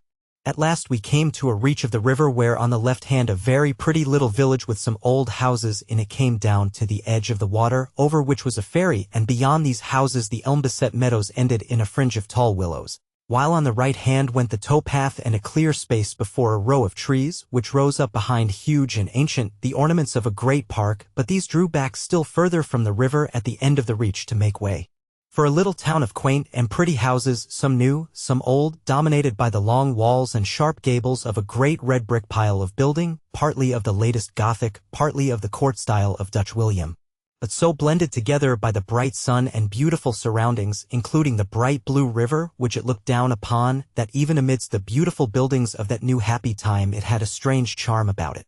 A great wave of fragrance, amidst which the lime tree blossom was clearly to be distinguished, came down to us from its unseen gardens as Clara sat up in her place and said, "Oh, Dick, dear, couldn't we stop at Hampton Court for today and take the guest about the park a little and show him those sweet old buildings? Somehow, I suppose because you have lived so near it, you have seldom taken me to Hampton Court." Dick rested on his oars a little and said, Well, Clara, you are lazy today.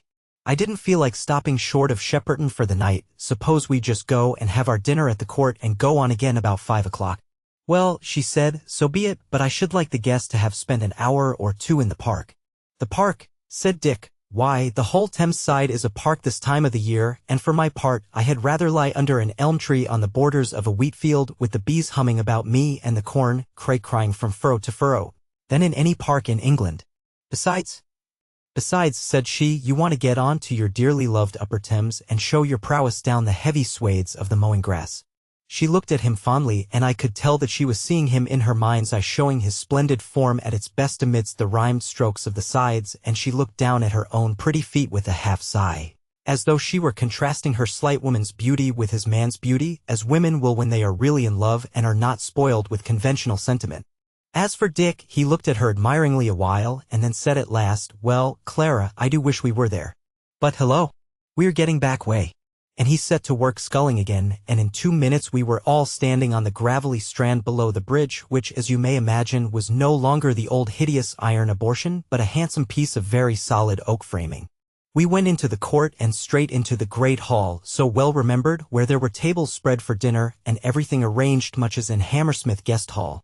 Dinner over, we sauntered through the ancient rooms where the pictures and tapestry were still preserved, and nothing was much changed, except that the people whom we met there had an indefinable kind of look of being at home and at ease, which communicated itself to me, so that I felt that the beautiful old place was mine in the best sense of the word, and my pleasure of past days seemed to add itself to that of today and filled my whole soul with content. Dick, who, in spite of Clara's jibe, knew the place very well, told me that the beautiful old Tudor rooms, which I remembered had been the dwellings of the lesser fry of court flunkies, were now much used by people coming and going, for, beautiful as architecture had now become, and although the whole face of the country had quite recovered its beauty, there was still a sort of tradition of pleasure and beauty which clung to that group of buildings, and people thought going to Hampton Court a necessary summer outing, as they did in the days when London was so grimy and miserable. We went into some of the rooms looking into the old garden, and were well received by the people in them, who got speedily in to talk with us and looked with politely half-concealed wonder at my strange face. Besides these birds of passage and a few regular dwellers in the place, we saw out in the meadows near the garden, down the long water, as it used to be called, many gay tents with men, women, and children round about them. As it seemed, this pleasure-loving people were fond of tent life, with all its inconveniences, which, indeed, they turned into pleasure also. We left this old friend by the time appointed, and I made some feeble show of taking the sculls, but Dick repulsed me, not much to my grief, I must say, as I found I had quite enough to do between the enjoyment of the beautiful time and my own lazily blended thoughts. As to Dick, it was quite right to let him pull, for he was as strong as a horse and had the greatest delight in bodily exercise, whatever it was. We really had some difficulty in getting him to stop when it was getting rather more than dusk and the moon was brightening just as we were off Runnymede. We landed there and were looking about for a place whereon to pitch our tents, for we had brought two with us, when an old man came up to us, bade us good evening, and asked if we were housed for that night, and finding that we were not, bade us home to his house. Nothing loath, we went with him, and Clara took his hand in a coaxing way which I noticed she used with old men, and as we went on our way made some commonplace remark about the beauty of the day. The old man stopped short and looked at her and said, "You really like it then?" "Yes," she said, looking very much astonished, "don't you?" "Well," said he, "perhaps I do. I did at any rate when I was younger, but now I think I should like it cooler." She said nothing and went on, the night growing about as dark as it would be, till just at the rise of the hill we came to a hedge with a gate in it, which the old man unlatched and led us into a garden, at the end of which we could see a little house, one of whose little windows was already yellow with candlelight. We could see even under the doubtful light of the moon and the last of the western glow that the garden was stuffed full of flowers, and the fragrance it gave out in the gathering coolness was so wonderfully sweet that it seemed the very heart of the delight of the June dusk, so that we three stopped instinctively, and Clara gave forth a little sweet "oh," like a bird beginning to sing. "What's the matter?" said the old man, a little testily, and pulling at her hand. "There's no dog, or have you trodden on a thorn and hurt your foot?" "No, no, neighbor," she said, "but how sweet it is." "Of course it is," said he, "but do you care so much for that?" She laughed out musically, and we followed suit in our gruffer voices, and then she said, "Of course I do, neighbor, don't you?" "Well, I don't know," quoth the old fellow, then he added, as if somewhat ashamed of himself, "besides, you know, when the waters are out and all Runnymede is flooded, it's none so pleasant." "I should like it," quoth Dick. "What a jolly sail one would get about here on the floods on a bright frosty January morning." "Would you like it?" said our host. "Well, I won't argue with you, neighbor, it isn't worthwhile. Come in and have some supper." We went up a paved path between the roses and straight into a very pretty room, paneled and carved, and as clean as a new pin, but the chief ornament of which was a young woman, light-haired and gray-eyed, but with her face and hands and bare feet tanned quite brown with the sun. Though she was very lightly clad, that was clearly from choice, not from poverty, though these were the first cottage dwellers I had come across, for her gown was of silk, and on her wrists were bracelets that seemed to me of great value. She was lying on a sheepskin near the window, but jumped up as soon as we entered, and when she saw the guests behind the old man, she clapped her hands and cried out with pleasure, and when she got us into the middle of the room, fairly danced round us in delight of our company. "What," said the old man, "you are pleased, are you, Ellen?" The girl danced up to him and threw her arms round him, and said, "Yes, I am, and so ought you to be, grandfather." "Well, well, I am," said he, "as much as I can be pleased. Guests, please be seated." This seemed rather strange to us, stranger, I suspect, to my friends than to me, but Dick took the opportunity of both the host and his granddaughter being out of the room to say to me, softly, "A grumbler, there are a few of them still. Once upon a time, I am told, they were quite a nuisance." The old man came in as he spoke and sat down beside us with a sigh, which, indeed, seemed fetched up as if he wanted us to take notice of it, but just then the girl came in with the victuals, and the Carl missed his mark. What between our hunger generally and that I was pretty busy watching the granddaughter moving about as beautiful as a picture. Everything to eat and drink, though it was somewhat different to what we had had in London, was better than good, but the old man eyed rather sulkily the chief dish on the table, on which lay a leash of fine perch, and said, Perch? I am sorry we can't do better for you guests. The time was when we might have had a good piece of salmon up from London for you, but the times have grown mean and petty." "Yes, but you might have had it now," said the girl, giggling, "if you had known that they were coming." "It's our fault for not bringing it with us, neighbors," said Dick, good-humoredly. "But if the times have grown petty, at any rate the perch haven't. That fellow in the middle there must have weighed a good 2 pounds when he was showing his dark stripes and red fins to the minnows yonder. And as to the salmon, why, neighbor, my friend here, who comes from the outlands, was quite surprised yesterday morning when I told him we had plenty of salmon at Hammersmith. I am sure I have heard nothing of the times worsening." He looked a little uncomfortable. And the old man, turning to me, said very courteously, "Well, sir, I am happy to see a man from over the water, but I really must appeal to you to say whether on the whole you are not better off in your country, where I suppose, from what our guest says, you are brisker and more alive, because you have not wholly got rid of competition." You see, I have read not a few books of the past days, and certainly they are much more alive than those which are written now, and good sound unlimited competition was the condition under which they were written. If we didn't know that from the record of history, we should know it from the books themselves. There is a spirit of adventure in them and signs of a capacity to extract good out of evil which our literature quite lacks now, and I cannot help thinking that our moralists and historians exaggerate hugely the unhappiness of the past days, in which such splendid works of imagination and intellect were produced. Clara listened to him with restless eyes, as if she were excited and pleased. Dick knitted his brow and looked still more uncomfortable, but said nothing. Indeed, the old man gradually, as he warmed to his subject, dropped his sneering manner, and both spoke and looked very seriously. But the girl broke out before I could deliver myself of the answer I was framing. Books, books? Always books, grandfather.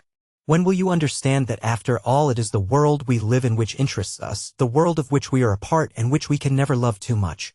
Look, she said, throwing open the casement wider and showing us the white light sparkling between the black shadows of the moonlit garden through which ran a little shiver of the summer night wind. Look, these are our books in these days, and these, she said, stepping lightly up to the two lovers and laying a hand on each of their shoulders, and the guest there with his oversea knowledge and experience, yes, and even you, grandfather, a smile ran over her face as she spoke, with all your grumbling and wishing yourself back again in the good old days, in which, as far as I can make out, a harmless and lazy old man like you would either have pretty nearly starved or have had to pay soldiers and people to take the folks' victuals and clothes and houses away from them by force. Yes, these are our books, and if we want more, can we not find work to do in the beautiful buildings that we raise up all over the country? And I know there was nothing like them in past times, wherein a man can put forth whatever is in him, and make his hands set forth his mind and his soul. She paused a little, and I for my part could not help staring at her, and thinking that if she were a book, the pictures in it were most lovely. The color mantled in her delicate sunburnt cheeks, her gray eyes, light amidst the tan of her face, kindly looked on us all as she spoke. She paused and said again, "As for your books, they were well enough for times when intelligent people had but little else in which they could take pleasure, and when they must needs supplement the sordid miseries of their own lives with imaginations of the lives of other people. But I say flatly that in spite of all their cleverness and vigor and capacity for storytelling, there is something loathsome about them. Some of them, indeed, do here and there show some feeling for those whom the history books call poor, and of the misery of whose lives we have some inkling, but presently they give it up. And towards the end of the story we must be contented to see the hero and heroine living happily in an island of bliss on other people's troubles, and that after a long series of sham troubles, or mostly sham, of their own making, illustrated by dreary introspective nonsense about their feelings and aspirations and all the rest of it, while the world must even then have gone on its way and dug and sowed and baked and built and carpentered round about these useless animals." "There," said the old man, reverting to his dry sulky manner again. "There's eloquence. I suppose you like it?" "Yes," said I very emphatically. "Well," said he, "now the storm of eloquence has lulled for a little, suppose you answer my question? That is, if you like, you know," quoth he, with a sudden access of courtesy. "What question?" said I. For I must confess that Ellen's strange and almost wild beauty had put it out of my head. Said he, "First of all, excuse my catechizing, is there competition in life, after the old kind, in the country whence you come?" "Yes," said I, "it is the rule there." And I wondered as I spoke what fresh complications I should get into as a result of this answer. "Question 2, said the Carl, "are you not on the whole much freer, more energetic in a word, healthier and happier for it?" I smiled. "You wouldn't talk so if you had any idea of our life. To me you seem here as if you were living in heaven compared with us of the country from which I came." "Heaven?" said he. "You like heaven, do you?" "Yes," said I snappishly, I am afraid, for I was beginning rather to resent his formula. "Well, I am far from sure that I do," quoth he. "I think one may do more with one's life than sitting on a damp cloud and singing hymns." I was rather nettled by this in consequence, and said, "Well, neighbor, to be short, and without using metaphors, in the land whence I come, where the competition which produced those literary works which you admire so much is still the rule, most people are thoroughly unhappy. Here, to me at least, most people seem thoroughly happy." "No offense, guess no offense," said he, "but let me ask you, you like that, do you?" His formula, put with such obstinate persistence, made us all laugh heartily, and even the old man joined in the laughter on the sly. However, he was by no means beaten, and said presently, "From all I can hear, I should judge that a young woman so beautiful as my dear Ellen yonder would have been a lady, as they called it in the old time, and wouldn't have had to wear a few rags of silk as she does now." or to have browned herself in the sun as she has to do now. What do you say to that, eh? Here Clara, who had been pretty much silent hitherto, struck in and said, well, really, I don't think that you would have mended matters or that they want mending. Don't you see that she is dressed deliciously for this beautiful weather? And as for the sunburning of your hayfields, why, I hope to pick up some of that for myself when we get a little higher up the river. Look if I don't need a little sun on my pasty white skin. And she stripped up the sleeve from her arm and laid it beside Ellen's, who was now sitting next her. To say the truth, it was rather amusing to me to see Clara putting herself forward as a town-bred fine lady, for she was as well-knit and clean-skinned a girl as might be met with anywhere at the best. Dick stroked the beautiful arm rather shyly and pulled down the sleeve again, while she blushed at his touch, and the old man said laughingly, well, I suppose you do like that, don't you? Ellen kissed her new friend, and we all sat silent for a little till she broke out into a sweet shrill song and held us all entranced with the wonder of her clear voice, and the old grumbler sat looking at her lovingly. The other young people sang also in due time, and then Ellen showed us to our beds in small cottage chambers, fragrant and clean as the ideal of the old pastoral poets, and the pleasure of the evening quite extinguished my fear of the last night, that I should wake up in the old miserable world of worn-out pleasures and hopes that were half fears. News from Nowhere. Chapter 23. N Early Morning by Runnymede. Though there were no rough noises to wake me, I could not lie long abed the next morning, where the world seemed so well awake, and, despite the old grumbler, so happy. So I got up and found that, early as it was, someone had been stirring, since all was trim and in its place in the little parlor, and the table laid for the morning meal. Nobody was afoot in the house as then, however, so I went out a-doors, and after a turn or two round the superabundant garden, I wandered down over the meadow to the riverside, where lay our boat, looking quite familiar and friendly to me. I walked upstream a little, watching the light mist curling up from the river till the sun gained power to draw it all away, saw the bleak speckling the water under the willow boughs, whence the tiny flies they fed on were falling in myriads, heard the great chub splashing here and there at some belated moth or other, and felt almost back again in my boyhood. Then I went back again to the boat, and loitered there a minute or two, and then walked slowly up the meadow towards the little house. I noted now that there were 4 more houses of about the same size on the slope away from the river. The meadow in which I was going was not up for hay, but a row of flake hurdles ran up the slope not far from me on each side, and in the field so parted off from ours on the left they were making hay busily by now, in the simple fashion of the days when I was a boy. My feet turned that way instinctively, as I wanted to see how haymakers looked in these new and better times, and also I rather expected to see Ellen there. I came to the hurdles and stood looking over into the hayfield, and was close to the end of the long line of haymakers who were spreading the low ridges to dry off the night dew. The majority of these were young women clad much like Ellen last night, though not mostly in silk, but in light woolen mostly gaily embroidered, the men being all clad in white flannel embroidered in bright colors. The meadow looked like a gigantic tulip bed because of them. All hands were working deliberately but well and steadily, though they were as noisy with merry talk as a grove of autumn starlings.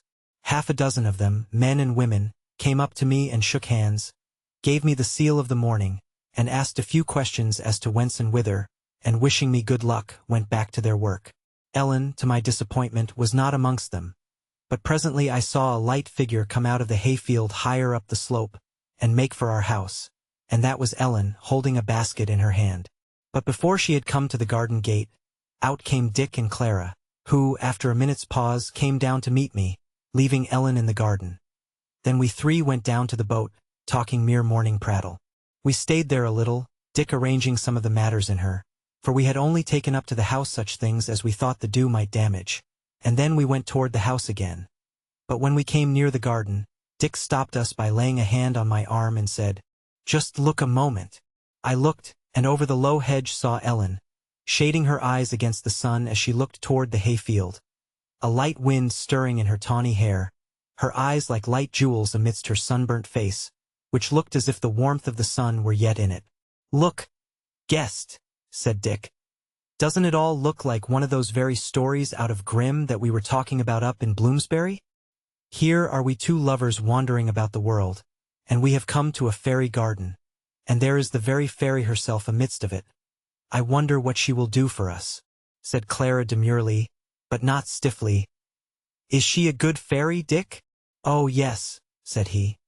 And according to the card, she would do better, if it were not for the gnome or wood spirit, our grumbling friend of last night. We laughed at this, and I said, "I hope you see that you have left me out of the tale." "Well," said he, "that's true. You had better consider that you have got the cap of darkness, and are seeing everything, yourself invisible." That touched me on my weak side of not feeling sure of my position in this beautiful new country. So in order not to make matters worse, I held my tongue, and we all went into the garden and up to the house together. I noticed by the way that Clara must really rather have felt the contrast between herself as a town madam and this piece of the summer country that we all admired so, for she had rather dressed after Ellen that morning as to thinness and scantiness, and went barefoot also, except for light sandals. The old man greeted us kindly in the parlor and said, "Well, guests, so you have been looking about to search into the nakedness of the land. I suppose your illusions of last night have given way a bit before the morning light? Do you still like it? Very much," said I doggedly. "It is one of the prettiest places on the lower Thames." "Oh ho," said he, "so you know the Thames, do you?" I reddened, for I saw Dick and Clara looking at me, and scarcely knew what to say. However, since I had said in our early intercourse with my Hammersmith friends that I had known Epping Forest, I thought a hasty generalization might be better in avoiding complications than a downright lie. So I said, "I have been in this country before, and I have been on the Thames in those days." "Oh," said the old man eagerly. "So you have been in this country before. Now really, don't you find it, apart from all theory, much changed for the worse?" "No, not at all," said I.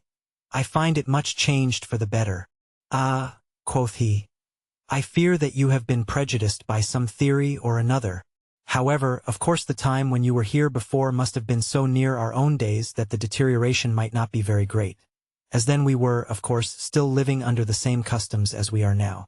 I was thinking of earlier days than that." "In short," said Clara, "you have theories about the change which has taken place." "I have facts as well," said he. "Look here. From this hill you can see just 4 little houses, including this one. Well, I know for certain that in old times, even in the summer, when the leaves were thickest, you could see from the same place 6 quite big and fine houses, and higher up the water, garden joined garden right up to Windsor, and there were big houses in all the gardens. Ah, England was an important place in those days. I was getting nettled and said, "What you mean is that you decockneyized the place, and sent the damned flunkies packing, and that everybody can live comfortably and happily, and not a few damned thieves only, who were centers of vulgarity and corruption wherever they were, and who, as to this lovely river, destroyed its beauty morally, and had almost destroyed it physically, when they were thrown out of it." There was silence after this outburst, which for the life of me I could not help, remembering how I had suffered from cockneyism and its cause on those same waters of old time. But at last the old man said, quite coolly, "My dear guest, I really don't know what you mean by either cockneys or flunkies or thieves or damned, or how only a few people could live happily and comfortably in a wealthy country. All I can see is that you are angry, and I fear with me, so if you like we will change the subject." I thought this kind and hospitable in him, considering his obstinacy about his theory, and hastened to say that I did not mean to be angry, only emphatic. He bowed gravely, and I thought the storm was over, when suddenly Ellen broke in. "Grandfather, our guest is reticent from courtesy, but really what he has in his mind to say to you ought to be said. So as I know pretty well what it is, I will say it for him, for as you know, I have been taught these things by people who—" "Yes," said the old man, "by the sage of Bloomsbury and others." "Oh," said Dick, "so you know my old kinsman Hammond?" "Yes," said she, "and other people too, as my grandfather says, and they have taught me things, and this is the upshot of it. We live in a little house now, not because we have nothing grander to do than working in the fields, but because we please, for if we liked, we could go and live in a big house amongst pleasant companions." Grumbled the old man, "Just so, as if I would live amongst those conceited fellows, all of them looking down upon me." She smiled on him kindly, but went on as if he had not spoken. "In the past times, when those big houses of which grandfather speaks were so plenty, we must have lived in a cottage whether we had liked it or not, and the said cottage, instead of having in it everything we want, would have been bare and empty. We should not have got enough to eat. Our clothes would have been ugly to look at, dirty and frozy. You, grandfather, have done no hard work for years now, but wander about and read your books and have nothing to worry you. And as for me, I work hard when I like it because I like it and think it does me good and knits up my muscles and makes me prettier to look at and healthier and happier. But in those past days you, grandfather, would have had to work hard after you were old, and would have been always afraid of having to be shut up in a kind of prison along with other old men, half-starved and without amusement. And as for me, I am 20 years old. In those days my middle age would be beginning now, and in a few years I should be pinched, thin and haggard, beset with troubles and miseries, so that no one could have guessed that I was once a beautiful girl. Is this what you have had in your mind, guest? Said she, the tears in her eyes at thought of the past miseries of people like herself. Yes, said I, much moved. That and more. Often in my country I have seen that wretched change you have spoken of, from the fresh handsome country lass to the poor draggle-tailed country woman. The old man sat silent for a little, but presently recovered himself and took comfort in his old phrase of, "Well, you like it so, do you?" "Yes," said Ellen. "I love life better than death." "Oh, you do you?" said he. "Well, for my part one like reading a good old book with plenty of fun in it, like Thackeray's Vanity Fair. Why don't you write books like that now? Ask that question of your Bloomsbury sage." Seeing Dick's cheeks reddening a little at this sally, and noting that silence followed, I thought I had better do something. So I said, "I am only the guest, friends, but I know you want to show me your river at its best. So don't you think we had better be moving presently, as it is certainly going to be a hot day?" News from Nowhere. Chapter 24. P. the Thames, the second day. They were not slow to take my hint, and indeed, as to the mere time of day, it was best for us to be off, as it was past 7 o'clock, and the day promised to be very hot. So we got up and went down to our boat, Ellen thoughtful and abstracted, the old man very kind and courteous, as if to make up for his crabbedness of opinion. Clara was cheerful and natural, but a little subdued, I thought, and she at least was not sorry to be gone, and often looked shyly and timidly at Ellen and her strange wild beauty. So we got into the boat, Dick saying as he took his place, "Well, it is a fine day," and the old man answering, "What? You like that, do you?" once more, and presently Dick was sending the bows swiftly through the slow, weed-checked stream. I turned round as we got into midstream, and waving my hand to our hosts, saw Ellen leaning on the old man's shoulder and caressing his healthy apple-red cheek, and quite a keen pang smote me as I thought how I should never see the beautiful girl again. Presently I insisted on taking the sculls, and I rowed a good deal that day, which no doubt accounts for the fact that we got very late to the place which Dick had aimed at. Clara was particularly affectionate to Dick, as I noticed from the rowing thwart, but as for him he was as frankly kind and merry as ever, and I was glad to see it, as a man of his temperament could not have taken her caresses cheerfully and without embarrassment if he had been at all entangled by the ferry of our last night's abode. I need say little about the lovely reaches of the river here. I duly noted that absence of Cockney villas which the old man had lamented, and I saw with pleasure that my old enemies the Gothic cast-iron bridges had been replaced by handsome oak and stone ones. Also the banks of the forest that we passed through had lost their courtly gamekeeperish trimness and were as wild and beautiful as need be, though the trees were clearly well seen to. I thought it best, in order to get the most direct information, to play the innocent about Eton and Windsor, but Dick volunteered his knowledge to me as we lay in Datchet about the first. Quoth he, "Up yonder are some beautiful old buildings which were built for a great college or teaching place by one of the medieval kings, Edward VI, I think." I smiled to myself at his rather natural blunder. He meant poor people's sons to be taught there what knowledge was going in his days, but it was a matter of course that in the times of which you seem to know so much they spoil whatever good there was in the founder's intentions. My old kinsman says that they treated them in a very simple way, and instead of teaching poor men's sons to know something, they taught rich men's sons to know nothing. It seems from what he says that it was a place for the aristocracy, if you know what that word means. I have been told its meaning, to get rid of the company of their male children for a great part of the year. I dare say old Hammond would give you plenty of information in detail about it. "What is it used for now?" said I. "Well," said he, "the buildings were a good deal spoilt by the last few generations of aristocrats who seem to have had a great hatred against beautiful old buildings and indeed all records of past history, but it is still a delightful place. Of course, we cannot use it quite as the founder intended, since our ideas about teaching young people are so changed from the ideas of his time, so it is used now as a dwelling for people engaged in learning. And folk from round about come and get taught things that they want to learn, and there is a great library there of the best books. So that I don't think that the old dead king would be much hurt if he were to come to life and see what we are doing there. Well, said Clara, laughing, I think he would miss the boys. Not always, my dear, said Dick, for there are often plenty of boys there who come to get taught, and also, said he, smiling, to learn boating and swimming. I wish we could stop there, but perhaps we had better do that coming down the water. The lock gates opened as he spoke, and out we went and on. And as for Windsor, he said nothing till I lay on my oars, for I was sculling then, in clear reach, and looking up, said, What is all the building up there? Said he, There, I thought I would wait till you asked yourself. That is Windsor Castle, that also I thought I would keep for you till we come down the water. It looks fine from here, doesn't it? But a great deal of it has been built or skinned in the time of the degradation, and we wouldn't pull the buildings down, since they were there, just as with the buildings of the Dung Market.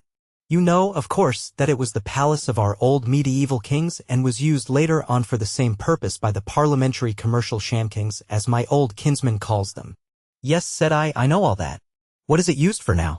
A great many people live there, said he, as, with all drawbacks, it is a pleasant place. There is also a well-arranged store of antiquities of various kinds that have seemed worth keeping. A museum it would have been called in the times you understand so well. I drew my sculls through the water at that last word and pulled as if I were fleeing from those times which I understood so well, and we were soon going up the once sorely becockneyed reaches of the river about Maidenhead, which now looked as pleasant and enjoyable as the upriver reaches. The morning was now getting on, the morning of a jewel of a summer day, one of those days which, if they were commoner in these islands, would make our climate the best of all climates without dispute. A light wind blew from the west, the little clouds that had arisen at about our breakfast time had seemed to get higher and higher in the heavens, and in spite of the burning sun we no more longed for rain than we feared it. Burning as the sun was, there was a fresh feeling in the air that almost set us longing for the rest of the hot afternoon and the stretch of blossoming wheat seen from the shadow of the boughs. No one unburdened with very heavy anxieties could have felt otherwise than happy that morning, and it must be said that whatever anxieties might lie beneath the surface of things, we didn't seem to come across any of them.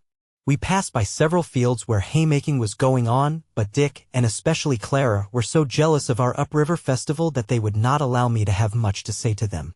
I could only notice that the people in the fields looked strong and handsome, both men and women, and that so far from there being any appearance of sordidness about their attire, they seemed to be dressed specially for the occasion, lightly, of course, but gaily and with plenty of adornment.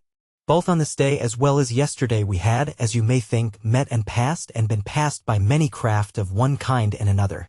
The most part of these were being rowed like ourselves, or were sailing in the sort of way that sailing is managed on the upper reaches of the river, but every now and then we came on barges laden with hay or other country produce, or carrying bricks, lime, timber, and the like, and these were going on their way without any means of propulsion visible to me, just a man at the tiller, with often a friend or two laughing and talking with him.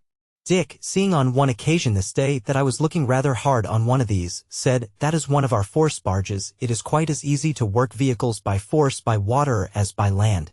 I understood pretty well that these force vehicles had taken the place of our old steam power carrying, but I took good care not to ask any questions about them, as I knew well enough both that I should never be able to understand how they were worked, and that in attempting to do so I should betray myself or get into some complication impossible to explain, so I merely said, Yes, of course, I understand.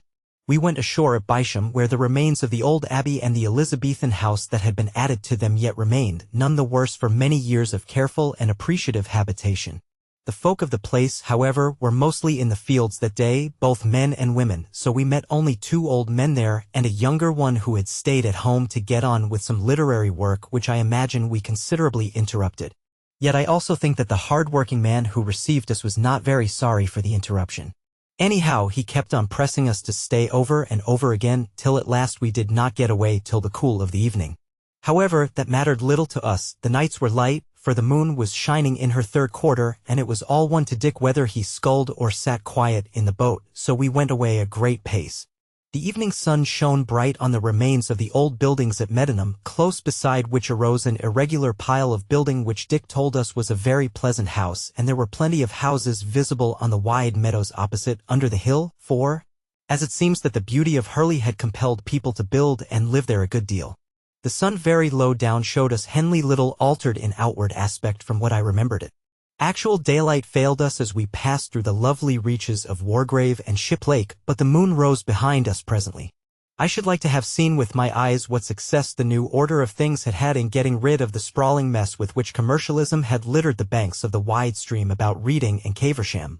Certainly everything smelt too deliciously in the early night for there to be any of the old careless sordidness of so-called manufacture, and in answer to my question as to what sort of a place Reading was, Dick answered, "Oh, a nice town enough in its way, mostly rebuilt within the last 100 years, and there are a good many houses, as you can see by the lights just down under the hills yonder.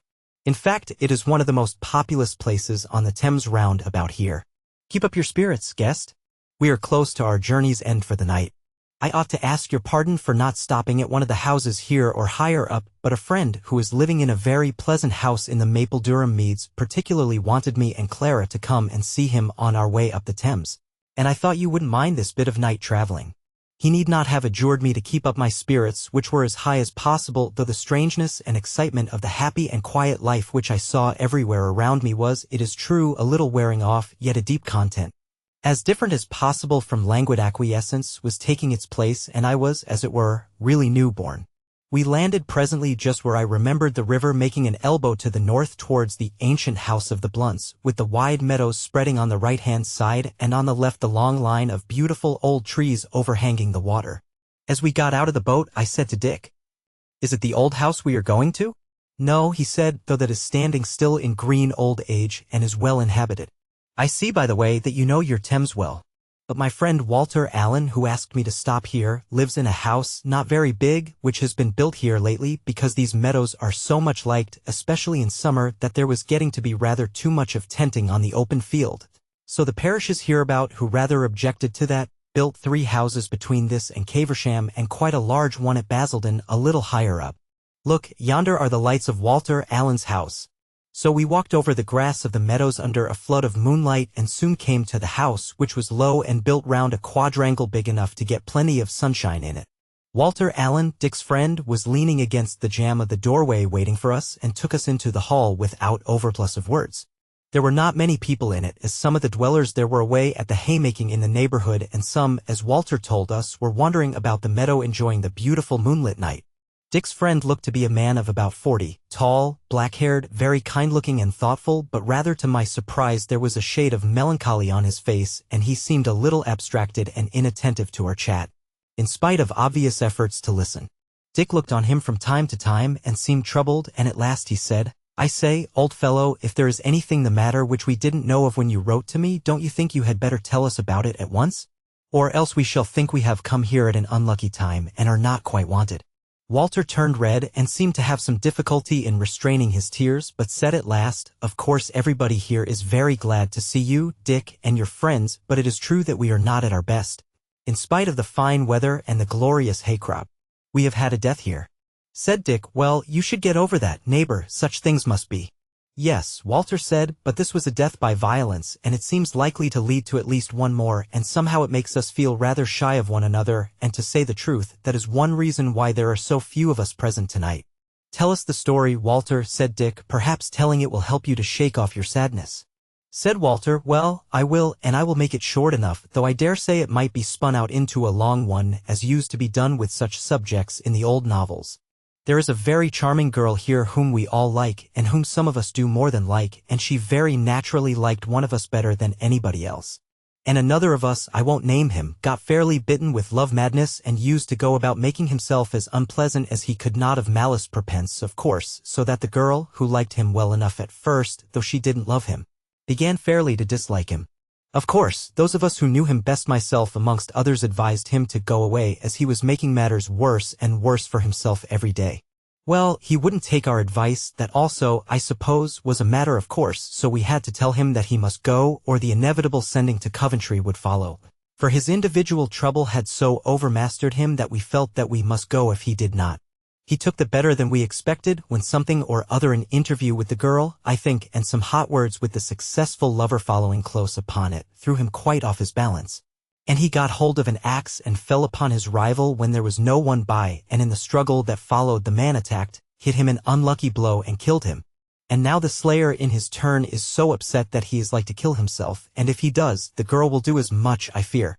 And all this we could no more help than the earthquake of the year before last.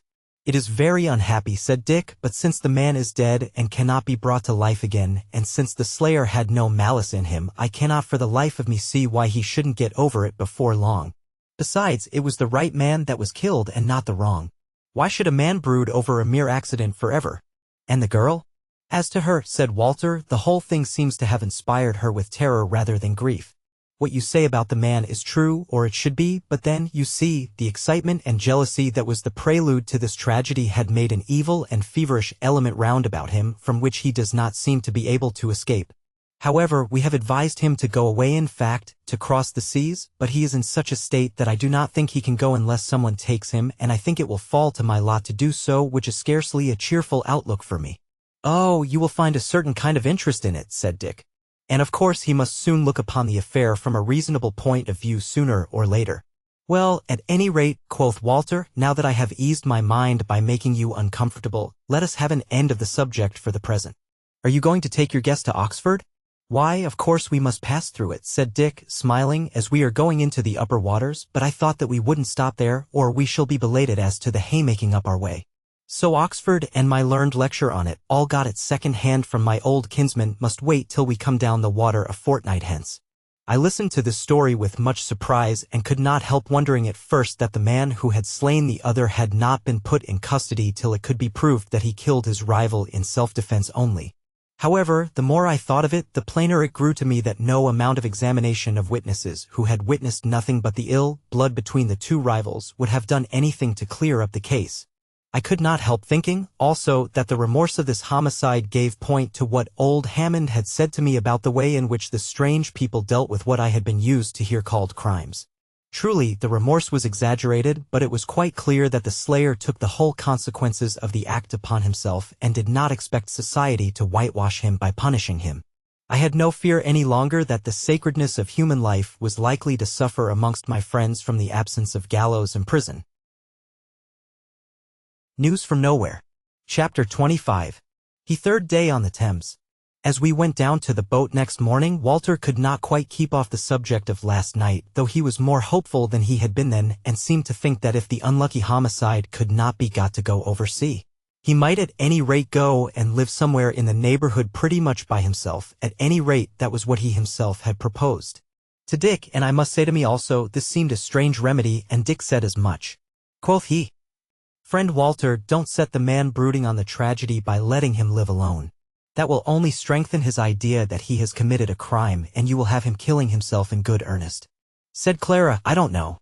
If I may say what I think of it, it is that he had better have his fill of gloom now, and, so to say, wake up presently to see how little need there has been for it, and then he will live happily afterwards.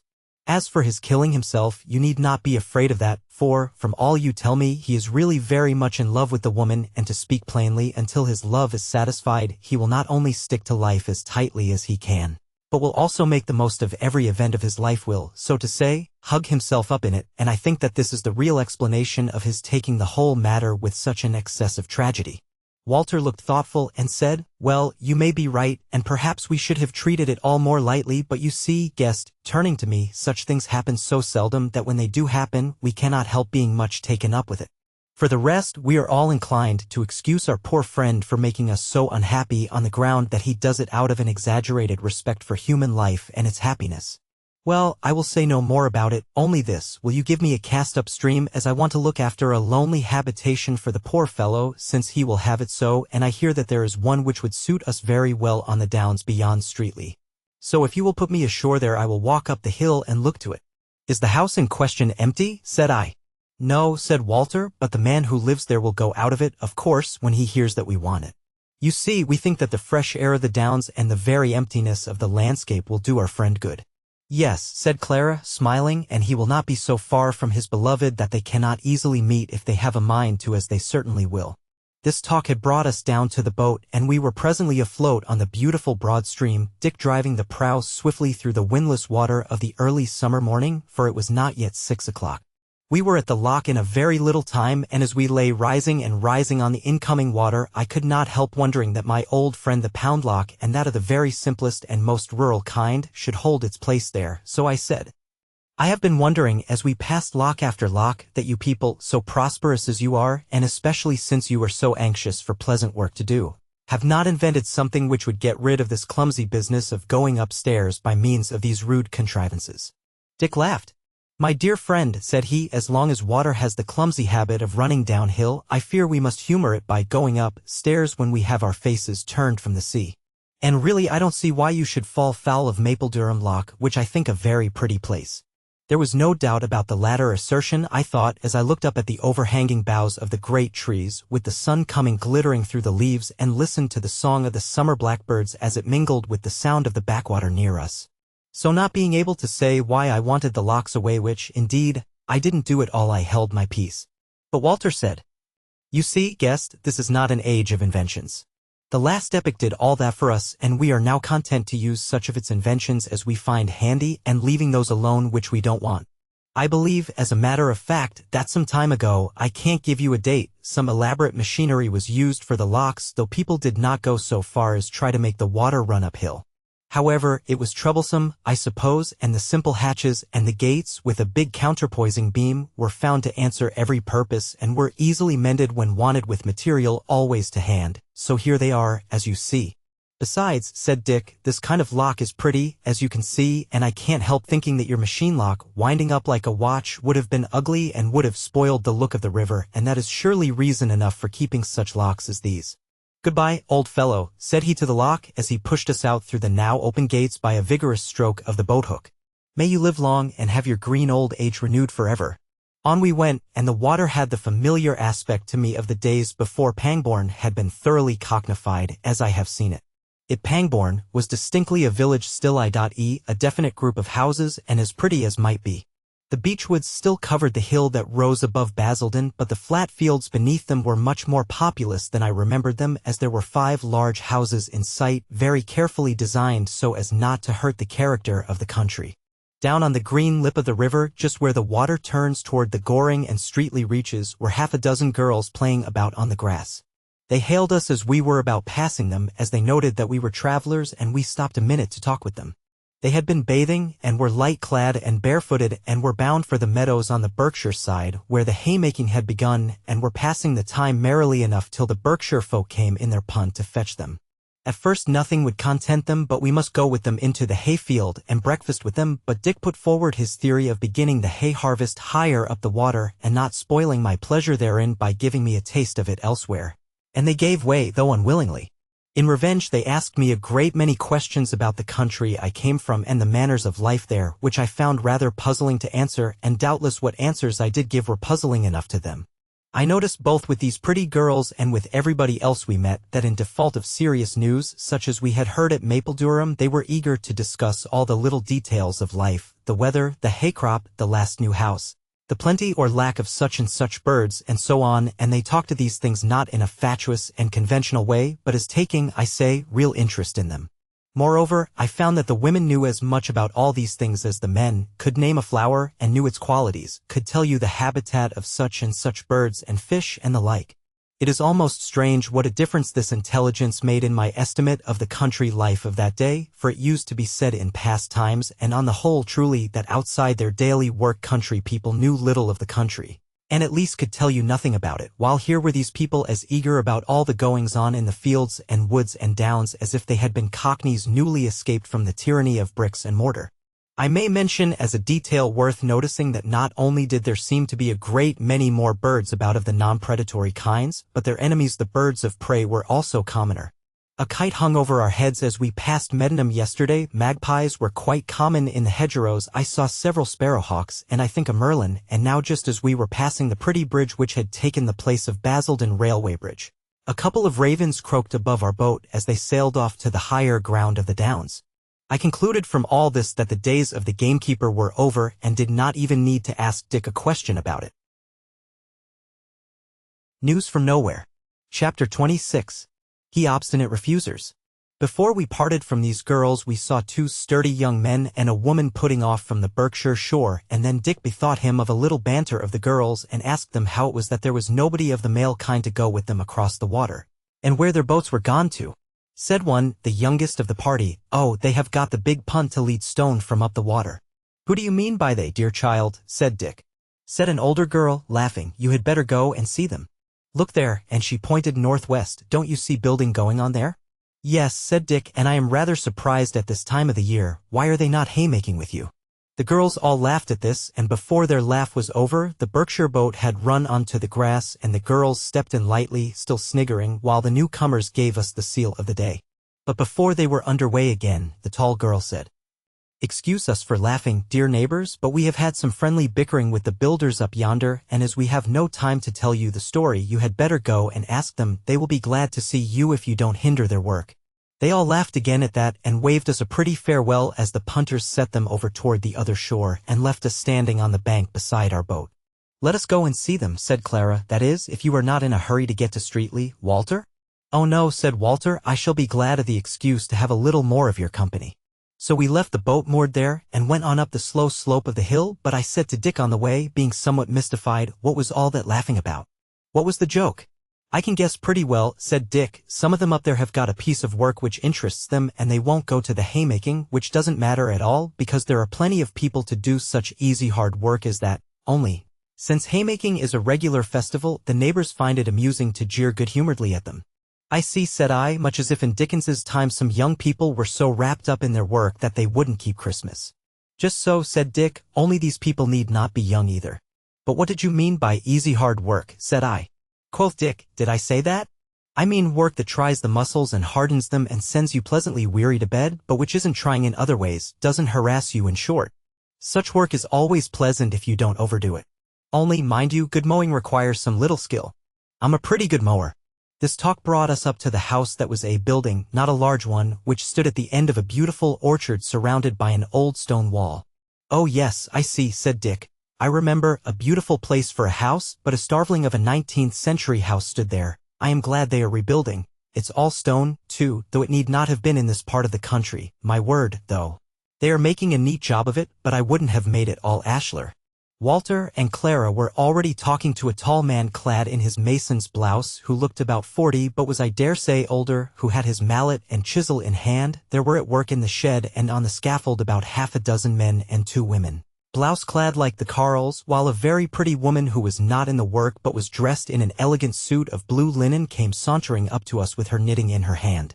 She welcomed us and said, smiling, "So you are come up from the water to see the obstinate refusers. Where are you going haymaking, neighbors?" "Oh, right up above Oxford," said Dick. "It is rather a lake country." "But what share have you got with the refusers, pretty neighbor?" said she with a laugh. "Oh, I am the lucky one who doesn't want to work, though sometimes I get it, for I serve as model to Mistress Philippa there when she wants one. She is our head carver. Come and see her." She led us up to the door of the unfinished house, where a rather little woman was working with mallet and chisel on the wall nearby. She seemed very intent on what she was doing and did not turn round when we came up, but a taller woman, quite a girl she seemed, who was at work nearby, had already knocked off and was standing looking from Clara to Dick with delighted eyes. None of the others paid much heed to us. The blue-clad girl laid her hand on the carver's shoulder and said, "Now, Philippa, if you gobble up your work like that, you will soon have none to do, and what will become of you then?" The carver turned round hurriedly and showed us the face of a woman of 40, or so she seemed, and said rather pettishly but in a sweet voice, "Don't talk nonsense, Kate, and don't interrupt me if you can help it." She stopped short when she saw us, then went on with the kind smile of welcome which never failed us. "Thank you for coming to see us, neighbors, but I am sure that you won't think me unkind if I go on with my work, especially when I tell you that I was ill and unable to do anything all through April and May, and this open air and the sun and the work together. Am I feeling well again too? Make a mere delight of every hour to me, and excuse me, I must go on." She fell to work accordingly on a carving in low relief of flowers and figures, but talked on amidst her mallet strokes. "You see, we all think this the prettiest place for a house up and down these reaches, and the site has been so long encumbered with an unworthy one, that we masons were determined to pay off fate and destiny for once, and build the prettiest house we could compass here and so and so." Here she lapsed into mere carving, but the tall foreman came up and said, Yes, neighbors, that is it, so it is going to be all ashlar because we want to carve a kind of a wreath of flowers and figures all round it. And we have been much hindered by one thing or other, Philippa's illness amongst others, and though we could have managed our wreath without her. Could you though? Grumbled the last named from the face of the wall. Well, at any rate, she is our best carver, and it would not have been kind to begin the carving without her. So you see, said he, looking at Dick and me, we really couldn't go haymaking, could we, neighbors? But you see, we are getting on so fast now with the splendid weather that I think we may well spare a week or 10 days at wheat harvest, and won't we go at that work then? Come down then to the acres that lie north and by west here at our backs, and you shall see good harvesters, neighbors. Hurrah, for a good brag, called a voice from the scaffold above us. Our foreman thinks that an easier job than putting one stone on another.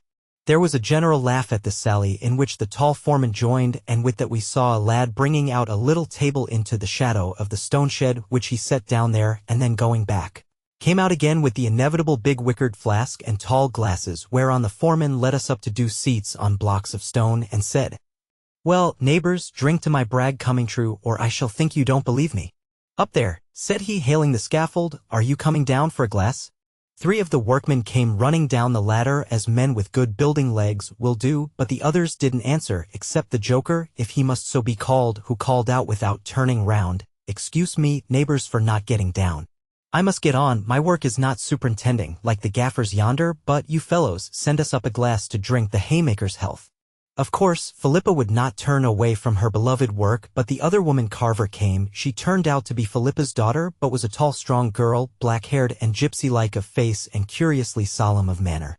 The rest gathered round us and clinked glasses, and the men on the scaffold turned about and drank to our healths, but the busy little woman by the door would have none of it all, but only shrugged her shoulders when her daughter came up to her and touched her. So we shook hands and turned our backs on the obstinate refusers, went down the slope to our boat. And before we had gone many steps heard the full tune of tinkling trowels mingle with the humming of the bees and the singing of the larks above the little plain of Basildon. News from Nowhere. Chapter 27. The Upper Waters. We set Walter ashore on the Berkshire side amidst all the beauties of Streatley, and so went our ways into what once would have been the deeper country under the foothills of the White Horse. And though the contrast between half-cocknified and wholly unsophisticated country existed no longer, a feeling of exultation rose within me as it used to do at sight of the familiar and still unchanged hills of the Berkshire range. We stopped at Wallingford for our midday meal. Of course, all signs of squalor and poverty had disappeared from the streets of the ancient town, and many ugly houses had been taken down and many pretty new ones built, but I thought it curious that the town still looked like the old place I remembered so well, for indeed it looked like that ought to have looked. At dinner we fell in with an old but very bright and intelligent man who seemed in a country way to be another edition of old Hammond. He had an extraordinary detailed knowledge of the ancient history of the country, side from the time of Alfred to the days of the parliamentary wars, many events of which, as you may know, were enacted round about Wallingford. But what was more interesting to us, he had detailed record of the period of the change to the present state of things, and told us a great deal about it, and especially of that exodus of the people from the town to the country, and the gradual recovery by the town-bred people on one side and the country-bred people on the other of those arts of life which they had each lost, which loss, as he told us, had at one time gone so far that not only was it impossible to find a carpenter or a smith in a village or small country town, but that people in such places had even forgotten how to bake bread, and that at Wallingford, for instance, the bread came down with the newspapers by an early train from London, worked in some way, the explanation of which I could not understand. He told us also that the townspeople who came into the country used to pick up the agricultural arts by carefully watching the way in which the machines worked, gathering an idea of handicraft from machinery, because at that time almost everything in and about the fields was done by elaborate machines used quite unintelligently by the laborers. On the other hand, the old men amongst the laborers managed to teach the younger ones gradually a little artisanship, such as the use of the saw and the plane, the work of the smithy, and so forth, for once more, by that time it was as much as, or rather, more than a man could do to fix an ash pole to a rake by handiwork, so that it would take a machine worth £1,000, a group of workmen, and half a day's traveling to do 5 shillings worth of work. He showed us, among other things, an account of a certain village council who were working hard at all this business, and the record of their intense earnestness in getting to the bottom of some matter which in time past would have been thought quite trivial, as, For example, the due proportions of alkali and oil for soap making for the village wash, or the exact heat of the water into which a leg of mutton should be plunged for boiling, all this joined to the utter absence of anything like party feeling, which even in a village assembly would certainly have made its appearance in an earlier epoch, was very amusing and at the same time instructive. This old man, whose name was Henry Morsam, took us, after our meal and a rest, into a biggyish hall which contained a large collection of articles of manufacture and art from the last days of the machine period to that day, and he went over them with us, and explained them with great care. They also were very interesting, showing the transition from the makeshift work of the machines, which was at about its worst a little after the Civil War before told of, into the first years of the new handicraft period. Of course, there was much overlapping of the periods, and at first the new handwork came in very slowly.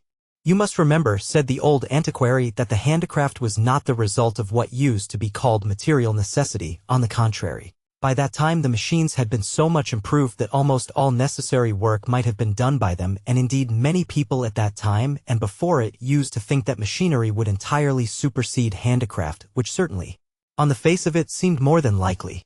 But there was another opinion, far less logical, prevalent amongst the rich people before the days of freedom, which did not die out at once after that epoch had begun. This opinion, which from all I can learn seemed as natural then as it seems absurd now, was that while the ordinary daily work of the world would be done entirely by automatic machinery, the energies of the more intelligent part of mankind would be set free to follow the higher forms of the arts, as well as science and the study of history. It was strange, was it not, that they should thus ignore that aspiration after complete equality which we now recognize as the bond of all happy human society. I did not answer, but thought the more. Dick looked thoughtful and said, "Strange, neighbor? Well, I don't know. I have often heard my old kinsmen say the one aim of all people before our time was to avoid work, or at least they thought it was, so of course the work which their daily life forced them to do seemed more like work than that which they seemed to choose for themselves." True enough, said Morsam. Anyhow, they soon began to find out their mistake, and that only slaves and slaveholders could live solely by setting machines going. Clara broke in here, flushing a little as she spoke. Was not their mistake once more bred of the life of slavery that they had been living, a life which was always looking upon everything, except mankind, animate and inanimate nature, as people used to call it, as one thing and mankind as another? It was natural to people thinking in this way that they should try to make nature their slave, since they thought nature was something outside them. Surely, said Morsam, and they were puzzled as to what to do till they found the feeling against a mechanical life, which had begun before the great change amongst people who had leisure to think of such things, was spreading insensibly, till at last, under the guise of pleasure that was not supposed to be work, work that was pleasure began to push out the mechanical toil which they had once hoped at the best to reduce to narrow limits indeed, but never to get rid of, and which, moreover, they found they could not limit as they had hoped to do. When did this new revolution gather head? Said I. In the half-century that followed the great change, said Morsam, it began to be noteworthy. Machine after machine was quietly dropped under the excuse that the machines could not produce works of art, and that works of art were more and more called for. Look here, he said, here are some of the works of that time, rough and unskillful in handiwork, but solid and showing some sense of pleasure in the making. They are very curious, said I, taking up a piece of pottery from amongst the specimens which the antiquary was showing us, not a bit like the work of either savages or barbarians, and yet with what would once have been called a hatred of civilization impressed upon them. Yes, said Morsam, you must not look for delicacy there. In that period you could only have got that from a man who was practically a slave. But now, you see, said he, leading me on a little, we have learned the trick of handicraft and have added the utmost refinement of workmanship to the freedom of fancy and imagination. I looked and wondered indeed at the deftness and abundance of beauty of the work of men who had at last learned to accept life itself as a pleasure and the satisfaction of the common needs of mankind and the preparation for them, as work fit for the best of the race. I mused silently, but at last I said, "What is to come after this?" The old man laughed. "I don't know," said he, "we will meet it when it comes. Meanwhile," quoth Dick, "we have got to meet the rest of our day's journey, so out into the street and down to the Strand. Will you come a turn with us, neighbor? Our friend is greedy of your stories." "I will go as far as Oxford with you," said he. "I want a book or two out of the Bodleian Library. I suppose you will sleep in the old city." "No," said Dick, "we are going higher up. The hay is waiting us there, you know." Morsam nodded, and we all went into the street together and got into the boat a little above the town bridge. But just as Dick was getting the sculls into the rowlocks, the bows of another boat came thrusting through the low arch. Even at first sight it was a gay little craft, indeed bright green, and painted over with elegantly drawn flowers. As it cleared the arch, a figure as bright and gay-clad as the boat rose up in it, a slim girl dressed in light blue silk that fluttered in the drafty wind of the bridge. I thought I knew the figure, and sure enough, as she turned her head to us and showed her beautiful face, I saw with joy that it was none other than the fairy godmother from the abundant garden on Runnymede Ellen, to wit. We all stopped to receive her. Dick rose in the boat and cried out a genial good morrow. I tried to be as genial as Dick, but failed. Clara waved a delicate hand to her, and Morsum nodded and looked on with interest. As to Ellen, the beautiful brown of her face was deepened by a flush as she brought the gunwale of her boat alongside ours and said, "You see, neighbors, I had some doubt if you would all three come back past Runnymede, or if you did, whether you would stop there, and besides, I am not sure whether my father and I shall not be away in a week or two, for he wants to see a brother of his in the North Country, and I should not like him to go without me. So I thought I might never see you again, and that seemed uncomfortable to me, and so I came after you." "Well," said Dick, "I am sure we are all very glad of that, although you may be sure that as for Clara and me, we should have made a point of coming to see you and of coming the second time if we had found you away the first. But, dear neighbor, there you are alone in the boat, and you have been sculling pretty hard I should think, and might find a little quiet sitting pleasant, so we had better part our company into two." "Yes," said Ellen, "I thought you would do that, so I have brought a rudder for my boat. Will you help me to ship it, please?" And she went aft in her boat and pushed along our side till she had brought the stern close to Dick's hand. He knelt down in our boat and she in hers, and the usual fumbling took place overhanging the rudder on its hooks, for, as you may imagine, no change had taken place in the arrangement of such an unimportant matter as the rudder of a pleasure boat. As the two beautiful young faces bent over the rudder, they seemed to me to be very close together, and though it only lasted a moment, a sort of pang shot through me as I looked on. Clara sat in her place and did not look round, but presently she said, with just the least stiffness in her tone, "How shall we divide? Won't you go into Ellen's boat, Dick, since, without offense to our guest, you are the better sculler?" Dick stood up and laid his hand on her shoulder and said, No, let Guest try what he can do. He ought to be getting into training now. Besides, we are in no hurry, we are not going far above Oxford, and even if we are benighted, we shall have the moon, which will give us nothing worse of a night than a grayer day. Besides, said I may manage to do a little more with my sculling than merely keeping the boat from drifting downstream. They all laughed at this as if it had been a very good joke, and I thought that Ellen's laugh, even amongst the others, was one of the pleasantest sounds I had ever heard. To be short, I got into the new-come boat, not a little elated, and taking the sculls, set to work to show off a little. For must I say it? I felt as if even that happy world were made the happier for my being so near this strange girl, although I must say that of all the persons I had seen in that world renewed, she was the most unfamiliar to me, the most unlike what I could have thought of. Clara, for instance, beautiful and bright as she was not unlike a very pleasant and unaffected young lady, and the other girls also seemed nothing more than specimens of very much improved types which I had known in other times. But this girl was not only beautiful with a beauty quite different from that of a young lady, but was in all ways so strangely interesting, so that I kept wondering what she would say or do next to surprise and please me. Not, indeed, that there was anything startling in what she actually said or did, but it was all done in a new way and always with that indefinable interest and pleasure of life which I had noticed more or less in everybody, but which in her was more marked and more charming than in anyone else that I had seen. We were soon under way and going at a fair pace through the beautiful reaches of the river between Bensington and Dorchester. It was now about the middle of the afternoon, warm rather than hot, and quite windless, the clouds high up and light, pearly white and gleaming, softened the sun's burning but did not hide the pale blue in most places, though they seemed to give it height and consistency. The sky, in short, looked really like a vault, as poets have sometimes called it, and not like mere limitless air, but a vault so vast and full of light that it did not in any way oppress the spirits. It was the sort of afternoon that Tennyson must have been thinking about when he said of the Lotus Eater's Land that it was a land where it was always afternoon. Ellen leaned back in the stern and seemed to enjoy herself thoroughly.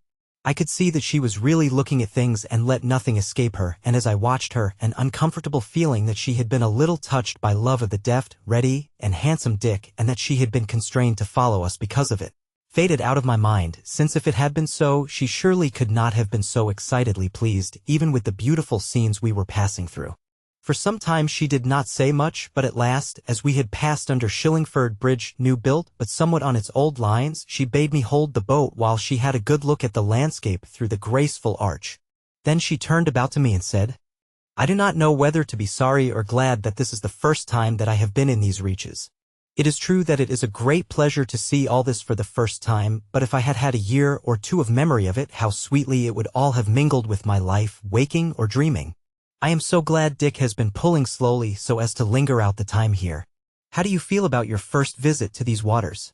I do not suppose she meant a trap for me, but anyhow I fell into it and said, "My first visit. It is not my first visit by many a time. I know these reaches well, indeed I may say that I know every yard of the Thames from Hammersmith to Cricklade." I saw the complications that might follow as her eyes fixed mine with a curious look in them that I had seen before at Runnymede when I had said something which made it difficult for others to understand my present position amongst these people. I reddened and said, in order to cover my mistake, "I wonder you have never been up so high as this, since you live on the Thames and moreover row so well that it would be no great labor to you. Let alone," quoth I insinuatingly, "that anybody would be glad to row you."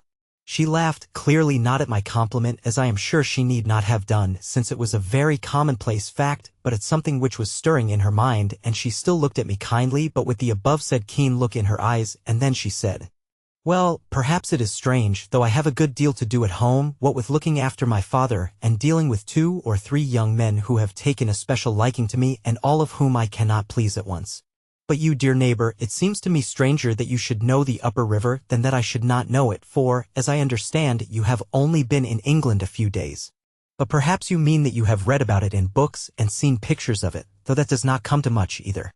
"Truly," said I, "besides, I have not read any books about the Thames. It was one of the minor stupidities of our time that no one thought fit to write a decent book about what may fairly be called our only English river." The words were no sooner out of my mouth than I saw that I had made another mistake, and I felt really annoyed with myself, as I did not want to go into a long explanation just then or begin another series of Odyssean lies. Somehow Ellen seemed to see this, and she took no advantage of my slip. Her piercing look changed into one of mere frank kindness, and she said, "Well, anyhow I am glad that I am traveling these waters with you, since you know our river so well, and I know little of it past Pangbourne, for you can tell me all I want to know about it." She paused a minute and then said, "Yet you must understand that the part one do know, I know as thoroughly as you do. I should be sorry for you to think that I am careless of a thing so beautiful and interesting as the Thames." She said this quite earnestly and with an air of affectionate appeal to me which pleased me very much, but I could see that she was only keeping her doubts about me for another time. Presently we came to Day's Lock, where Dick and his 2 sitters had waited for us. He would have me go ashore as if to show me something which I had never seen before, and nothing loath I followed him, Ellen by my side, to the well-remembered dikes and the long church beyond them, which was still used for various purposes by the good folk of Dorchester, where, by the way, the village guest-house still had the sign of the fleur-de-luce which it used to bear in the days when hospitality had to be bought and sold. This time, however, I made no sign of all this being familiar to me, though as we sat for a while on the mound of the dikes looking up at Cinedon and its clear-cut trench and its sister Mamelon of Whittenham, I felt somewhat uncomfortable under Ellen's serious attentive look, which almost drew from me the cry, "How little anything is changed here." We stopped again at Abingdon, which, like Wallingford, was in a way both old and new to me, since it had been lifted out of its 19th century degradation and otherwise was as little altered as might be. Sunset was in the sky as we skirted Oxford by Osney. We stopped a minute or 2 hard by the ancient castle to put Henry Morsum ashore. It was a matter of course that so far as they could be seen from the river, I missed none of the towers and spires of that once dawn-beridden city, but the meadows all round, which, when I had last passed through them, were getting daily more and more squalid. More and more impressed with the seal of the stir and intellectual life of the 19th century, were no longer intellectual, but had once again become as beautiful as they should be, and the little hill of Hinksey, with 2 or 3 very pretty stone houses new grown on it, I use the word advisedly, for they seemed to belong to it, looked down happily on the full streams and waving grass, grey now but for the sunset, with its fast-ripening seeds. The railway having disappeared, and therewith the various level bridges over the streams of Thames, we were soon through Medley Lock and in the wide water that washes Port Meadow, with its numerous population of geese nowise diminished. And I thought with interest how its name and use had survived from the older imperfect communal period through the time of the confused struggle and tyranny of the rights of property into the present rest and happiness of complete communism. I was taken ashore again at God's Doe to see the remains of the old nunnery pretty nearly in the same condition as I had remembered them, and from the high bridge over the cut close by, I could see, even in the twilight, how beautiful the little village with its gray stone houses had become, for we had now come into the stone country in which every house must be either built, walls and roof, of gray stone or be a blot on the landscape. We still rowed on after this, Ellen taking the sculls in my boat. We passed a weir a little higher up, and about 3 miles beyond it came by moonlight again to a little town where we slept at a house thinly inhabited, as its folk were mostly tented in the hayfields. News from Nowhere. Chapter 28. He Little River. We started before 6 o'clock the next morning, as we were still 25 miles from our resting place and Dick wanted to be there before dusk.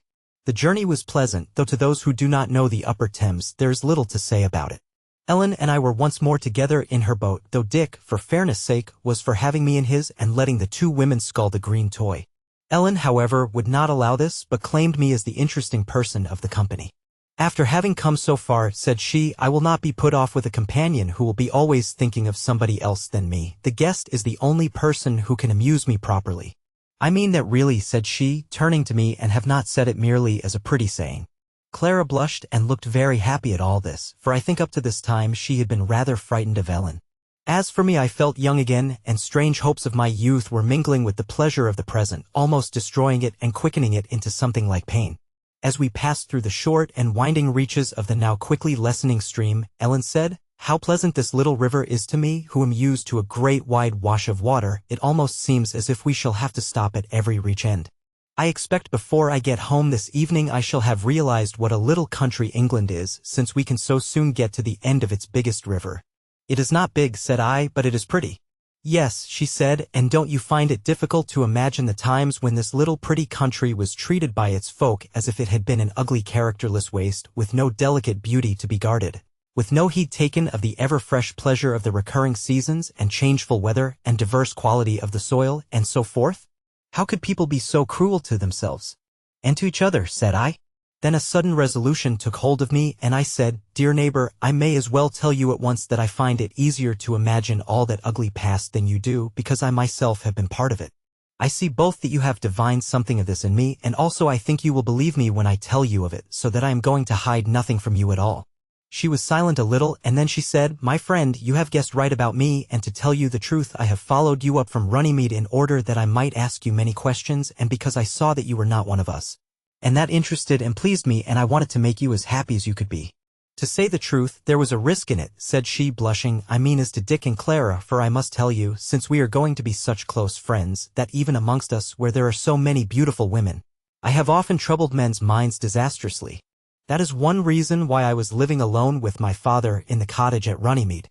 But it did not answer on that score, for of course people came there, as the place is not a desert, and they seemed to find me all the more interesting for living alone like that, and fell to making stories of me to themselves like, I know you did, my friend.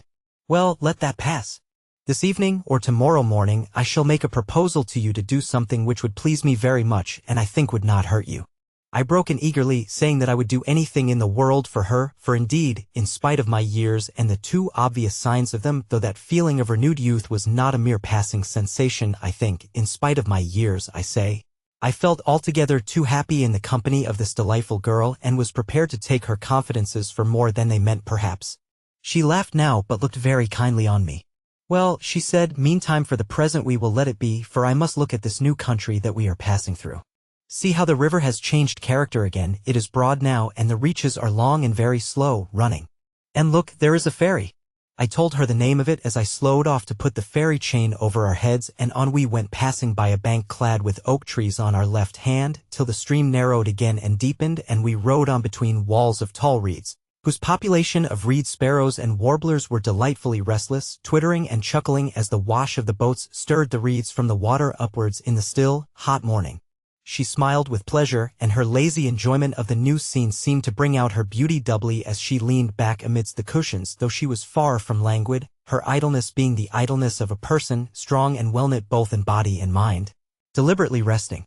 Look, she said, springing up suddenly from her place without any obvious effort and balancing herself with exquisite grace and ease, look at the beautiful old bridge ahead.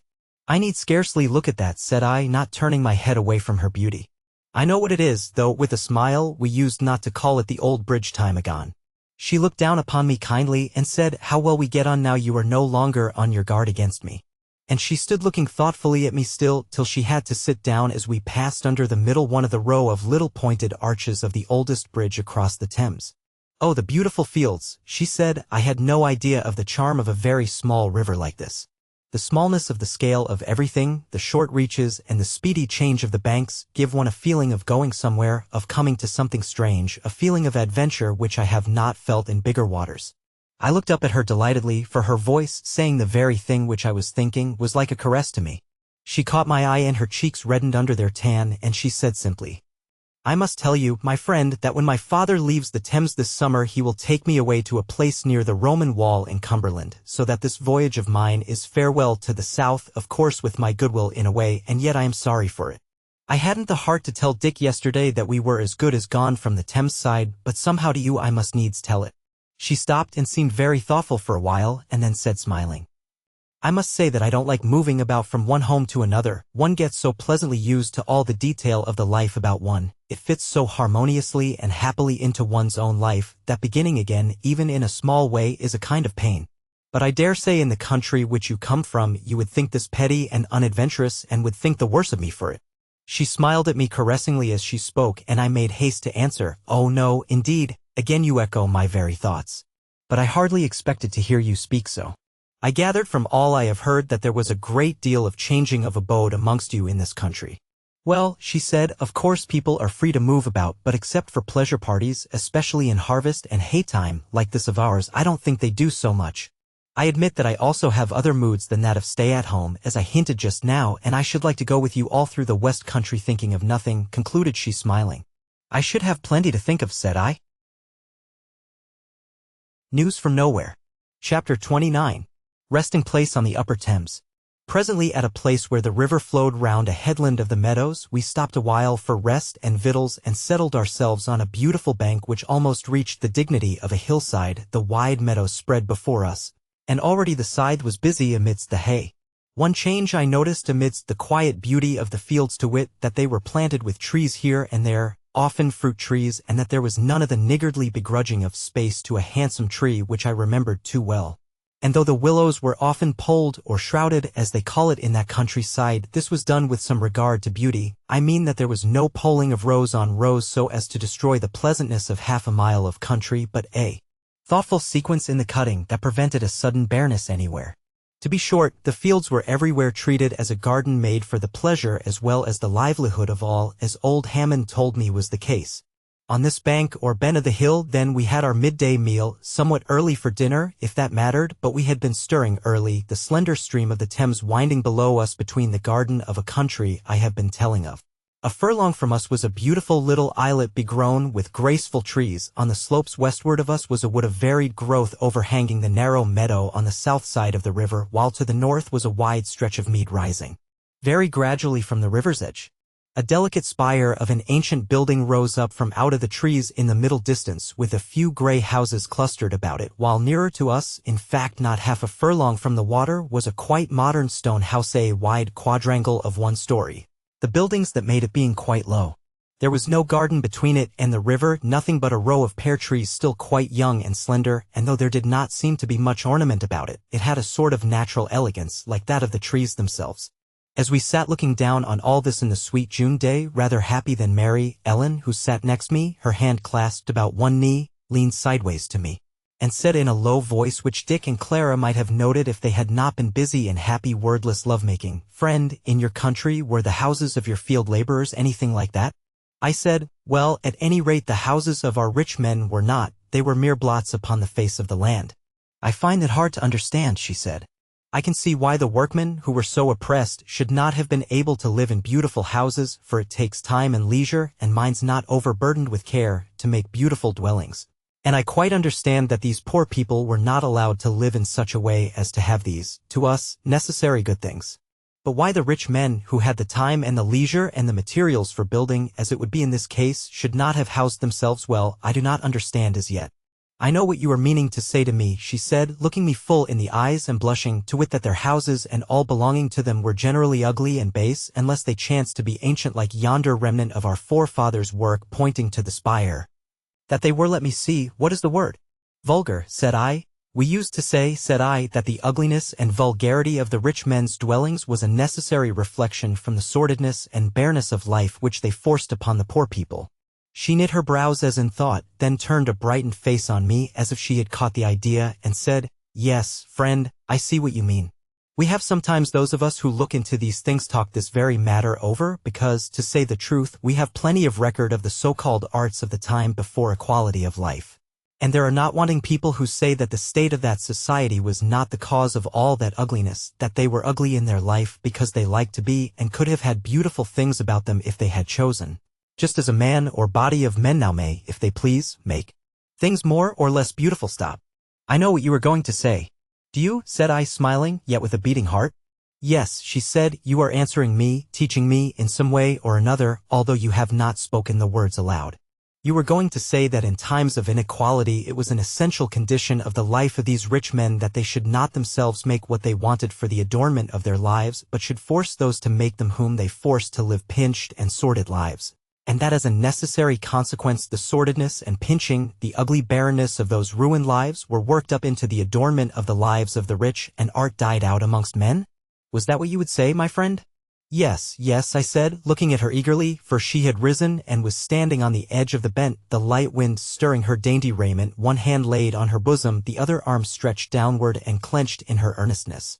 It is true, she said, it is true. We have proved it true.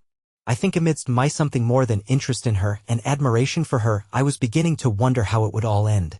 I had a glimmering of fear of what might follow, of anxiety as to the remedy which this new age might offer for the missing of something one might set one's heart on. But now Dick rose to his feet and cried out in his hearty manner, Neighbor Ellen, are you quarreling with the guest, or are you worrying him to tell you things which he cannot properly explain to our ignorance? Neither, dear neighbor, she said. I was so far from quarreling with him that I think I have been making him good friends both with himself and me. Is it so, dear guest? She said, looking down at me with a delightful smile of confidence in being understood. Indeed it is, said I. Well, moreover, she said, I must say for him that he has explained himself to me very well indeed, so that I quite understand him. All right, quoth Dick. When I first set eyes on you at Runnymede I knew that there was something wonderful in your keenness of wits. I don't say that as a mere pretty speech to please you, said he quickly, but because it is true and it made me want to see more of you. But come, we ought to be going, for we are not halfway and we ought to be in well before sunset. And therewith he took Clara's hand and led her down the bent. But Ellen stood thoughtfully looking down for a little, and as I took her hand to follow Dick, she turned round to me and said, You might tell me a great deal and make many things clear to me if you would. Yes, said I am pretty well fit for that and for nothing else an old man like me. She did not notice the bitterness which, whether I liked it or not, was in my voice as I spoke, but went on, It is not so much for myself. I should be quite content to dream about past times, and if I could not idealize them, yet at least idealize some of the people who lived in them. But I think sometimes people are too careless of the history of the past, too apt to leave it in the hands of old learned men like Hammond. Who knows? Happy as we are, times may alter, we may be bitten with some impulse towards change, and many things may seem too wonderful for us to resist, too exciting not to catch at, if we do not know that they are but phases of what has been before, and withal ruinous, deceitful, and sordid. As we went slowly down toward the boats she said again, Not for myself alone, dear friend, I shall have children, perhaps before the end a good many, I hope so. And though of course I cannot force any special kind of knowledge upon them, yet, my friend, I cannot help thinking that just as they might be like me in body, so I might impress upon them some part of my ways of thinking, that is, indeed, some of the essential part of myself, that part which was not mere moods created by the matters and events round about me. What do you think? Of one thing I was sure, that her beauty and kindness and eagerness combined, forced me to think as she did when she was not earnestly laying herself open to receive my thoughts. I said what at the time was true, that I thought it most important, and presently stood entranced by the wonder of her grace as she stepped into the light boat and held out her hand to me. And so on we went up the Thames still, or whither? News from nowhere. Chapter 30. He Journey's End. On we went. In spite of my newborn excitement about Ellen and my gathering fear of where it would land me, I could not help taking abundant interest in the condition of the river and its banks, all the more as she never seemed weary of the changing picture, but looked at every yard of flowery bank and gurgling eddy with the same kind of affectionate interest which I myself once had so fully as I used to think, and perhaps had not altogether lost even in this strangely changed society with all its wonders. Ellen seemed delighted with my pleasure at this, that, or the other piece of carefulness in dealing with the river, the nursing of pretty corners, the ingenuity in dealing with difficulties of water engineering, so that the most obviously useful works looked beautiful and natural also. All this, I say, pleased me hugely, and she was pleased at my pleasure but rather puzzled too. "You seem astonished," she said, just after we had passed a mill too, which spanned all the stream save the waterway for traffic, but which was as beautiful in its way as a Gothic cathedral. "You seem astonished at this being so pleasant to look at." "Yes," I said, "in a way I am, though I don't see why it should not be." "Ah," she said, looking at me admiringly yet with a lurking smile in her face, "you know all about the history of the past. Were they not always careful about this little stream which now adds so much pleasantness to the countryside? It would always be easy to manage this little river." "Ah, I forgot though," she said as her eye caught mine, "in the days we are thinking of pleasure was wholly neglected in such matters." "But how did they manage the river in the days that you lived in?" she was going to say, but correcting herself, said, "in the days of which you have record." "They mismanaged it," quoth I, "up to the first half of the 19th century when it was still more or less of a highway for the country people. Some care was taken of the river and its banks, and though I don't suppose anyone troubled himself about its aspect, yet it was trim and beautiful. But when the railways, of which no doubt you have heard, came into power, they would not allow the people of the country to use either the natural or artificial waterways, of which latter there were a great many. I suppose when we get higher up we shall see one of these, a very important one, which one of these railways entirely closed to the public so that they might force people to send their goods by their private road and so tax them as heavily as they could." Ellen laughed heartily. "Well," she said, "that is not stated clearly enough in our history books, and it is worth knowing. But certainly the people of those days must have been a curiously lazy set. We are not either fidgety or quarrelsome now, but if any one tried such a piece of folly on us, we should use the said waterways, whoever gainsaid us. Surely that would be simple enough. However, I remember other cases of this stupidity. When I was on the Rhine 2 years ago, I remember they showed us ruins of old castles which, according to what we heard, must have been made for pretty much the same purpose as the railways were. But I am interrupting your history of the river. Pray go on." "It is both short and stupid enough," said I, "the river having lost its practical or commercial value, that is, being of no use to make money of." She nodded. "I understand what that queer phrase means," said she. "Go on." "Well, it was utterly neglected till at last it became a nuisance." "Yes," quoth Ellen, "I understand, like the railways and the robber knights." "Yes. So then they turned the makeshift business onto it and handed it over to a body up in London who from time to time, in order to show that they had something to do, did some damage here and there, cut down trees, destroying the banks thereby, dredged the river where it was not needed always, and threw the dredgings on the fields so as to spoil them, and so forth. But for the most part they practiced masterly inactivity, as it was then called, that is, they drew their salaries and let things alone." "Drew their salaries," she said. "I know that means that they were allowed to take an extra lot of other people's goods for doing nothing. And if that had been all, it really might have been worthwhile to let them do so if you couldn't find any other way of keeping them quiet, but it seems to me that being so paid, they could not help doing something, and that something was bound to be mischief, because," said she, kindling with sudden anger, "the whole business was founded on lies and false pretensions. I don't mean only these river guardians, but all these master people I have read of." "Yes," said I, "how happy you are to have got out of the parsimony of oppression." "Why do you sigh?" she said, kindly and somewhat anxiously. "You seem to think that it will not last?" "It will last for you," quoth I. "But why not for you?" said she. "Surely it is for all the world, and if your country is somewhat backward, it will come into line before long." "Or," she said quickly, "are you thinking that you must soon go back again? I will make my proposal which I told you of at once, and so perhaps put an end to your anxiety. I was going to propose that you should live with us where we are going. I feel quite old friends with you and should be sorry to lose you." Then she smiled on me and said, "Do you know, I begin to suspect you of wanting to nurse a sham sorrow like the ridiculous characters in some of those queer old novels that I have come across now and then." I really had almost begun to suspect it myself, but I refused to admit so much, so I sighed no more, but fell to giving my delightful companion what little pieces of history I knew about the river and its borderlands, and the time passed pleasantly enough. And between the two of us, she was a better sculler than I was, and seemed quite tireless. We kept up fairly well with Dick, hot as the afternoon was, and swallowed up the way at a great rate. At last we passed under another ancient bridge, and through meadows bordered at first with huge elm trees mingled with sweet chestnut of younger but very elegant growth, and the meadows widened out so much that it seemed as if the trees must now be on the bents only, or about the houses, except for the growth of willows on the immediate banks, so that the wide stretch of grass was little broken here. Dick got very much excited now, and often stood up in the boat to cry out to us that this was such and such a field, and so forth, and we caught fire at his enthusiasm for the hayfield and its harvest, and pulled our best.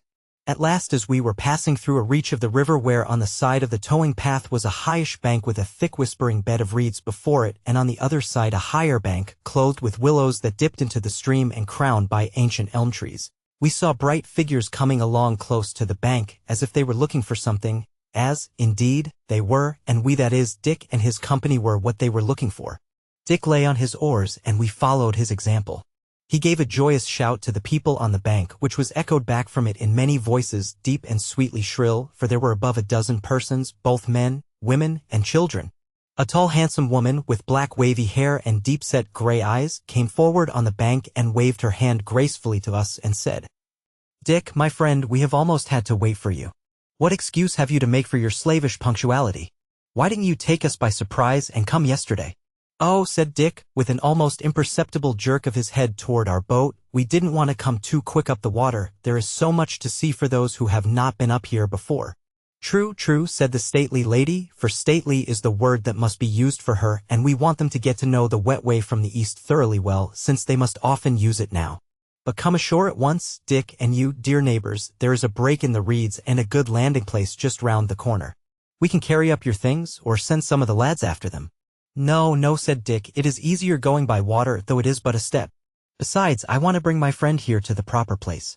We will go on to the ford, and you can talk to us from the bank as we paddle along." He pulled his sculls through the water, and on we went, turning a sharp angle and going north a little. Presently we saw before us a bank of elm trees, which told us of a house amidst them, though I looked in vain for the gray walls that I expected to see there.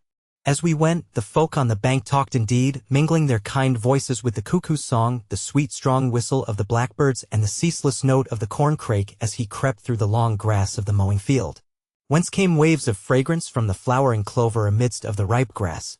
In a few minutes we had passed through a deep eddying pool into the sharp stream that ran from the ford, and beached our craft on a tiny strand of limestone gravel, and stepped ashore into the arms of our upriver friends, our journey done. I disentangled myself from the merry throng, and mounting on the cart road that ran along the river some feet above the water, I looked round about me. The river came down through a wide meadow on my left, which was gray now with the ripened seeding grasses. The gleaming water was lost presently by a turn of the bank, but over the meadow I could see the mingled gables of a building where I knew the loch must be, and which now seemed to combine a mill with it. A low wooded ridge bounded the river plain to the south and southeast, whence we had come, and a few low houses lay about its feet and up its slope. I turned a little to my right, and through the hawthorn sprays and long shoots of the wild roses could see the flat country spreading out far away under the sun of the calm evening, till something that might be called hills with a look of sheep pastures about them bounded it with a soft blue line. Before me, the elm boughs still hid most of what houses there might be in this river, side dwelling of men, but to the right of the cart road a few gray buildings of the simplest kind showed here and there. There I stood in a dreamy mood, and rubbed my eyes as if I were not wholly awake, and half expected to see the gay-clad company of beautiful men and women change to 2 or 3 spindle-legged back-bowed men and haggard, hollow-eyed, ill-favored women, who once wore down the soil of this land with their heavy hopeless feet, from day to day, and season to season, and year to year. But no change came as yet, and my heart swelled with joy as I thought of all the beautiful gray villages, from the river to the plain and the plain to the uplands, which I could picture to myself so well, all peopled now with this happy and lovely folk, who had cast away riches and attained to wealth. News from Nowhere. Chapter 31. An old house amongst new folk. As I stood there, Ellen detached herself from our happy friends who still stood on the little strand and came up to me. She took me by the hand and said softly, "Take me on to the house at once. We need not wait for the others. I had rather not." I had a mind to say that I did not know the way thither and that the riverside dwellers should lead, but almost without my will my feet moved on along the road they knew. The raised way led us into a little field bounded by a backwater of the river on one side. On the right hand we could see a cluster of small houses and barns, new and old, and before us a gray stone barn and a wall partly overgrown with ivy, over which a few gray gables showed. The village road ended in the shallow of the aforesaid backwater. We crossed the road, and again almost without my will my hand raised the latch of a door in the wall, and we stood presently on a stone path which led up to the old house to which fate in the shape of Dick had so strangely brought me in this new world of men. My companion gave a sigh of pleased surprise and enjoyment, nor did I wonder, for the garden between the wall and the house was redolent of the June flowers, and the roses were rolling over one another with that delicious superabundance of small, well-tended gardens which at first sight takes away all thought from the beholder save that of beauty. The blackbirds were singing their loudest, the doves were cooing on the roof ridge, the rooks in the high elm trees beyond were garrulous among the young leaves, and the swifts wheeled whining about the gables. And the house itself was a fit guardian for all the beauty of this heart of summer. Once again Ellen echoed my thoughts as she said, "Yes, friend, this is what I came out for to see, this many-gabled old house built by the simple country folk of the long-past times, regardless of all the turmoil that was going on in cities and courts, is lovely still amidst all the beauty which these latter days have created, and I do not wonder at our friends tending it carefully and making much of it. It seems to me as if it had waited for these happy days and held in it the gathered crumbs of happiness of the confused and turbulent past." She led me up close to the house and laid her shapely sun-browned hand and arm on the lichened wall as if to embrace it, and cried out, "Oh me! Oh me! How I love the earth and the seasons and weather and all things that deal with it and all that grows out of it as this has done." I could not answer her or say a word. Her exultation and pleasure were so keen and exquisite, and her beauty so delicate yet so interfused with energy expressed it so fully that any added word would have been commonplace and futile. I dreaded lest the others should come in suddenly and break the spell she had cast about me, but we stood there a while by the corner of the big gable of the house and no one came. I heard the merry voices some way off presently and knew that they were going along the river to the great meadow on the other side of the house and garden. We drew back a little and looked up at the house. The door and the windows were open to the fragrant sun-cured air. From the upper window sills hung festoons of flowers in honor of the festival, as if the others shared in the love for the old house. "Come in," said Ellen. "I hope nothing will spoil it inside, but I don't think it will. Come. We must go back presently to the others. They have gone on to the tents, for surely they must have tents pitched for the haymakers. The house would not hold a tithe of the folk, I am sure." She led me on to the door, murmuring a little above her breath as she did so, "The earth and the growth of it and the life of it. If I could but say or show how I love it."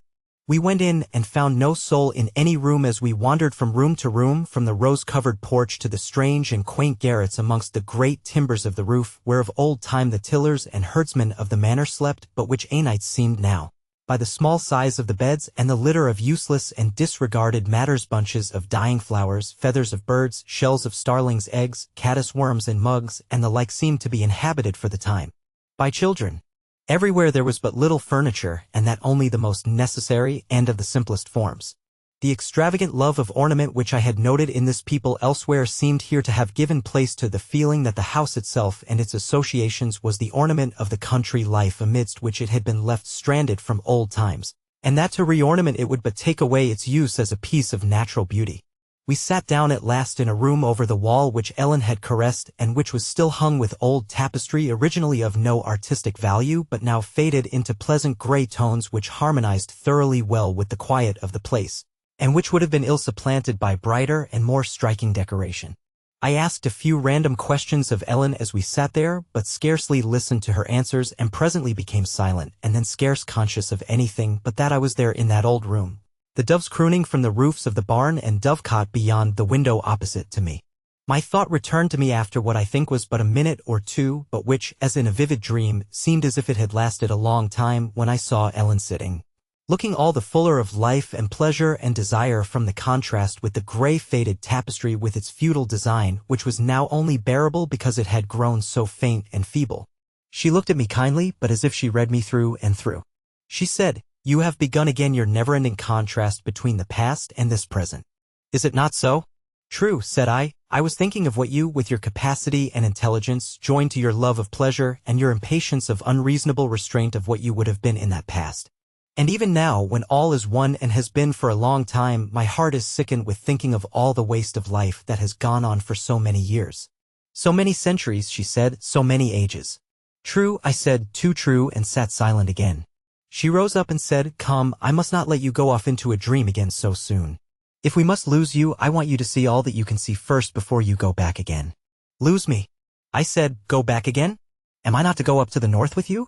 What do you mean? She smiled somewhat sadly and said, Not yet, we will not talk of that yet. Only, what were you thinking of just now?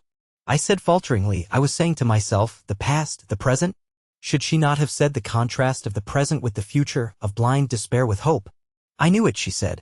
Then she caught my hand and said excitedly, Come, while there is yet time. Come. And she led me out of the room, and as we were going downstairs and out of the house into the garden by a little side door which opened out of a curious lobby, she said in a calm voice, as if she wished me to forget her sudden nervousness, Come. We ought to join the others before they come here looking for us. And let me tell you, my friend, that I can see you are too apt to fall into mere dreamy musing, no doubt because you are not yet used to our life of repose amidst of energy, of work which is pleasure and pleasure which is work. She paused a little, and as we came out into the lovely garden again, she said, My friend, you were saying that you wondered what I should have been if I had lived in those past days of turmoil and oppression. Well, I think I have studied the history of them to know pretty well. I should have been one of the poor, for my father when he was working was a mere tiller of the soil. Well, I could not have borne that, therefore my beauty and cleverness and brightness, she spoke with no blush or simper of false shame, would have been sold to rich men, and my life would have been wasted indeed, for I know enough of that to know that I should have had no choice, no power of will over my life, and that I should never have bought pleasure from the rich men, or even opportunity of action whereby I might have won some true excitement. I should have wrecked and wasted in one way or another, either by penury or by luxury. Is it not so? Indeed it is, said I. She was going to say something else when a little gate in the fence which led into a small elm-shaded field was opened, and Dick came with hasty cheerfulness up the garden path and was presently standing between us, a hand laid on the shoulder of each. He said, Well, neighbors, I thought you too would like to see the old house quietly without a crowd in it. Isn't it a jewel of a house after its kind? Well, come along, for it is getting towards dinner time. Perhaps you, guest, would like a swim before we sit down to what I fancy will be a pretty long feast. Yes, I said, I should like that. Well, goodbye for the present, neighbor Ellen, said Dick. Here comes Clara to take care of you, as I fancy she is more at home amongst our friends here. Clara came out of the fields as he spoke, and with one look at Ellen I turned and went with Dick, doubting, if I must say the truth, whether I should see her again. News from Nowhere. Chapter 32. He feasts beginning the end. Dick brought me at once into the little field which, as I had seen from the garden, was covered with gaily colored tents arranged in orderly lanes, about which were sitting and lying on the grass some 50 or 60 men, women, and children, all of them in the height of good temper and enjoyment with their holiday mood on, so to say. You are thinking that we don't make a great show as to numbers, said Dick, but you must remember that we shall have more tomorrow, because in this haymaking work there is room for a great many people who are not overskilled in country matters. And there are many who lead sedentary lives whom it would be unkind to deprive of their pleasure in the hay, field scientific men and close students generally, so that the skilled workmen, outside those who are wanted as mowers and foremen of the haymaking, stand aside and take a little downright rest, which you know is good for them whether they like it or not, or else they go to other countrysides, as I am doing here.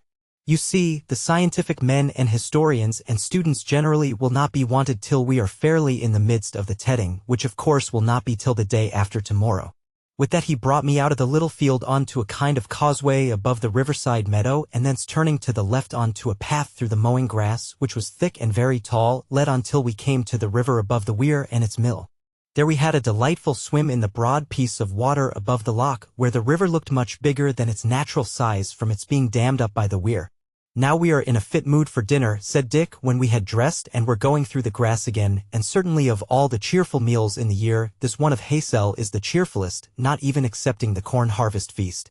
For then the year is beginning to fail, and one cannot help having a feeling behind all the gaiety of the coming of the dark days and the shorn fields and empty gardens, and the spring is almost too far off to look forward to.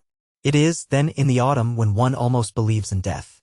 How strangely you talk, said I, of such a constantly recurring and consequently commonplace matter as the sequence of the seasons. And indeed these people were like children about such things and had what seemed to me a quite exaggerated interest in the weather, a fine day, a dark night, or a brilliant one, and the like. Strangely, said he. Is it strange to sympathize with the year and its gains and losses? At any rate, said I, if you look upon the course of the year as a beautiful and interesting drama, which is what I think you do, you should be as much pleased and interested with the winter and its trouble and pain as with this wonderful summer luxury. And am I not? Said Dick, rather warmly, only I can't look upon it as if I were sitting in a theater seeing the play going on before me, myself taking no part of it. It is difficult, said he, smiling good-humoredly, for a non-literary man like me to explain myself properly like that dear girl Ellen would, but I mean that I am part of it all and feel the pain as well as the pleasure in my own person. It is not done for me by somebody else, merely that I may eat and drink and sleep, but I myself do my share of it.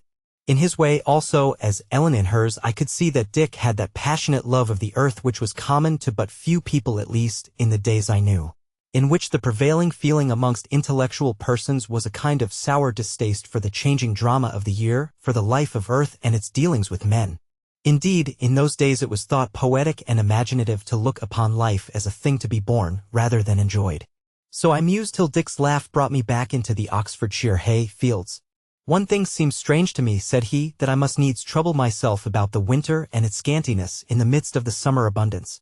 If it hadn't happened to me before, I should have thought it was your doing, guessed that you had thrown a kind of evil charm over me.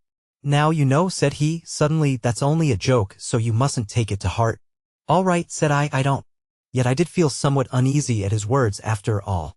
We crossed the causeway this time and did not turn back to the house, but went along a path beside a field of wheat now almost ready to blossom. I said, we do not dine in the house or garden, then, as indeed I did not expect to do. Where do we meet, then? For I can see that the houses are mostly very small. Yes, said Dick, you are right, they are small in this countryside. There are so many good old houses left that people dwell a good deal in such small detached houses. As to our dinner, we are going to have our feast in the church. I wish for your sake it were as big and handsome as that of the old Roman town to the west or the forest town to the north. 3. But, however, it will hold us all, and though it is a little thing, it is beautiful in its way. This was somewhat new to me, this dinner in a church, and I thought of the church-alish of the Middle Ages, but I said nothing, and presently we came out into the road which ran through the village. Dick looked up and down it, and seeing only 2 straggling groups before us, said, it seems as if we must be somewhat late. They are all gone on, and they will be sure to make a point of waiting for you as the guest of guests, since you come from so far. He hastened as he spoke, and I kept up with him, and presently we came to a little avenue of lime trees which led us straight to the church porch, from whose open door came the sound of cheerful voices and laughter and very merriment. Yes, said Dick, it's the coolest place for one thing, this hot evening. Come along, they will be glad to see you. Indeed, in spite of my bath, I felt the weather more sultry and oppressive than on any day of our journey yet. We went into the church, which was a simple little building with one little aisle divided from the nave by 3 round arches, a chancel, and a rather roomy transept for so small a building, the windows mostly of the graceful Oxfordshire 14th century type. There was no modern architectural decoration in it. It looked, indeed, as if none had been attempted since the Puritans whitewashed the medieval saints and histories on the wall.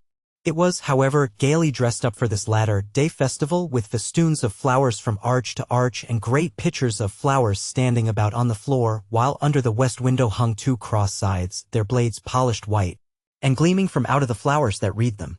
But its best ornament was the crowd of handsome, happy-looking men and women that were set down to table, and who, with their bright faces and rich hair over their gay holiday raiment, looked, as the Persian poet puts it, like a bed of tulips in the sun. Though the church was a small one, there was plenty of room, for a small church makes a big-ish house, and on this evening there was no need to set cross tables along the transepts, though doubtless these would be wanted next day, when the learned men of whom Dick has been speaking should be come to take their more humble part in the haymaking.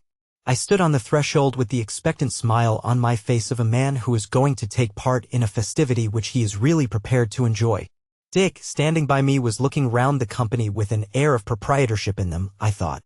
Opposite me sat Clara and Ellen, with Dick's place open between them. They were smiling, but their beautiful faces were each turned towards the neighbors on either side, who were talking to them, and they did not seem to see me.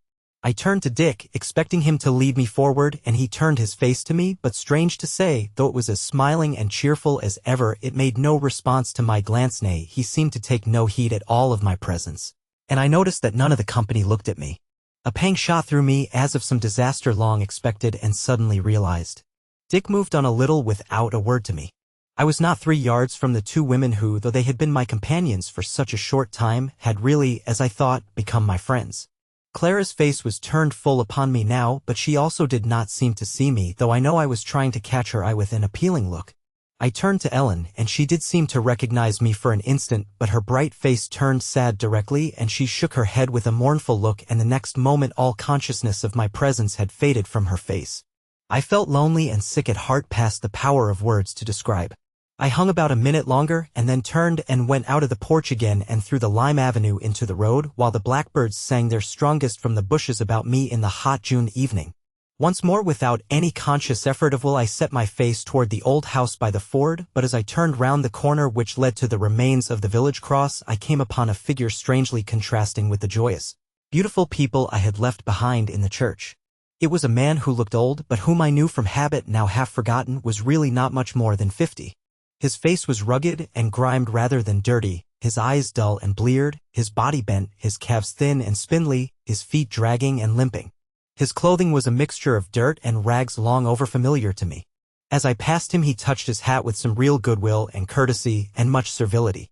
Inexpressibly shocked, I hurried past him and hastened along the road that led to the river and the lower end of the village, but suddenly I saw as it were a black cloud rolling along to meet me like a nightmare of my childish days.